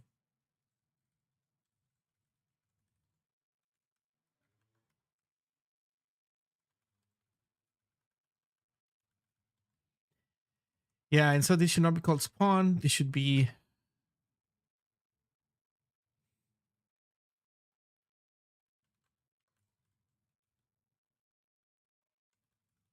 I don't know. Run is the internal.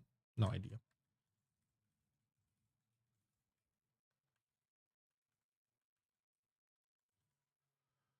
Okay. Um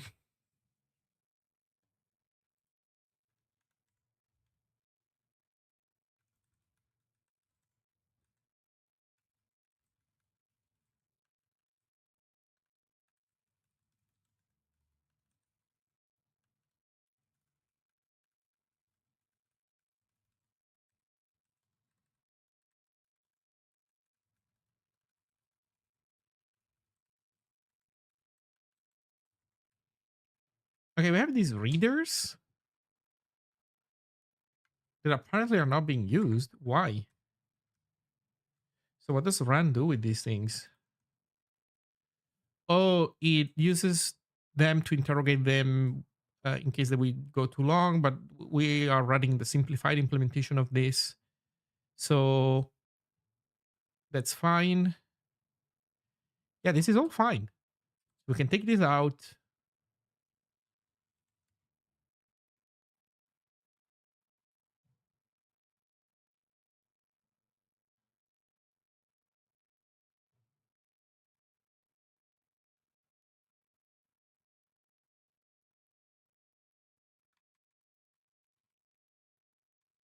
Okay, this seems good.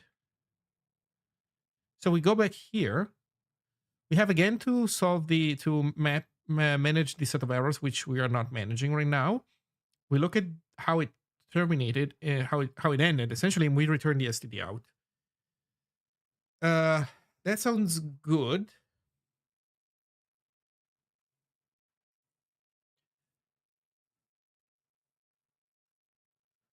Yeah, that sounds good.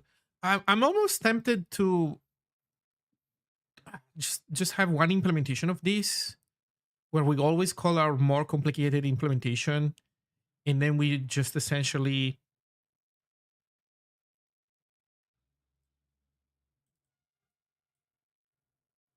pass an empty STD in vector if we don't need to, or we make the arguments part of an option type. I don't know. Eh, for now, I guess this is fine. Okay, so with this, we should be able to go and follow, and we should be able to do, yeah, the updated list. Maybe it's not going to look like this. I don't know how that's going to look like, but it's going to be something along these lines. We don't know yet what to do in this other case, so we can do this, I guess.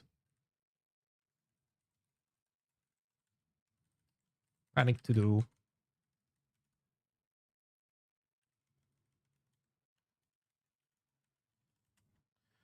Yeah, just to get something going, and then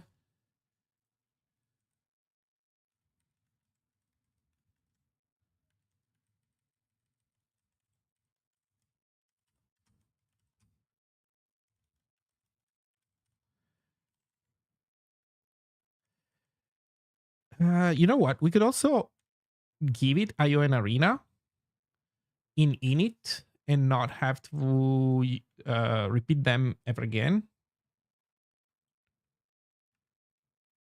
So this would be git init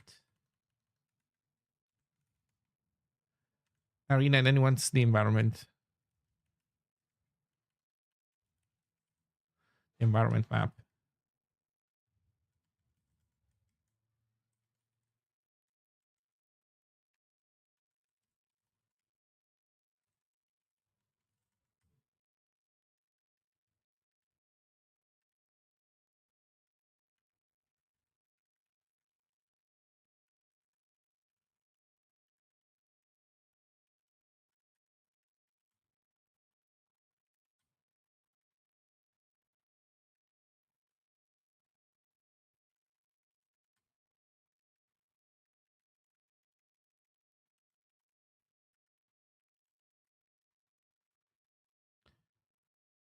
We're not using GPA at all, but I guess that's fine.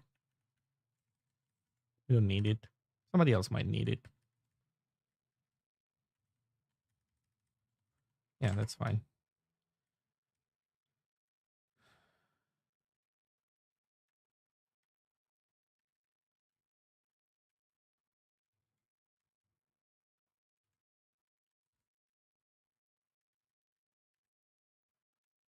Git run std in.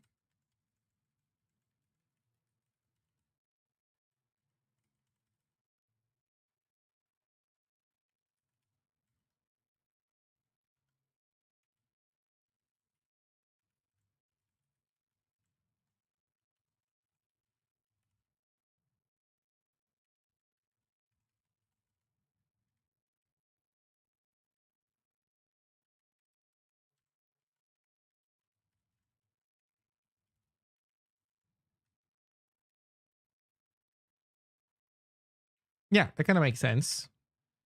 So let's go in init.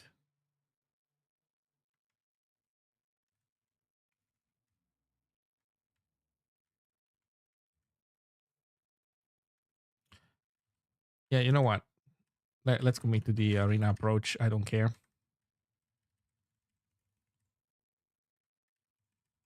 There's no the init. Everything is arena.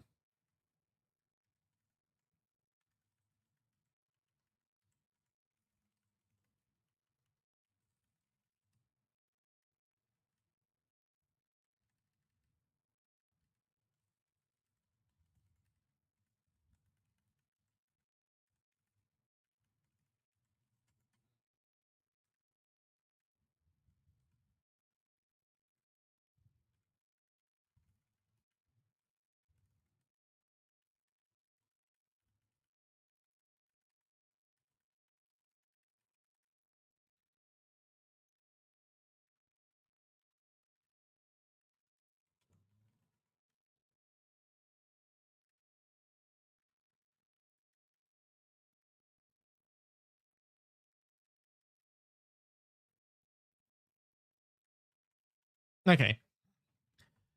Um.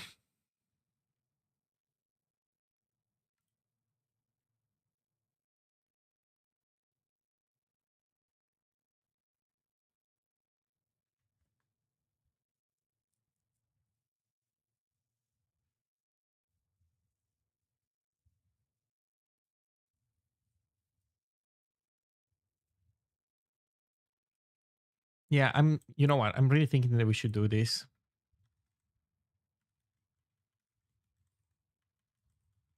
Call it run impl, and then we do it as well. That would be essentially like this, right? Actually, wait. Your arena full args empty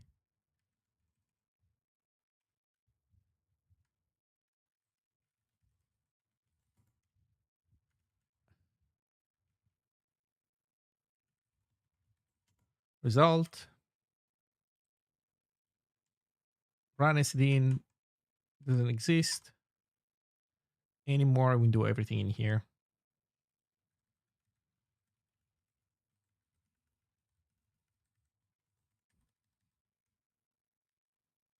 Oh wait, what am I doing? Yeah, there we go. Okay, no more duplication. Mm-mm-mm-mm.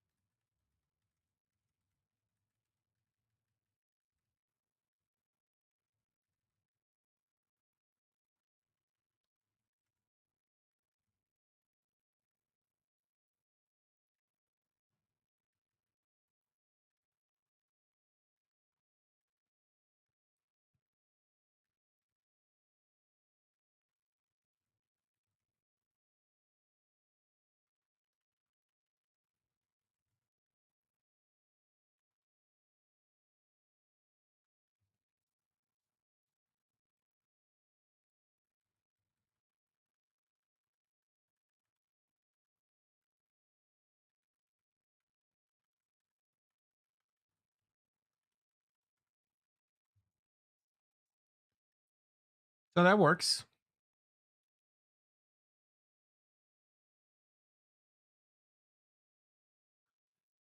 I think we are close to being able to test this. Um, yeah, we can make a new repository and see what happens when we try to run this in there. I think I'll just need a quick bathroom break, and I'll be right back.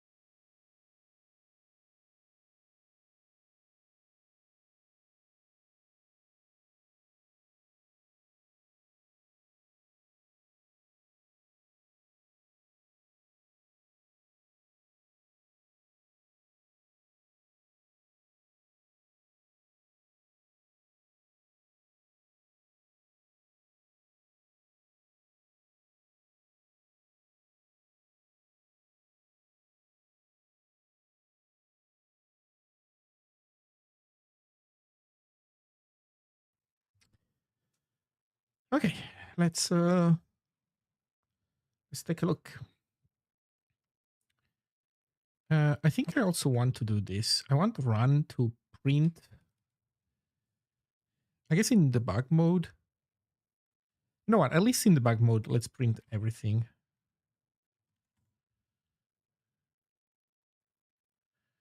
Um,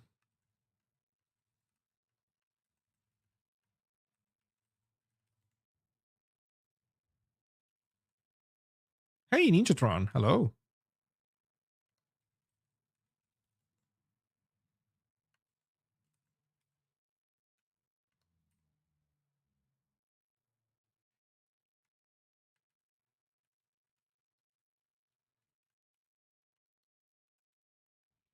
Matt, hello.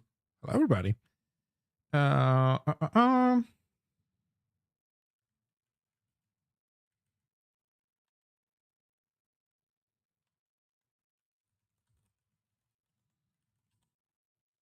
I don't know why I'm splitting this up.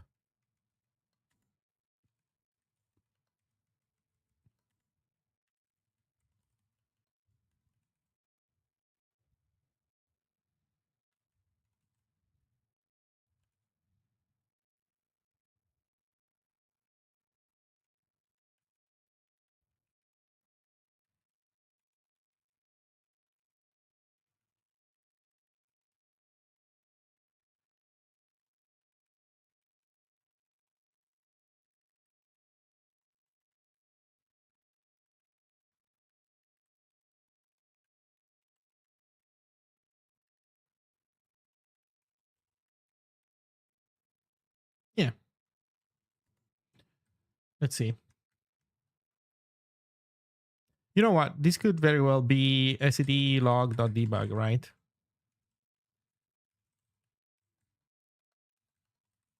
This one really has no reason to not be SED log debug. Question for you. I wanted to have multiple Ziggy schemas in my project. How do I keep the schema files around and have the LSP recognize which is which? I could have an information like, oh shit. Uh, so some of what you are describing exists, but it's not fully formalized the way that you want, unfortunately.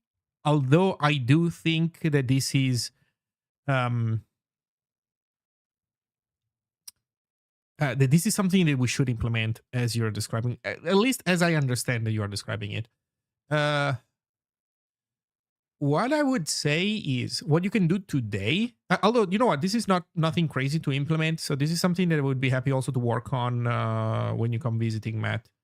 Or yeah, I mean, which is not going to be that far from now, right? So we can work on this together if you want, and I can help you unblock your use case. What you can do in the meantime is make separate subfolders. So you know, schema one's files go into a schema one directory, schema two files go into a schema two directory, and each one of them you put a .ziggy file, .ziggy schema file. Um, this is not currently implemented, but yeah, we should support it.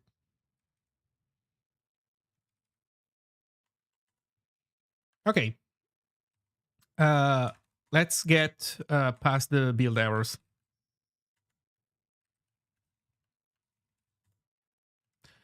Right, we messed with file names, among other things.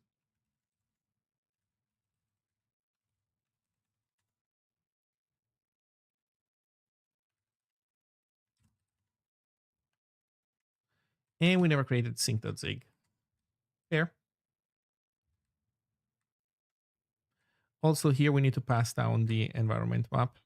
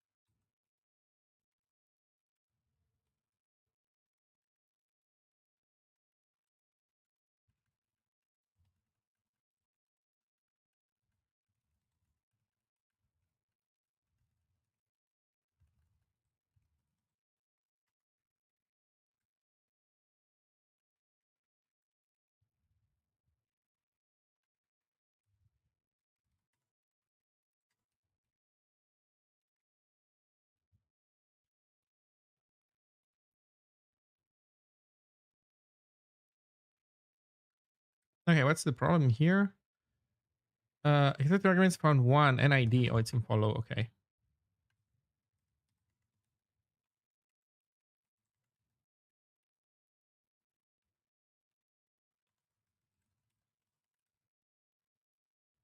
Exit type T, const T, line 34.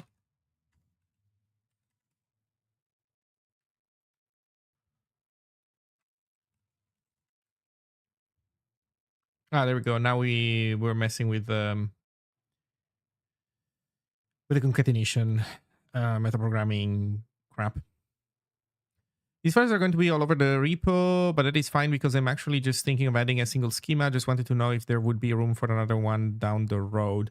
Well, Matt, here's a question for you. You know what? So while I am generally in favor of that feature, um, why are you mixing schemas? Why are you mixing two schemas in the same folder? Because I would argue that it's not like strictly wrong, um, but it is a little bit suspicious that you have in the same folder a bunch of Ziggy schema, a bunch of Ziggy files, but that implement different schemas. Why are those schemas completely different? Why do not they inherit from a common root type? Um, and if they are so detached from one another, why are they not in separate subdirectories, for example? Again, you might have legitimate answers to all of these questions, but I would be curious to learn more about your use case. Once we actually take a look, because that is not knowing anything else, that does seem worth investigating. Let's just put it that way. It's a little bit sus. Yeah. Okay, so how do we make this stupid concatenation thing work?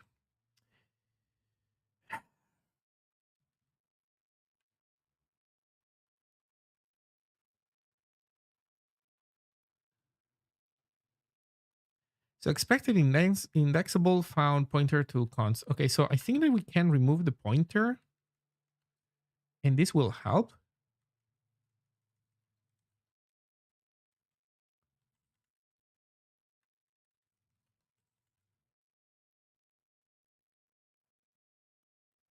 Oh, it did help. It did help indeed. And now we are complaining about unhandled errors. So a lot of shit can happen in here. Holy cow. Let's let's go deal with it. Okay, so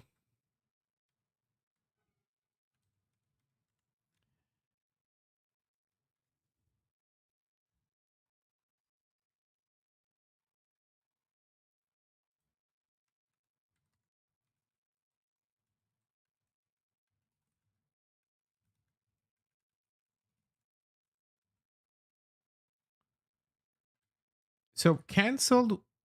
Yeah, so canceled, technically we should propagate. Wait, I was writing this because technically you should propagate canceled.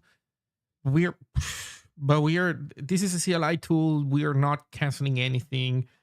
Um, so I think we should fail for all of these. I think we should just have a generic failure thing. I think there is no point even in switching at this point.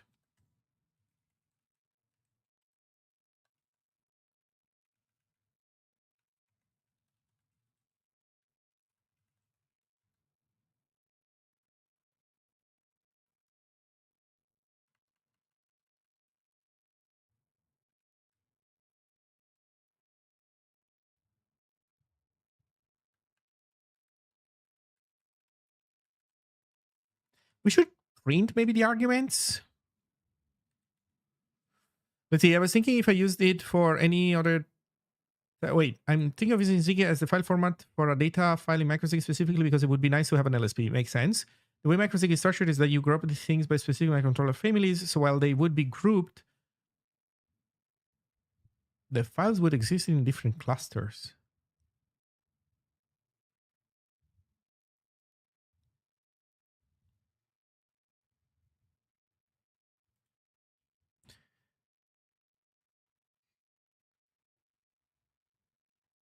If I use for the database, they would naturally be found grouped, but either in a single group or in clusters like the first data file. Okay. I'm not sure I'm following, but I follow the general picture. I'm not sure I follow the details, but okay.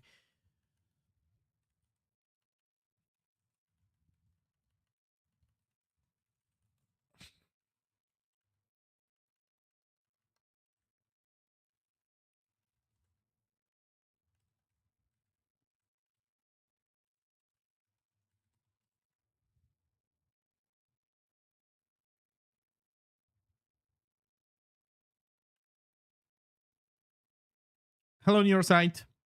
User project here. Is Git using Git 2 or something else? Git is sub-processing to the Git executable for now. I'm not using libgit. Maybe it would be a good idea to use libgit. I'm not sure. Let's just say that, POC, first implementation, sub-processing.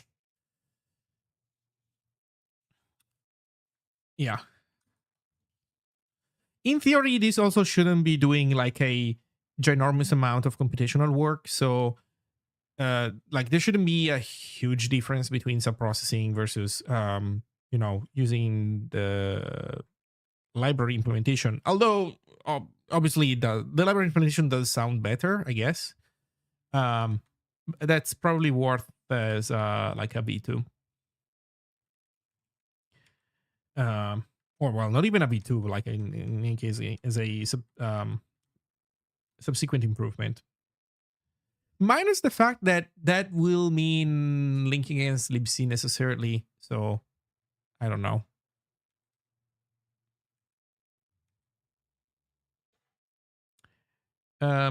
Okay. Well, what is the problem here? What's the problem, officer? Expected function, expected arguments found 0. Oh, shit. Yeah, you probably want an IO, huh? What else do you want? Oh, maybe you want a buffer? Oh, you also want a buffer, man? That's fine. But I don't think we need one. Because we just do one single write back call, and I think that that doesn't need a buffer, so we're good. Expected IO writer found const IO writer. Yeah. Then expected type, blah, blah, blah, found const. My God.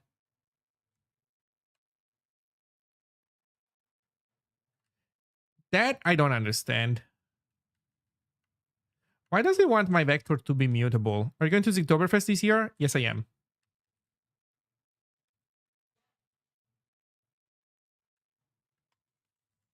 Why? Why does it need to be... Why does it need to be that way? There's probably a reason.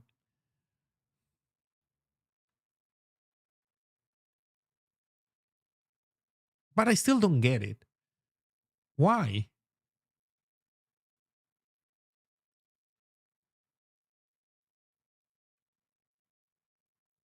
Oh, Neuroside, you're gonna be coming? Nice. Are you staying also for the Zig Day on Sunday? There's gonna be the Zig Day plus, the inauguration.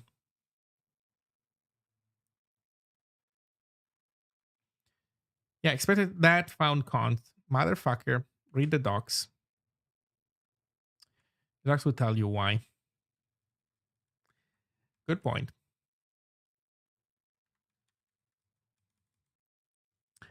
Yeah,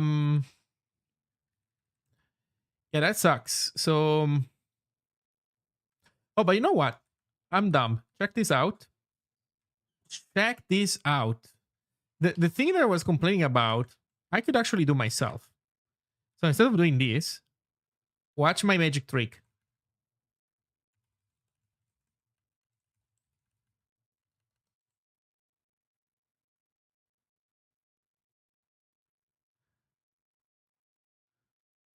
No, am I doing something dumb? Let me think. Yeah, I'm doing something dumb because this implies the buffer itself is mutable. God damn it.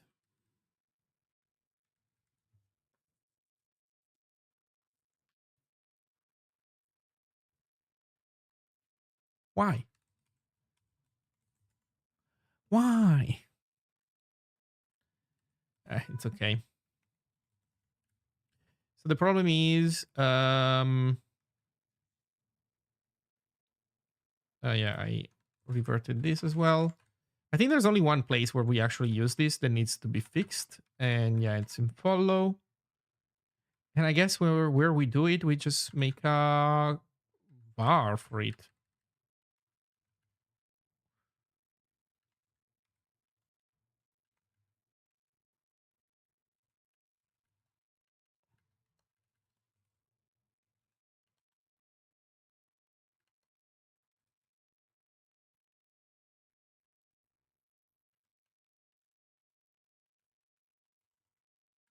Are you happy now?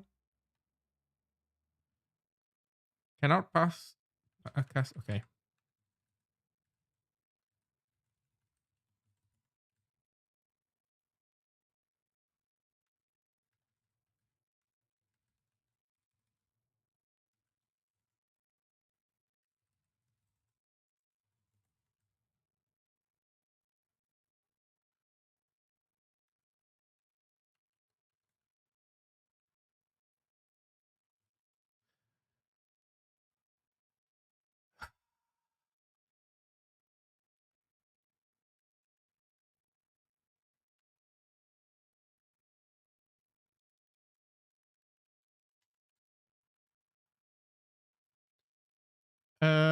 Child kill, process child, const process child.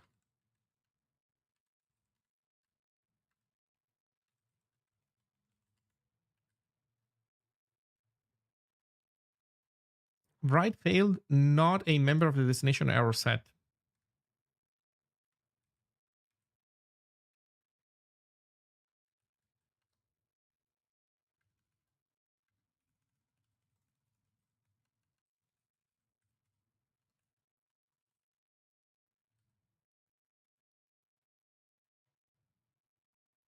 Fatal doesn't have FMT, yeah. Although Fatal FMT in some ways is maybe better than message. I don't know.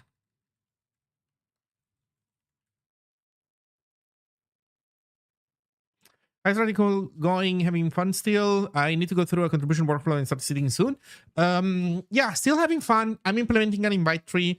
I chatted with the Radical people a bunch on Zulip. I thought about this problem myself. I discussed it with other people in the core team. I'm attempting a first implementation that I think is somewhat compelling. Modulo. I need to exactly see how the main synchronization process looks like how long it's gonna take. Mm, but I think this is gonna be a not bad first take on an invite tree.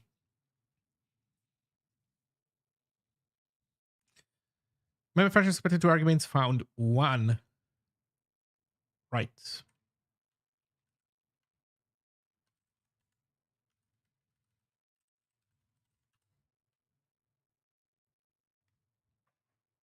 Unable to resolve count time value. Oh, that is interesting. What?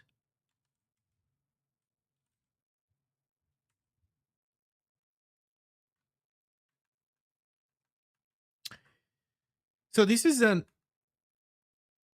a function that has one only possible error set, and catching it is not com time, doesn't make it com time known.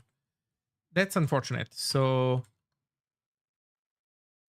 unless, what if I did this? Does that make it better? No.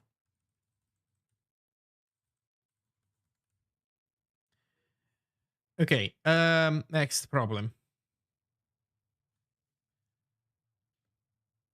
We're using Q with a, okay, we cannot use Q with a slice of arguments. I'm not even sure we can use S.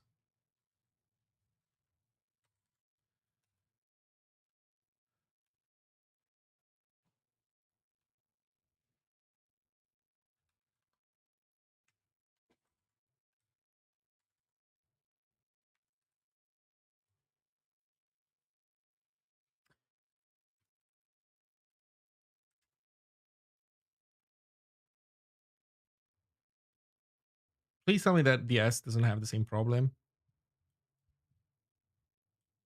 Git 66.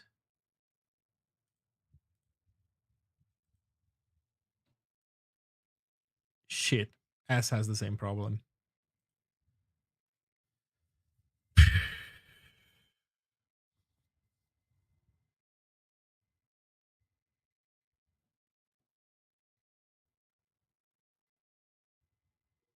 I guess I can use join FMT, right?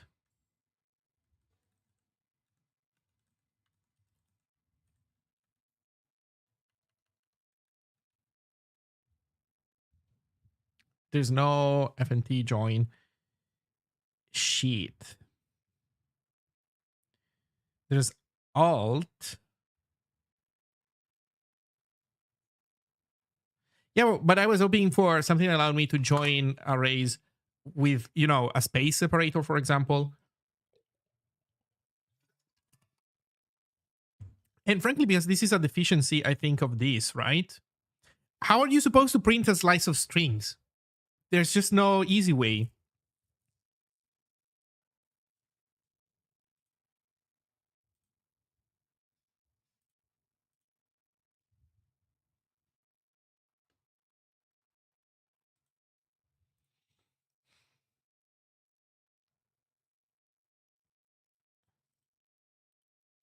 Yeah, that sucks. I guess we could do std fmt alt context full args.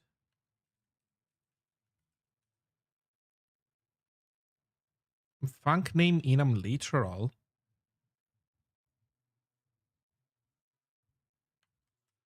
What?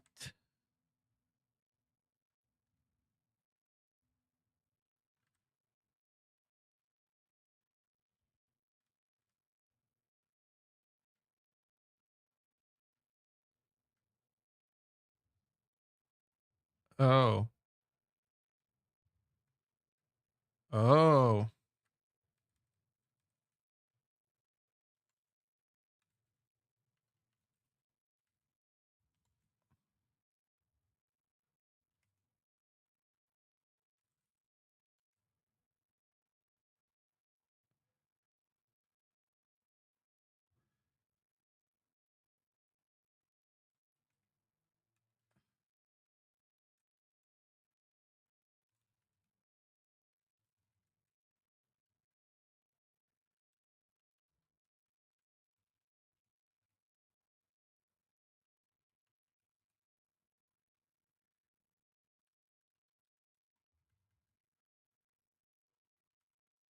Yeah, what do you say about this bad boy?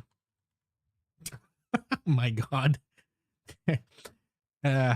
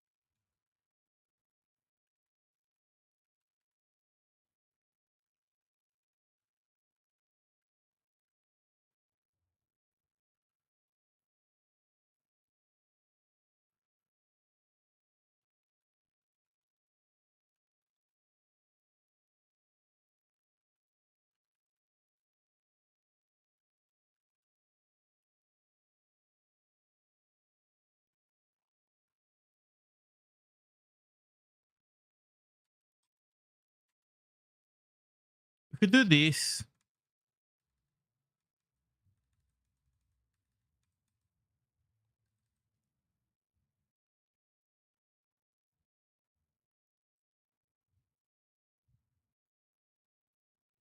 I don't know. It just sucks.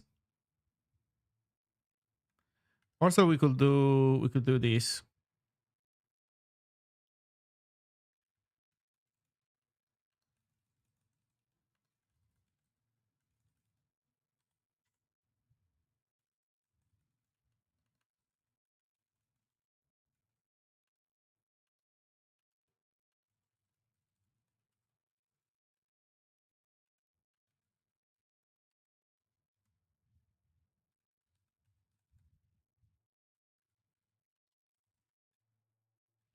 So that way we don't have the extra space.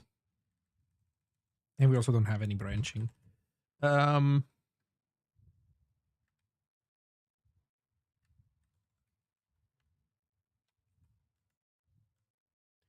instead of this monster,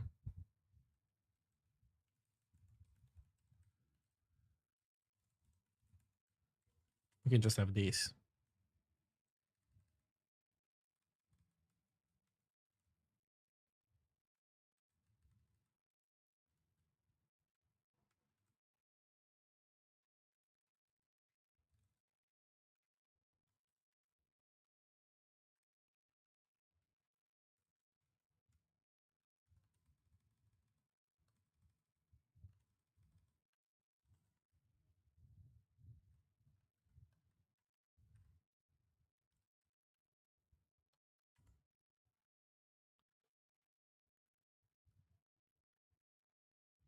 Uh, format is not a member function. Oh yeah.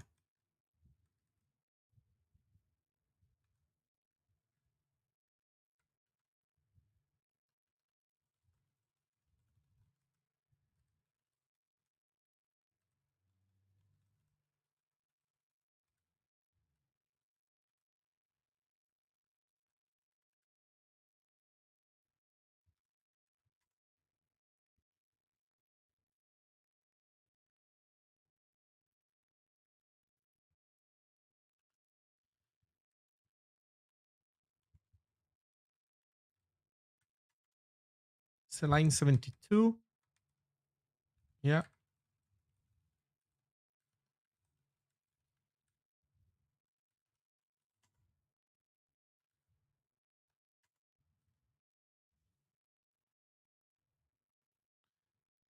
Oh yeah.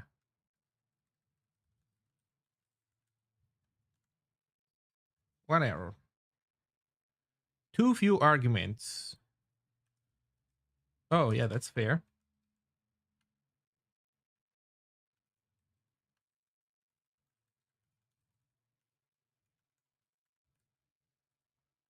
Whoops.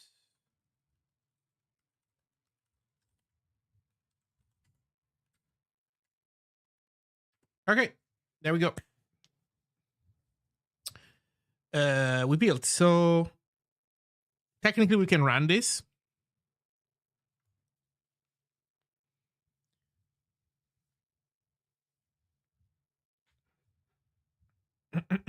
We're not running this into this repo because I don't want to mess up the state of this repo. I don't want to add garbage to it.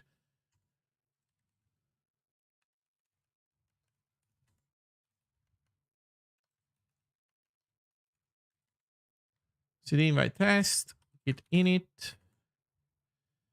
Let's put this in path.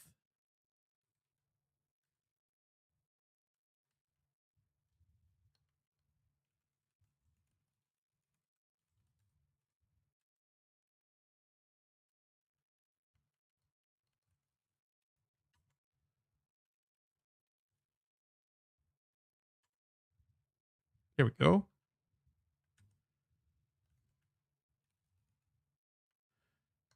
And the interesting thing is that you can run it as run invite because radical works the same way as git. That's just funny.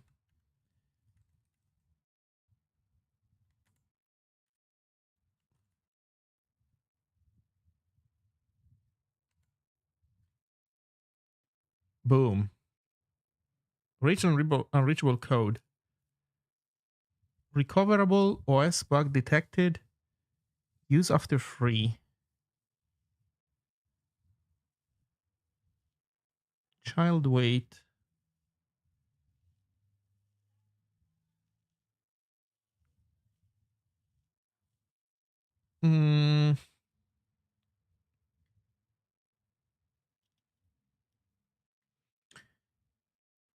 So this is the first command that we send.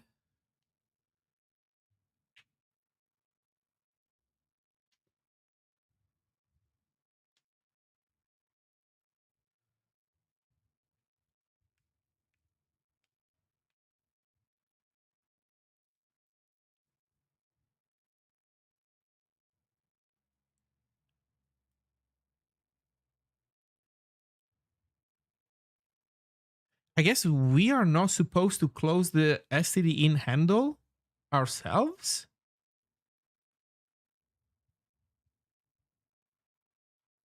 So the problem is that we're calling child wait, and child wait is trying to close the std in handle, except that we have done this already. But we have to, or do we? Can we send? Yeah, what the fuck do we send?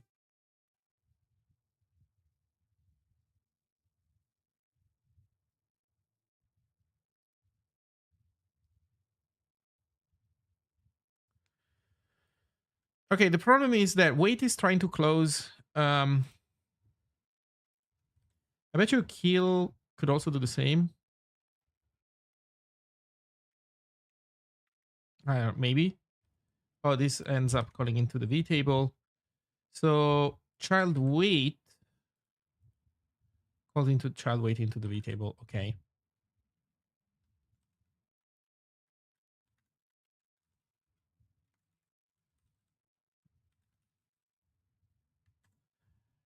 Okay, so child wait, child wait Windows, child wait POSIX.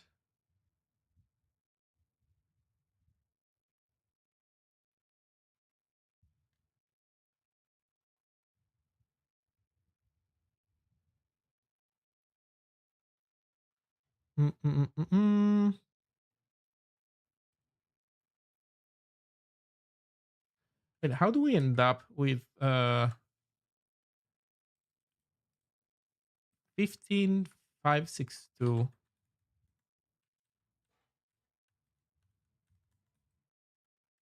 Child cleanup POSIX. There we go.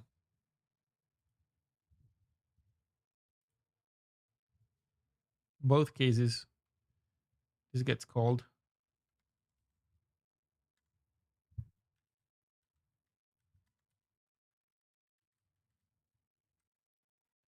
So I guess that when I close SDE in, I have to set it to null.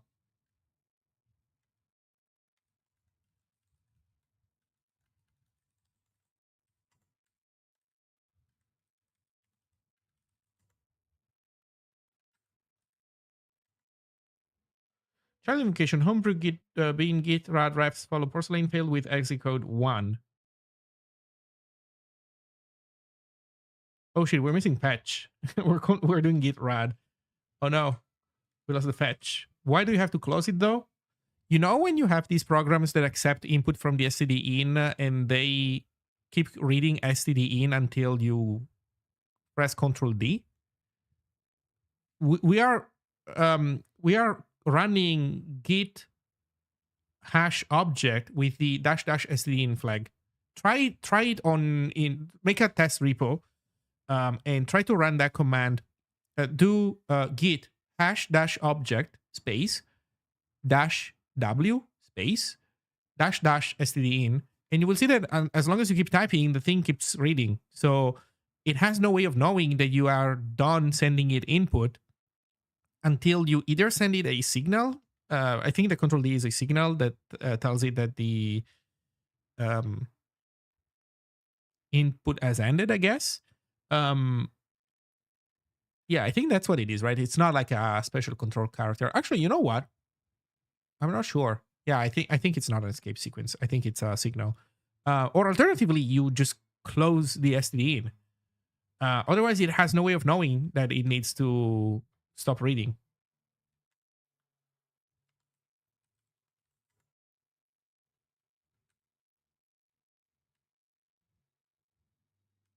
Okay, the next problem is that in follow,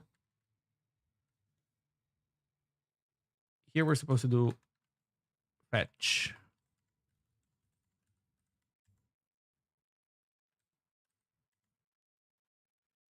There we go. Git fetch rad refs invite follow porcelain failed with.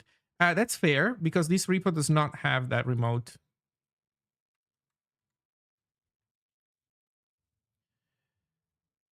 Yeah.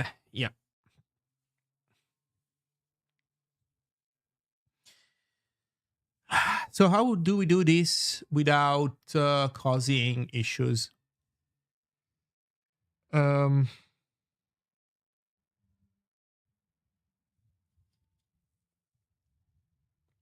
I guess I could do rad init on this.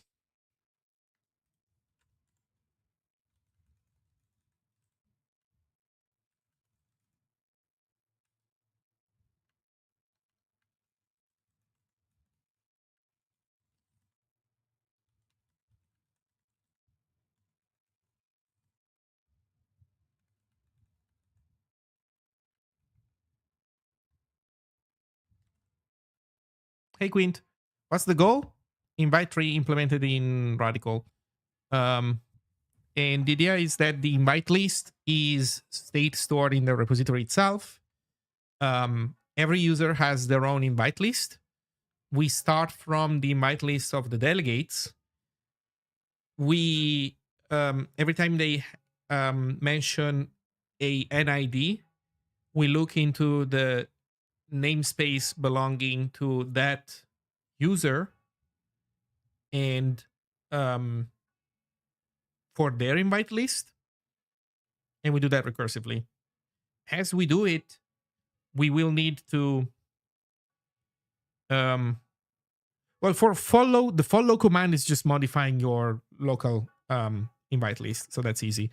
But then when we actually need to navigate the invite tree and synchronize your follows, um, then we'll need to do that in a way where as we loop, we also have to issue syncs in, like, we need to sync in order to pull the data that we might be missing from other people. Mm. Because we are adding somebody new to the invite list, so to the invite tree, and so we need to fetch their namespace, which we might not have fetched before. And yeah, that's how it goes. So for now, we are essentially modifying your your follow list, which is very what's the word? Intrusive. Like it's kind of like a big guns type of modification. It would be nice to be able to do something more surgical, but for now, modifying your follow list is the best we can do. The hope is that the radical people give us the ability to set the seeding scope of a repository um, um, that allows us to essentially to not override your entire stuff and just do a thing per repository, because this is meant to be per repository.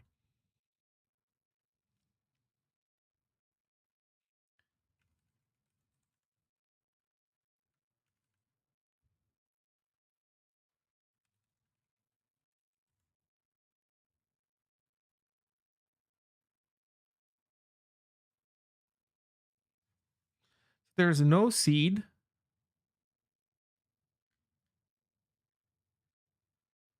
Cool.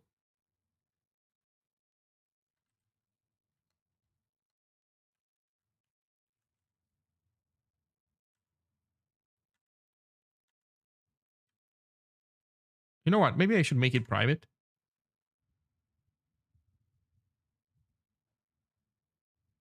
Yeah, I'm making this private so that um, we don't spam the network more than strictly necessary.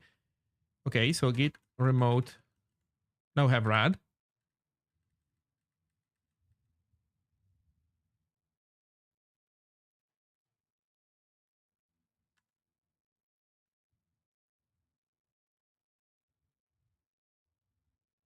Could not find remote refs invite follow. Damn. So what if it doesn't exist?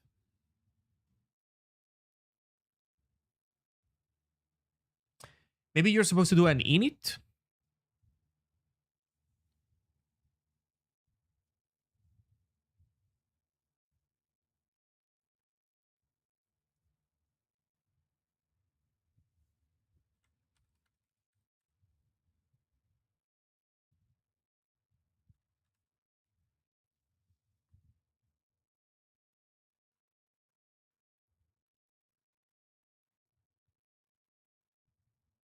How do I check if the remote has a ref?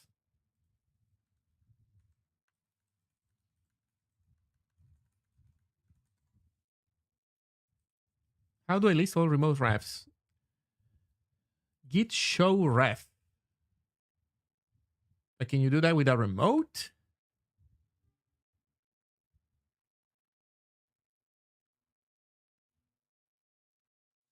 Exclude existing exists.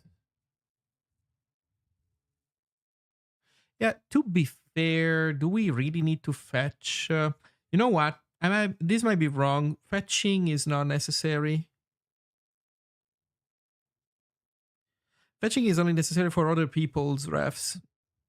It's not necessary for our own. Right? Fuck. I don't know. I don't remember. Hmm.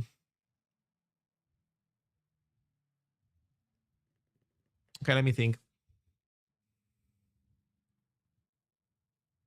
If I'm on the computer where I've fetch is needed to sync with radical, no. Yes, kinda, but it's more complicated. So let's say that I want to update my list and I'm on a clean checkout where I've never touched this stuff. What does this mean? I think this means that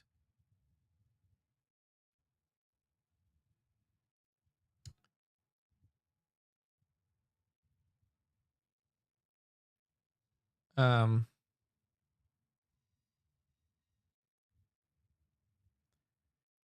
the ref is not going to be there.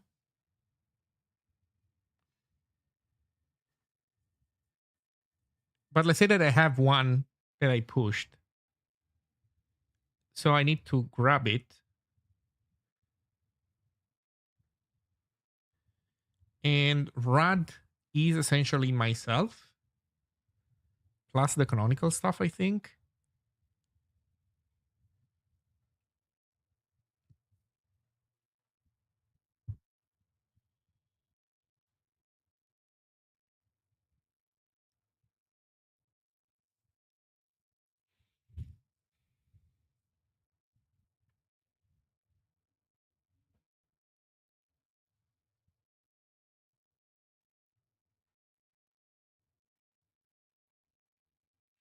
I guess I can treat a failure from that command as saying that the ref does not exist. And so I can continue, I guess.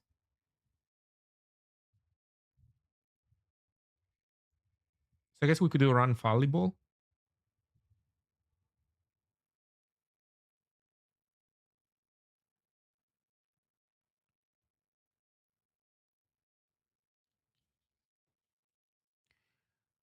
Hmm.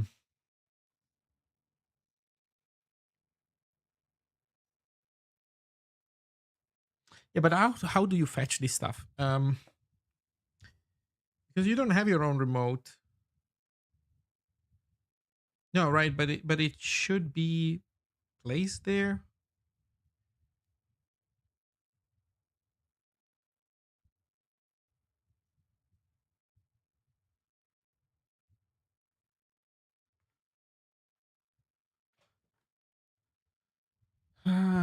I could try seeding this, and then I clone it somewhere else.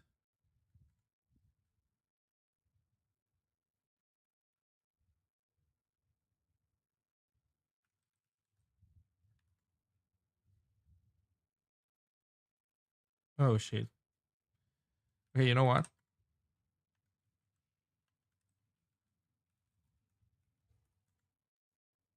Remove it.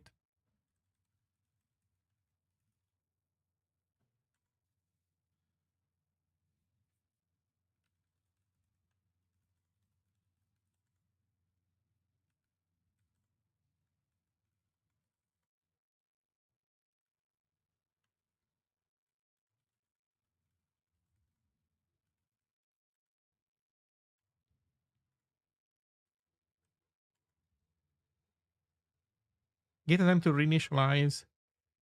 Code exists. Yeah, that's fair. Frankly, I would just delete this.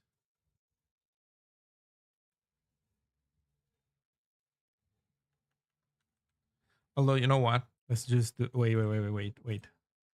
Let's do this.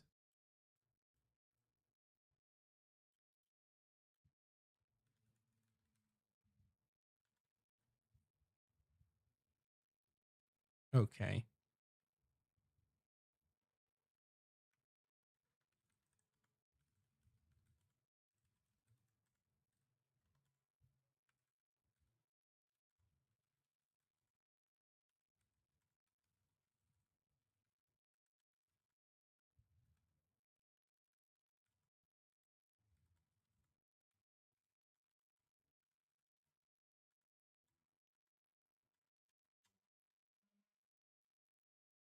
Oh, wait. We keep it?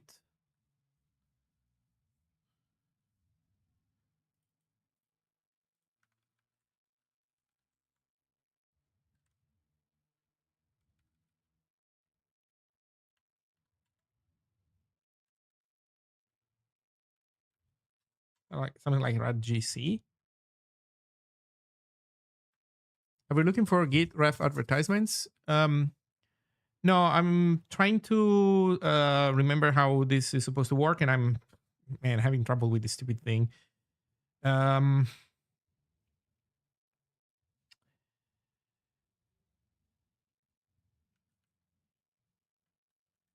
what's the unseed?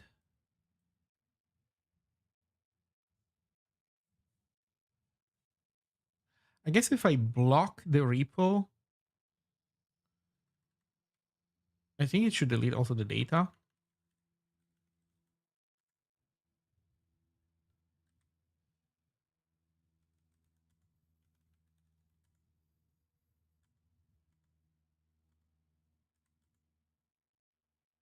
No. Man, I'm trying to not straight up delete this data, but maybe what could go wrong, right? I don't want to fuck up my entire radical installation though. You know what? Let's make another one. Invite test one.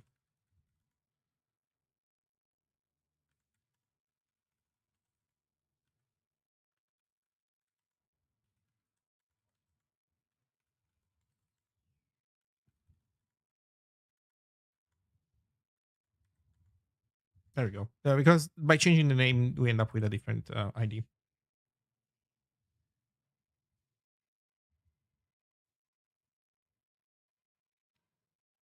Okay, so that means that we can have a separate clone of it.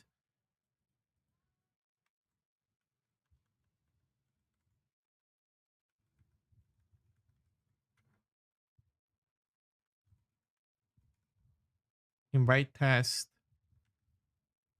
1A. So this is my other checkout. So here I can create a ref and I can observe if I'm able to fetch it from the other side and how. So here,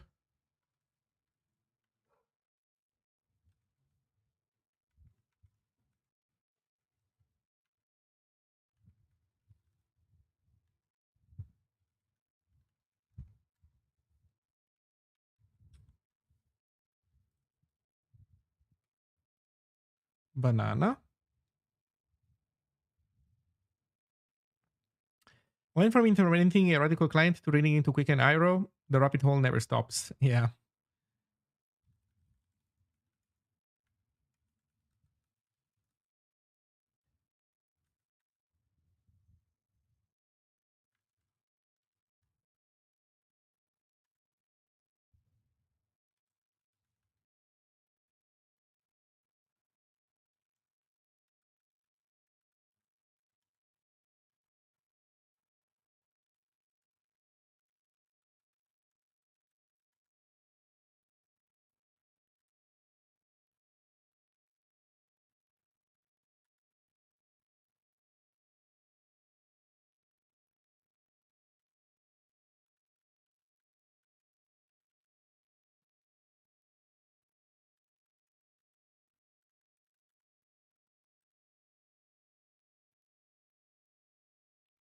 Ambiguous argument, unknown revision or path not in the working tree.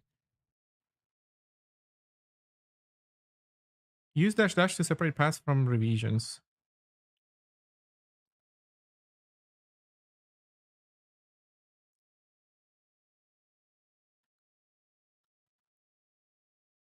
I actually not even sure what a revision is. I guess we have. Is there show ref? Okay, so this returns just an error. That's fine. So we run git fetch. Which could be rad sync. No. Git fetch rad.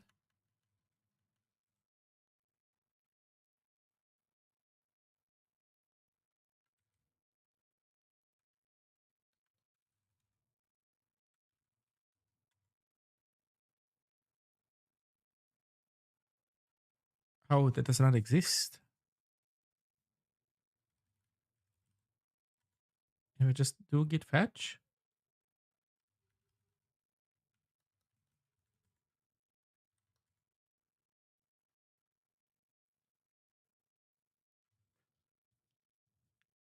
Huh.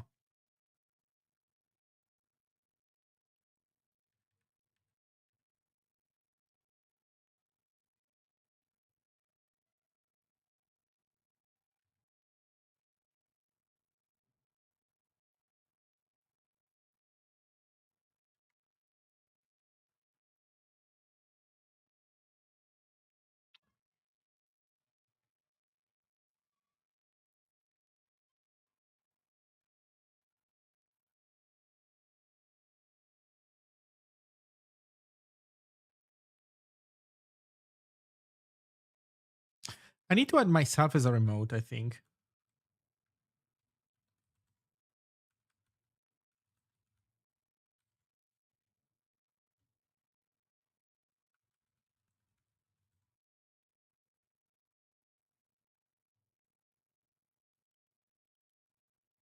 Oh, that is me. I fetch from the canonical and I push to myself. Huh.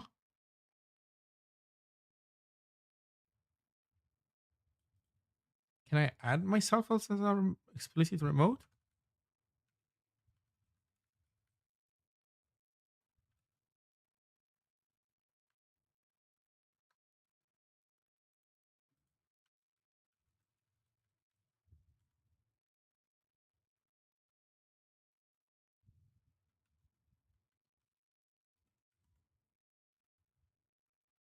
That failed.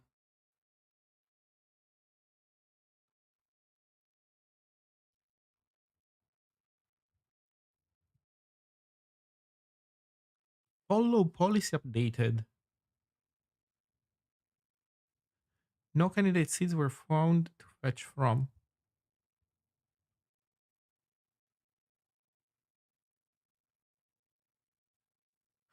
I guess the alternative could be this.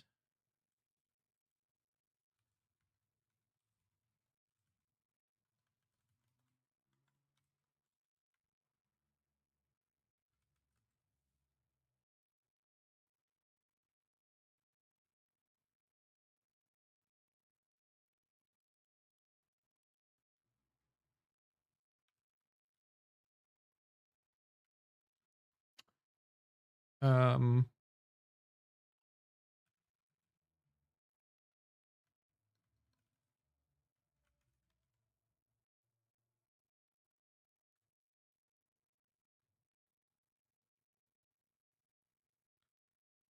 oh, damn. Wait a second. This has this has some stuff, but it does not have our ref. There's rad root, rad sig refs, rad ID. Oh no, there we go. Okay, there it is. I just couldn't see it.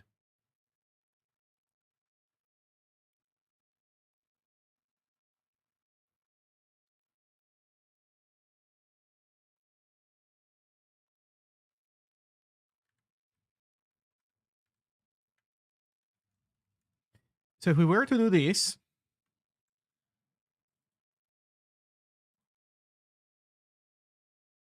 actually, I can even do it like this. Um,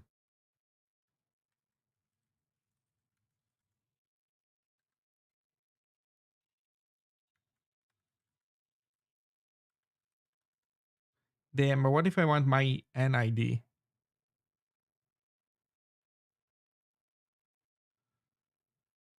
Uh, there's no way of getting my DID as an NID, like a easy way. That sucks. Okay, I'll just do it explicitly. Um,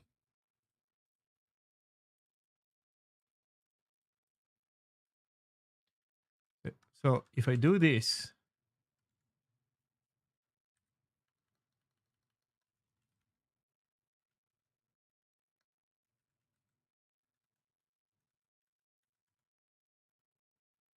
refs invite follow does not appear to be a Git repository. Oh, right. This is just show. What am I doing? Ambiguous argument.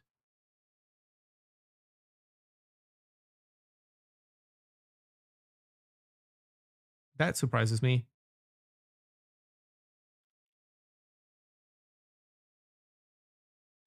I guess I could try to do it in a non namespace aware way where we do this.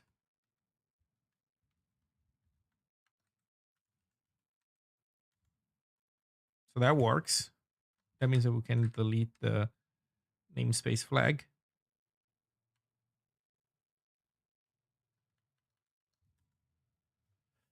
So this works off of the storage.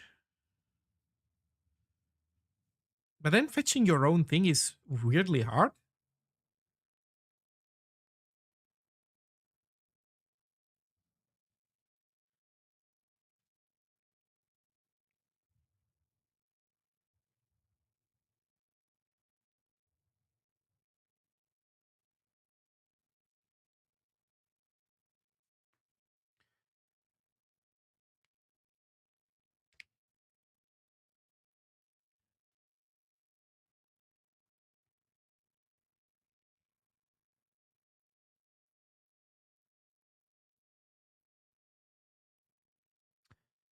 Um,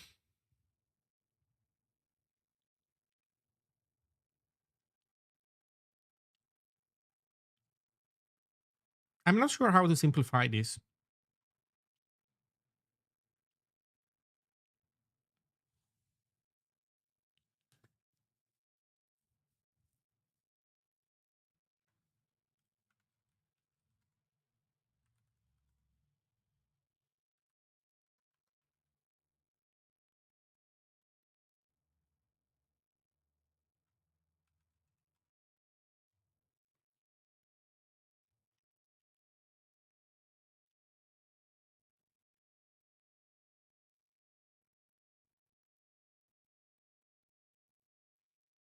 Hmm.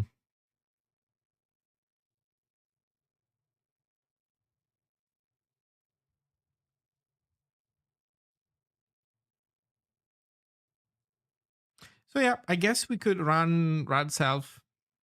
That would be also a good way to check if we have like a radical identity at all or not. So we want to run rad self. Can you do multiple flags?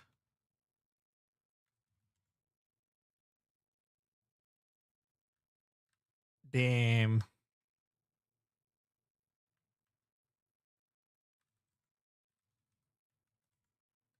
Damn. So you have to invoke it twice.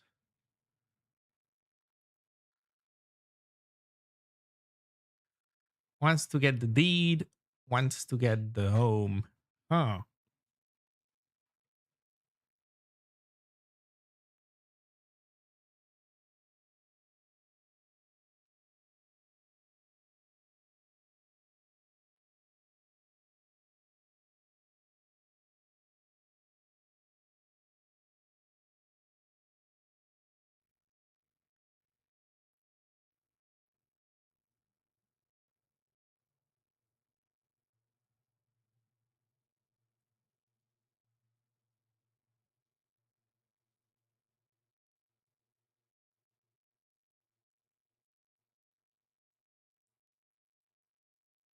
Hey, precocious Roy. Nice a huevo.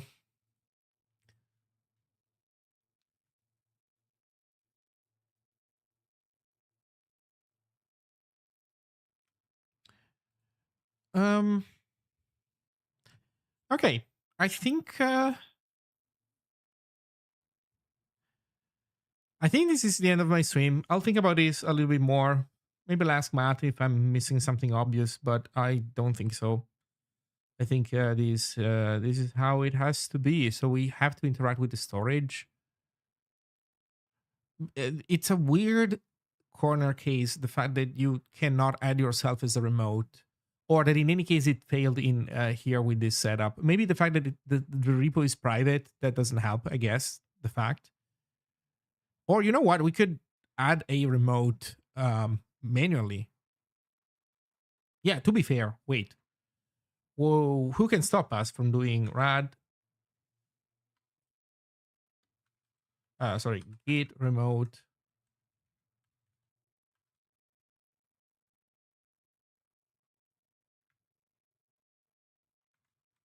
add self, and it's gonna be a rad uh, repository ID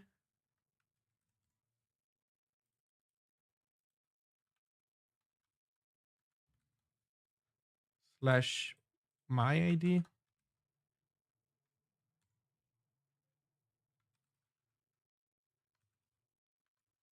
fetch self.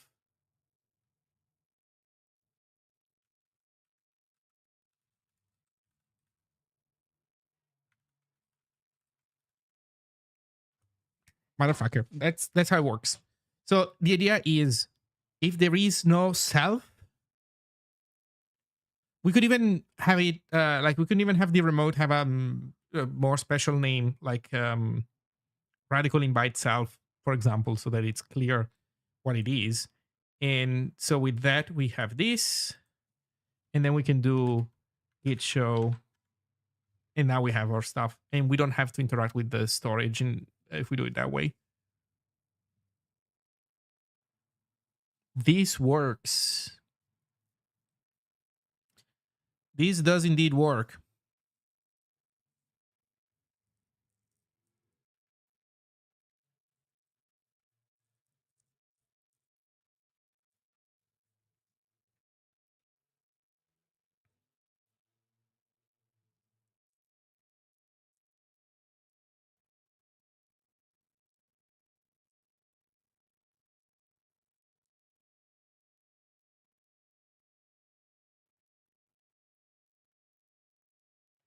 What if I run git remote add again? Error, remote already exists. What if I add an extra argument that makes no sense? 129. So exit code 3 is remote already exists.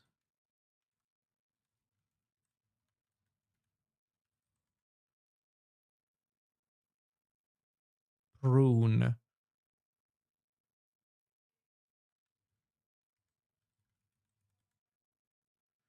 Guess we could run git remote and check if it has you know, radical invite self.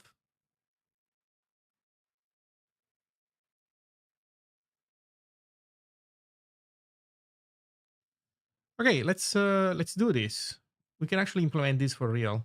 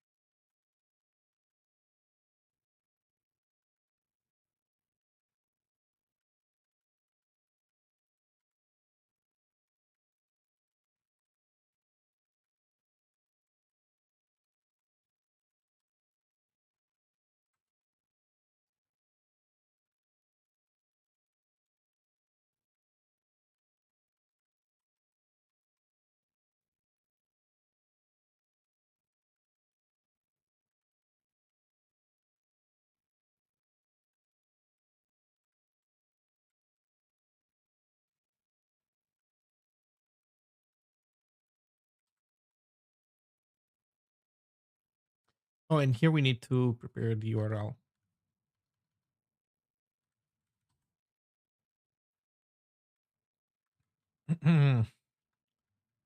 So how do we do this? I guess unfortunately this also requires us to uh run self the ID first.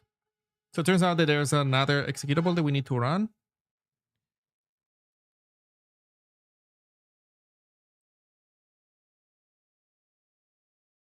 which sucks.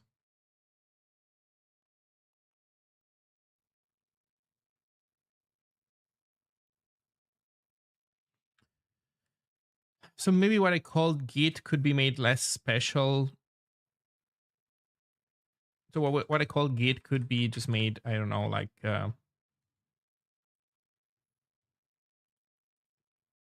program, and then we pass the name like this explicitly.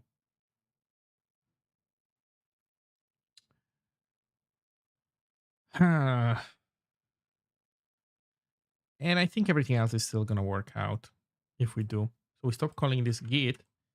We start calling it program, I guess, or process, not program.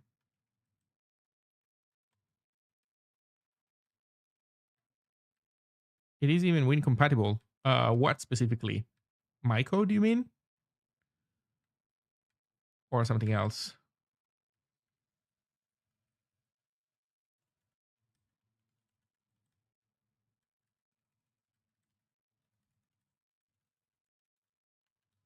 Yeah, it is indeed.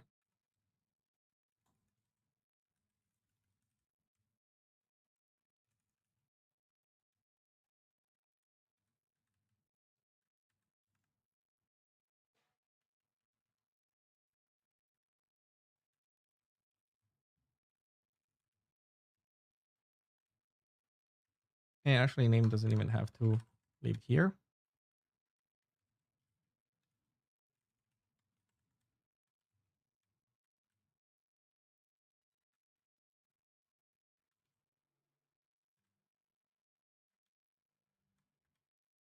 Um,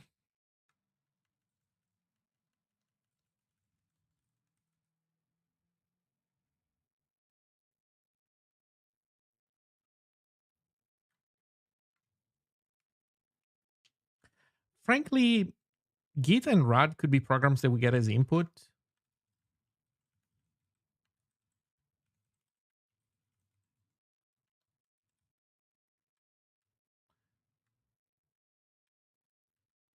That way we wouldn't need the environment map. And we kind of need these guys always. You know what? I'm running ahead too much. Whatever. Let's do this for now.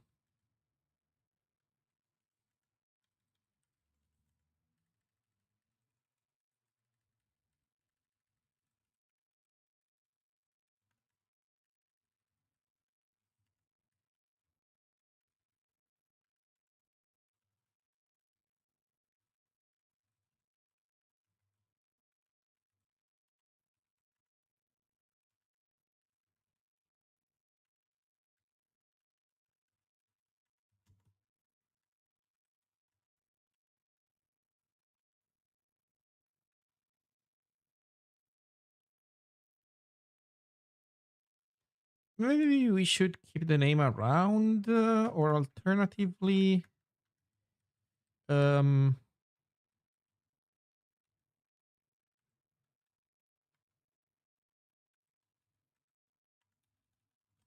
okay.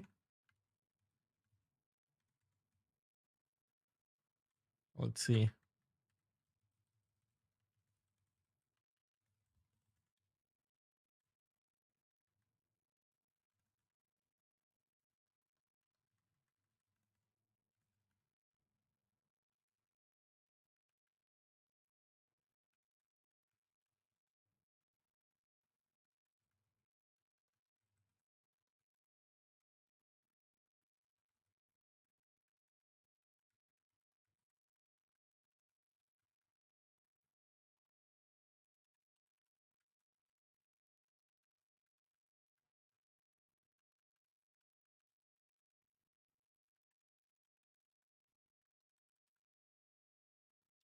tokenize U8, tokenize any actually. U8, DID, colons, and new lines. And also carriage returns. You never fucking know what's happening on Windows. And then we do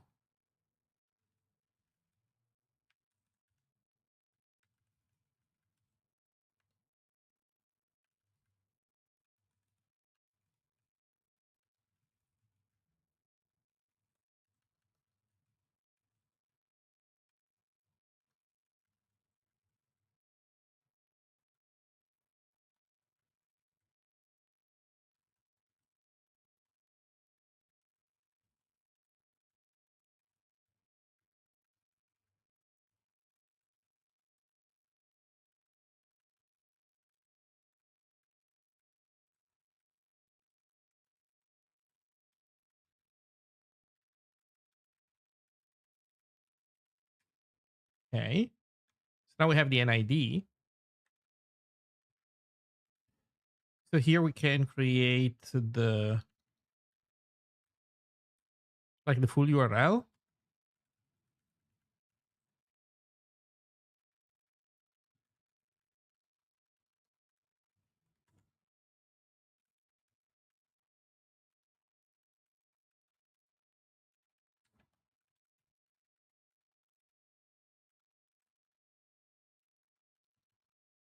Oh, we don't know the repository ID, so we need to run rad dot.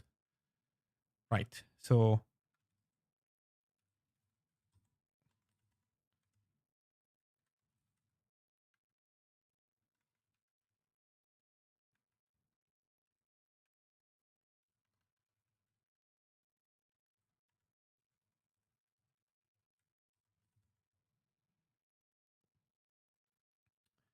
um,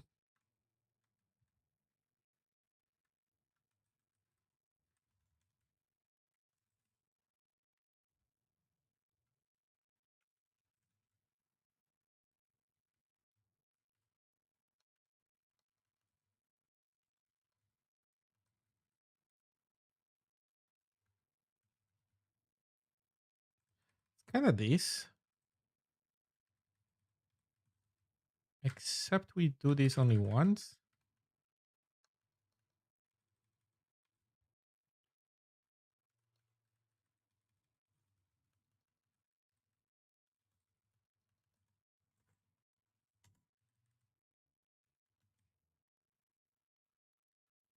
Okay.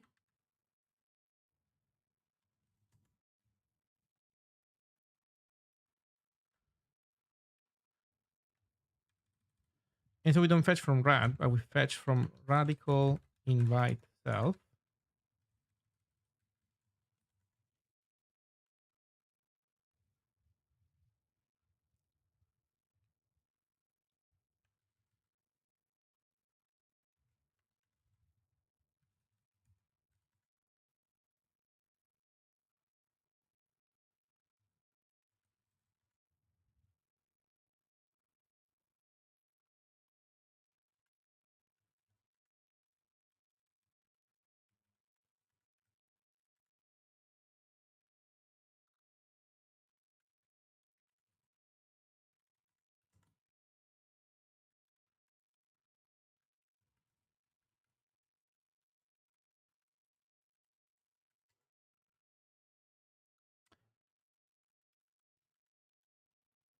Uh, there.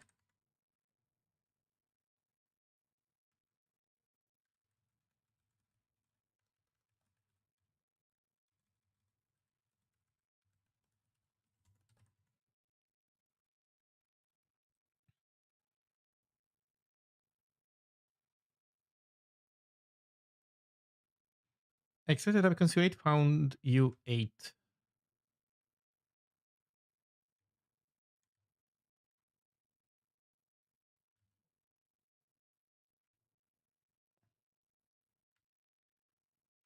Follow 72.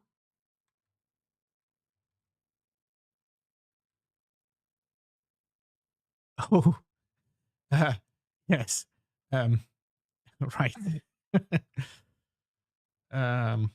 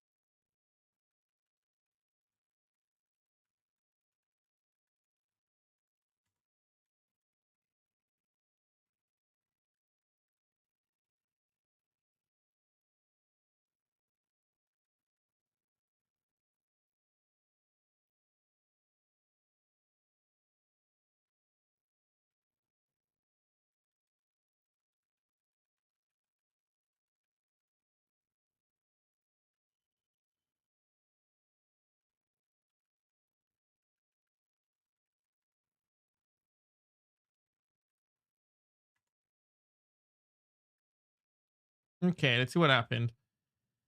We ran rad dot. That gave us this. We ran self did. That gives us this. We ran git remote. Gave us this. We ran git remote add radical invite self rad blah blah blah blah blah blah. That works. We ran git fetch. That worked. We ran git show. Gave us banana. We ran git hash object std in. Oh shit, we don't print the std in. And that failed. Interesting. That's the one that failed.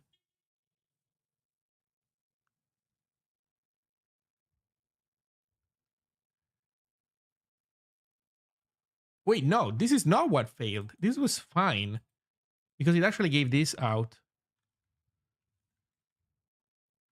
Oops. Git show. Yeah, it shows us banana and then poo. So this all succeeded. The update ref failed? How?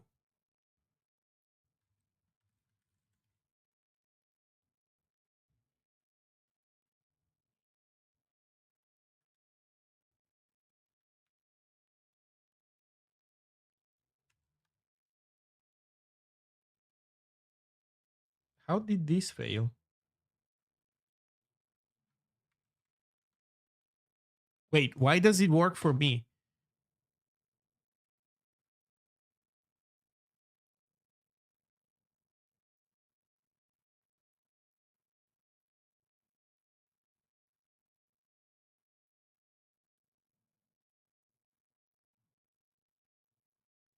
/n in the command. Oh, you're right.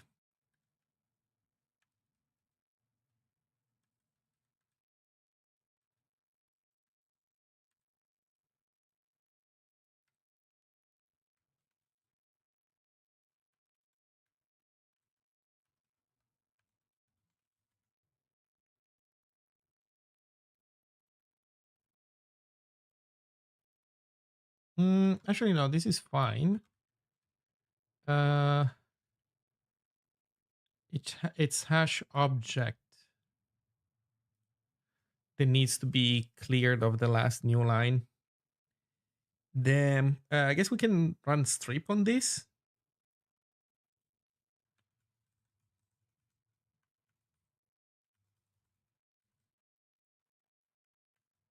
I think it's strip end now.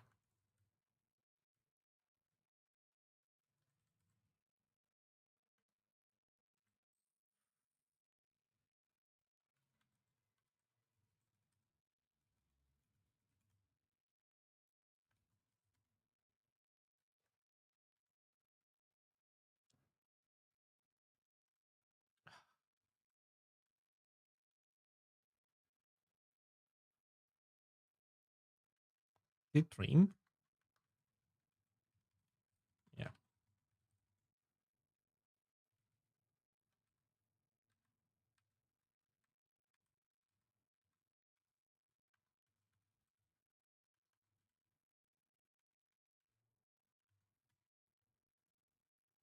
Okay, it worked. Git update ref with this.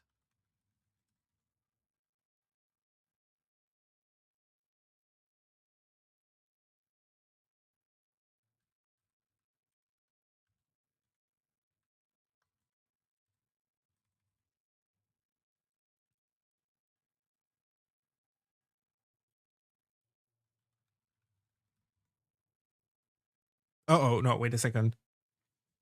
Oh, wait a second.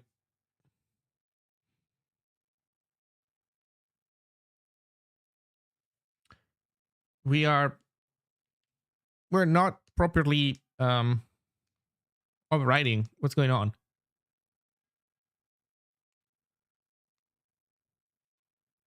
Are we not fetching the ref? Yes, we are. Oh, we're not updating it.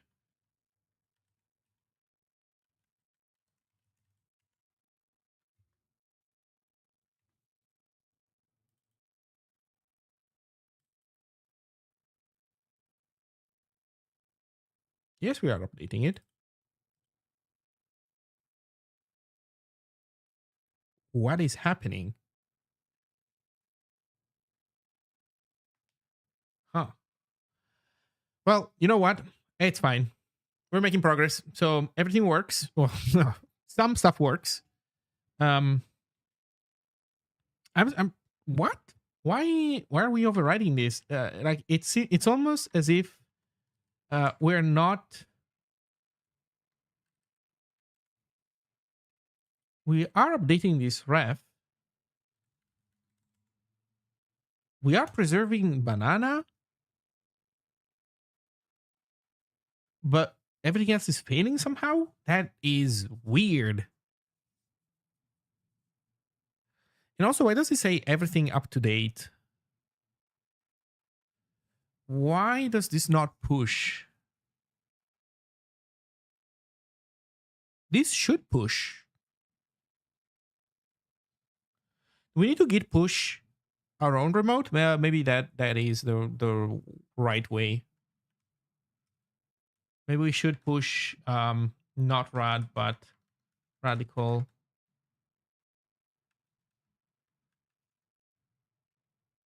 Oh, you're right. I'm not pushing the ref. I'm so fucking dumb. Thank you. Right. That's why. So we keep pulling the remote one, which is not updated, and we override the local one. Yeah, radical invite self, and then we need to push refs invite follow. Thank you. That is what's missing.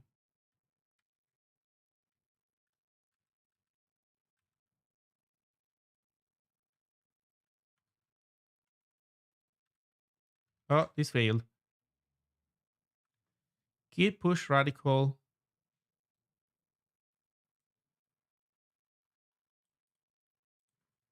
failed. Why?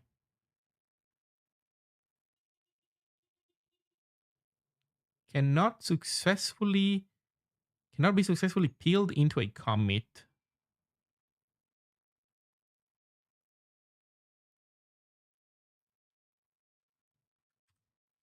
Out of curiosity, if this was rad, that would still be the same problem. Cannot be successfully peeled into a commit.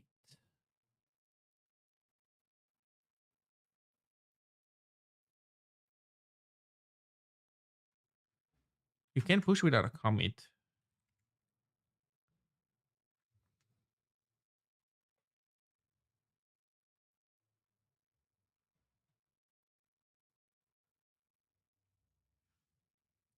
Huh.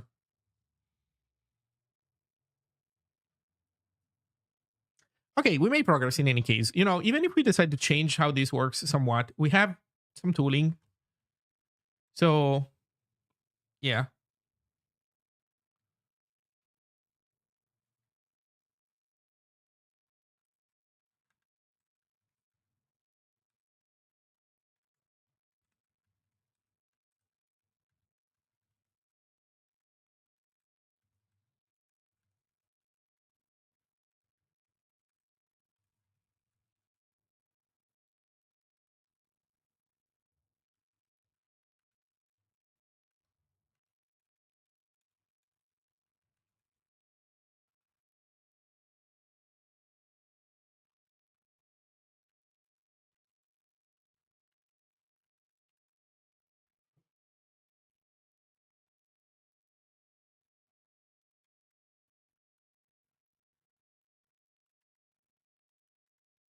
Okay, I would say this is some progress.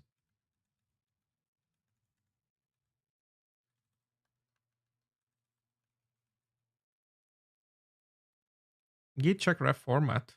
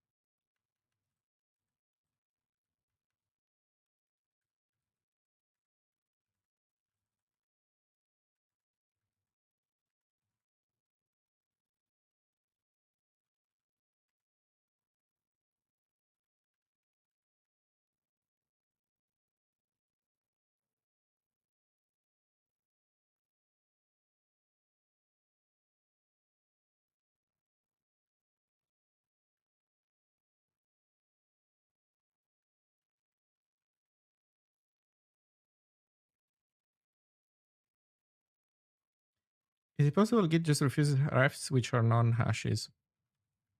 I don't know.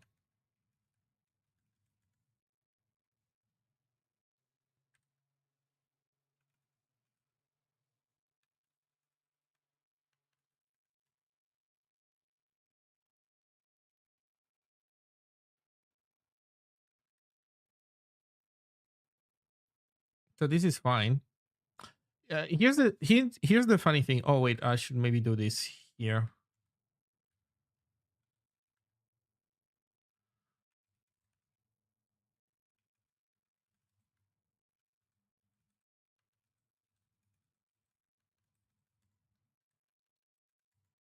Also, the fact that it doesn't say anything when I type garbage, it also does not give me a lot of confidence. But okay, I don't know what this does. The thing is, I've successfully retrieved a modification made by mlog done this way. So he he was able to push, and also I was able to push a change. Like when we ran this command, it actually did work. Did we do anything weird with it? No, it's git update ref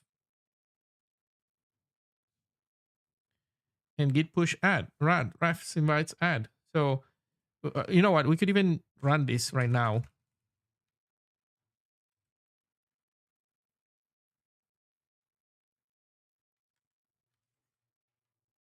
Uh-oh. And then I press Control D one too many times. Shit. Okay,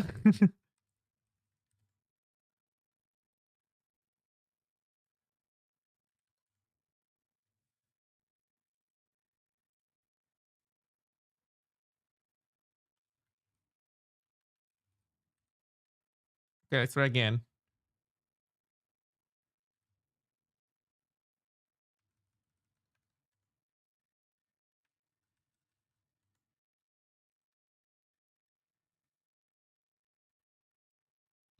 Okay, so now we get this again.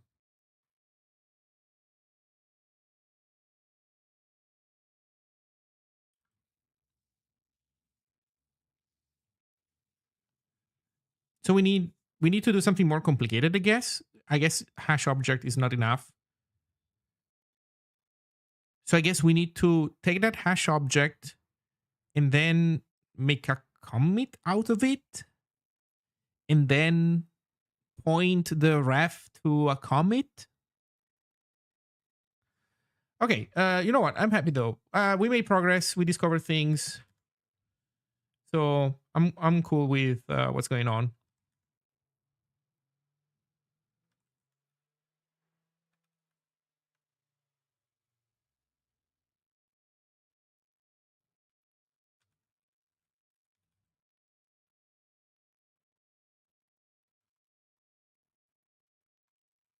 You know what? Let me reset my changes to notes.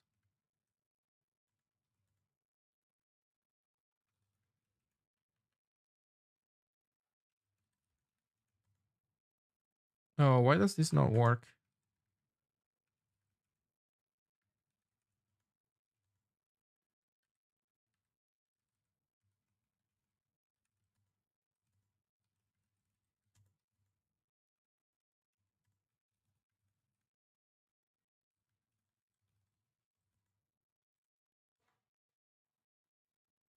I don't know. We'll see.